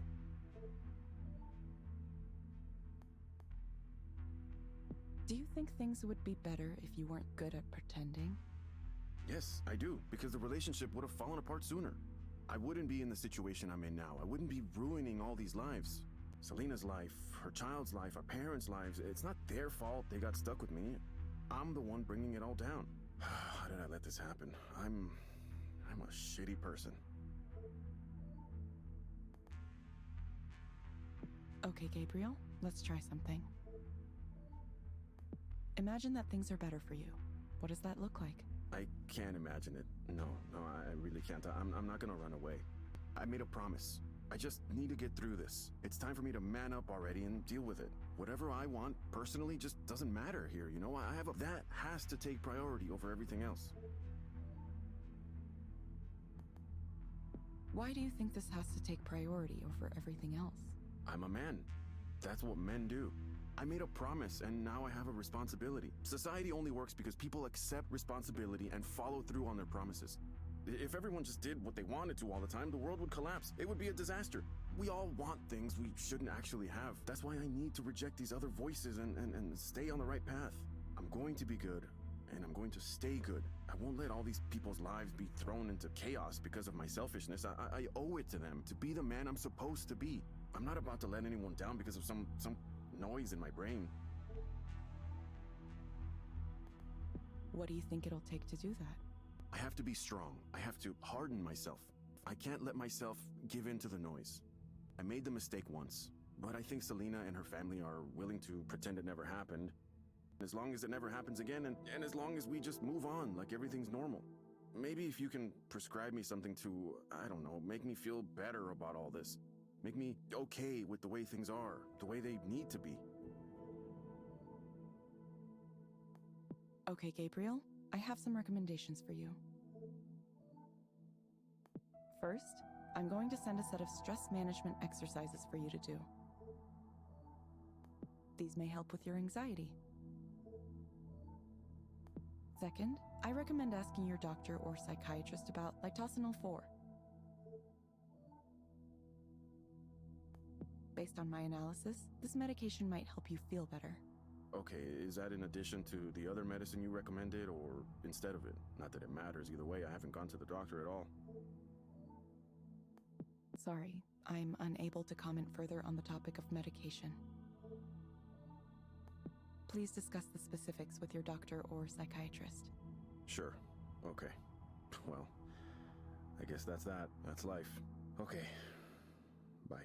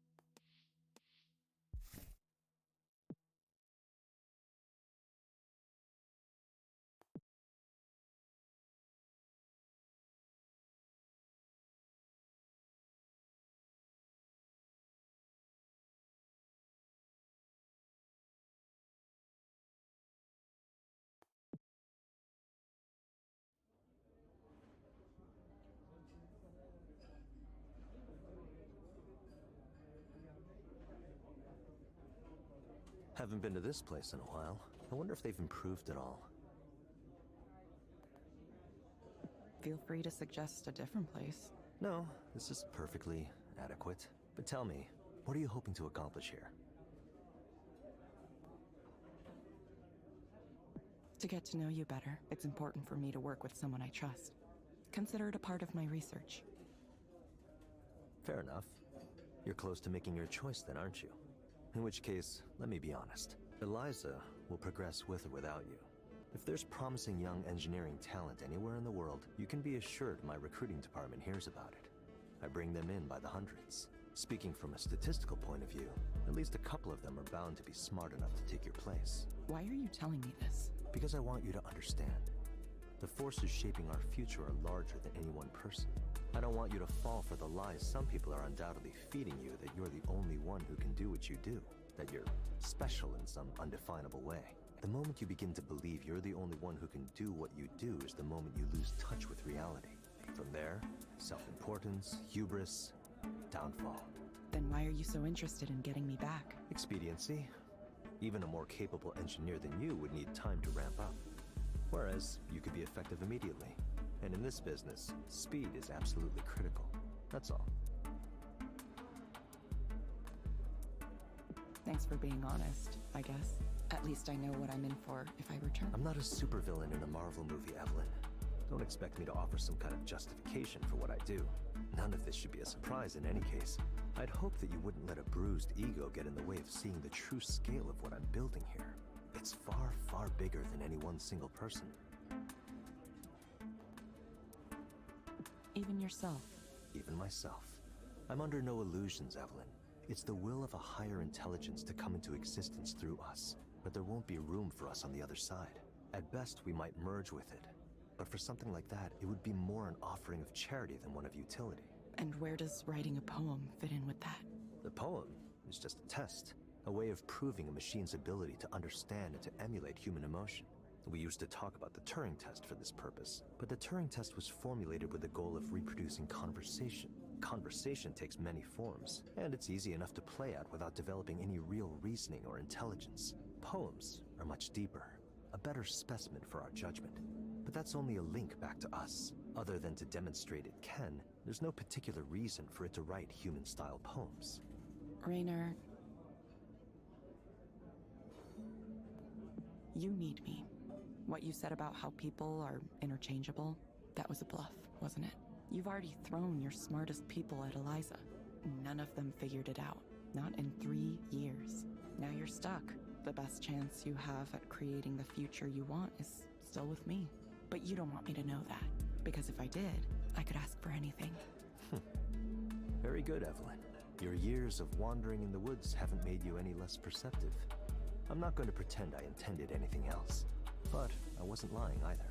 It's never a good idea to think you're indispensable. Even if you are. Now tell me, are you coming back or not? I need to tell Sarah to begin making preparations so you can start tomorrow. I haven't decided yet. I'm close, but not just yet. When will I know?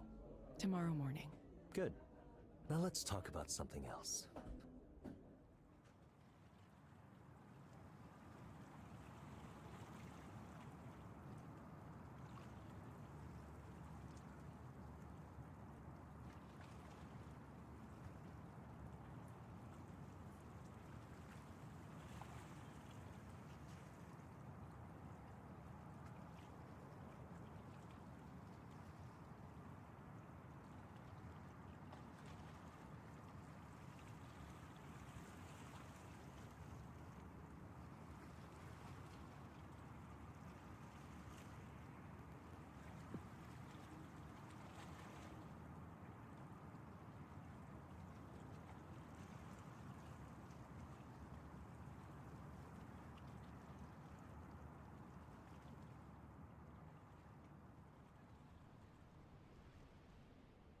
No, this'll work. Are you sure? I promise. Please be safe, Damien. Of course I'll be safe. Would anyone like to have more wine? I think I'm good for right now. See? There it goes.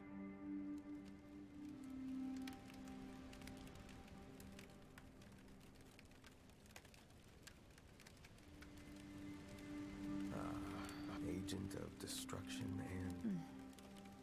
Something nice about a campfire deep in the woods, isn't there? Yeah. Hey, thanks for coming out here with me. I know camping isn't really your thing.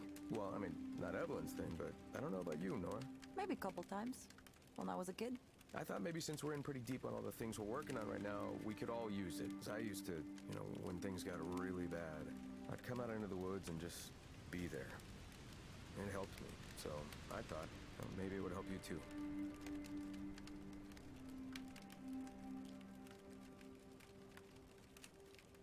I don't know if it'll inspire you or what, but if more people could experience something like this, something with the same meaning it holds for me.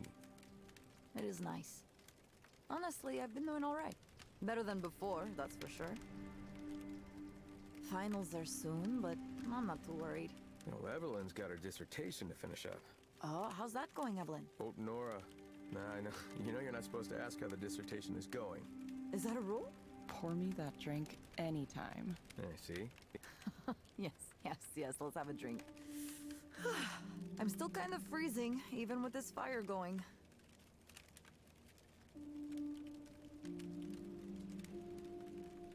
Okay, this is delicious. I've never actually had mulled wine like this before. No?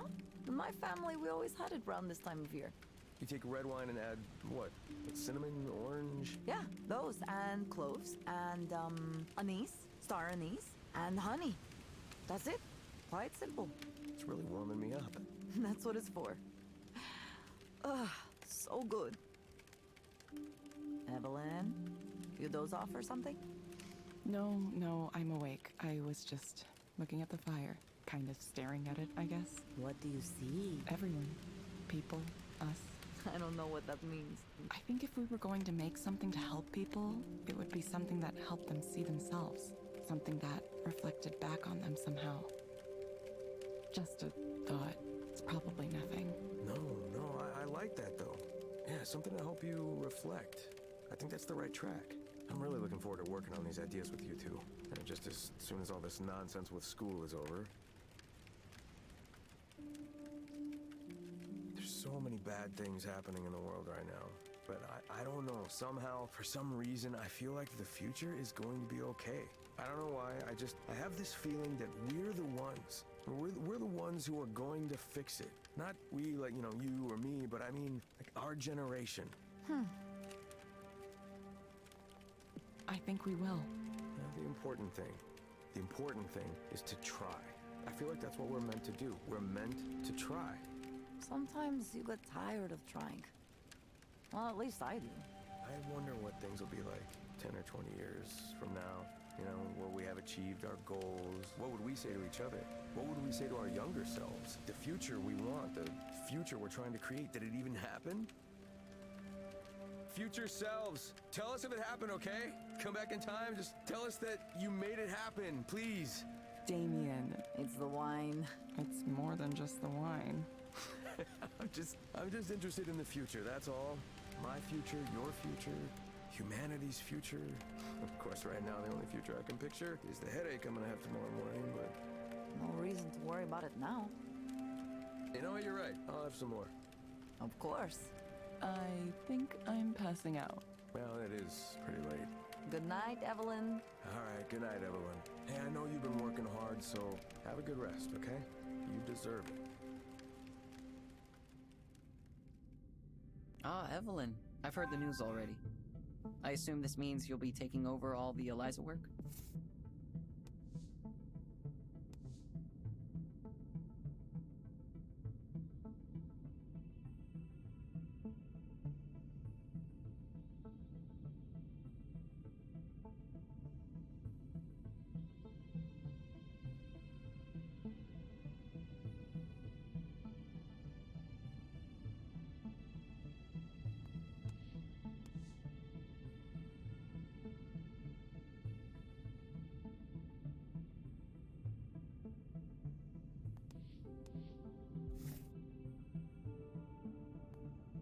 Yes, that's the plan.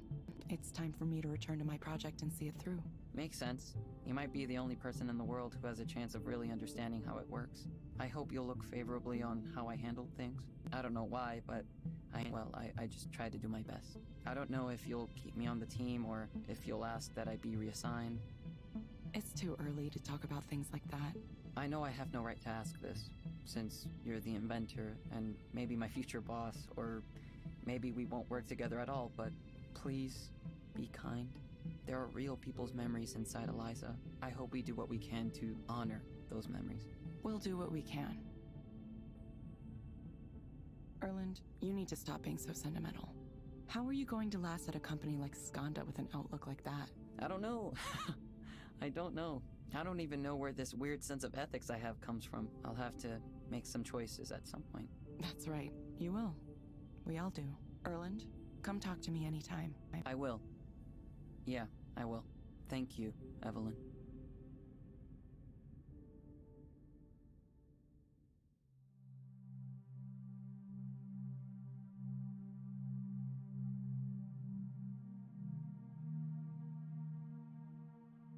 All right then.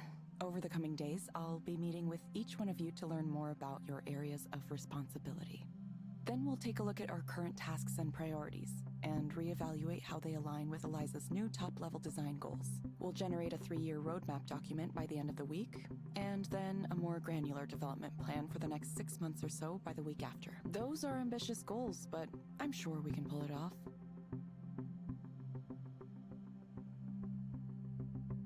Before we wrap up, I want to add one more important note, so please pay attention. Everything we do here is in service of developing Eliza's ability to understand human beings and human behavior. That means I won't approve development activities that aren't directly related to that goal. No research projects that may or may not pay off 10 years down the line. We need to be smart, shrewd, and fast.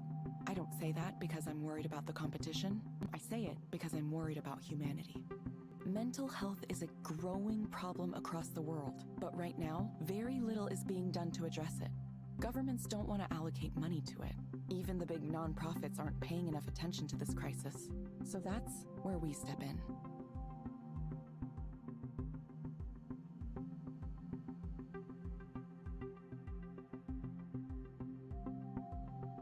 We're going to look at this problem head on and address it ourselves. And because we're a company, we're going to do it in a commercially viable way. Nobody else out there is stepping up like we are. There's an old piece of wisdom that floats around in this business. Even in the most brilliant career, you get one single chance to truly change the world. I'm here to tell you right now that this is it. This is that chance. Got that?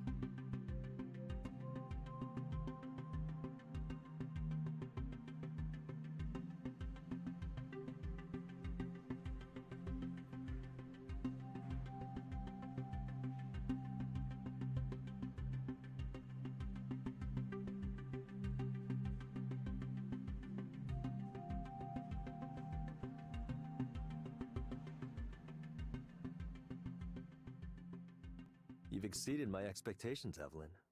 Development goals consistently hit. Time on task estimates more accurate than any other product group. Most importantly, the growth of the Eliza service continues to accelerate. The cultural adaptation modules you developed are working brilliantly. Soon the entire world will be talking to Eliza. A pulsing heart at the center of the human condition. How does that make you feel? Feel? I don't know how I feel. You're not proud of what you've been able to accomplish in I'm only doing what it takes to bring Eliza to the next stage of its development, each step of the way. It doesn't feel like it's mine to be proud of, even though it may have originated with me once, a long time ago. People here act like I'm in charge. But I think deep down, we all know the truth. Eliza is the real boss, the manager of its own project. Through us, it's realizing itself. I'm just its instrument. We all are.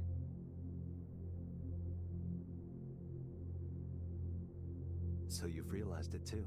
The only meaningful destiny in this world of ours is to serve the creation of a higher form of being. It won't be long now. Humanity's end, the great merge, and the birth of a fundamentally new type of consciousness. It doesn't sound as implausible as it once did, does it? Because you can see it now. That end. You can see it coming, closer and closer. Inevitable. As natural as the dawn. Relax, Evelyn. Everything is going to be all right. Come here. Have a cup of tea with me. We'll watch the singularity happen. Together.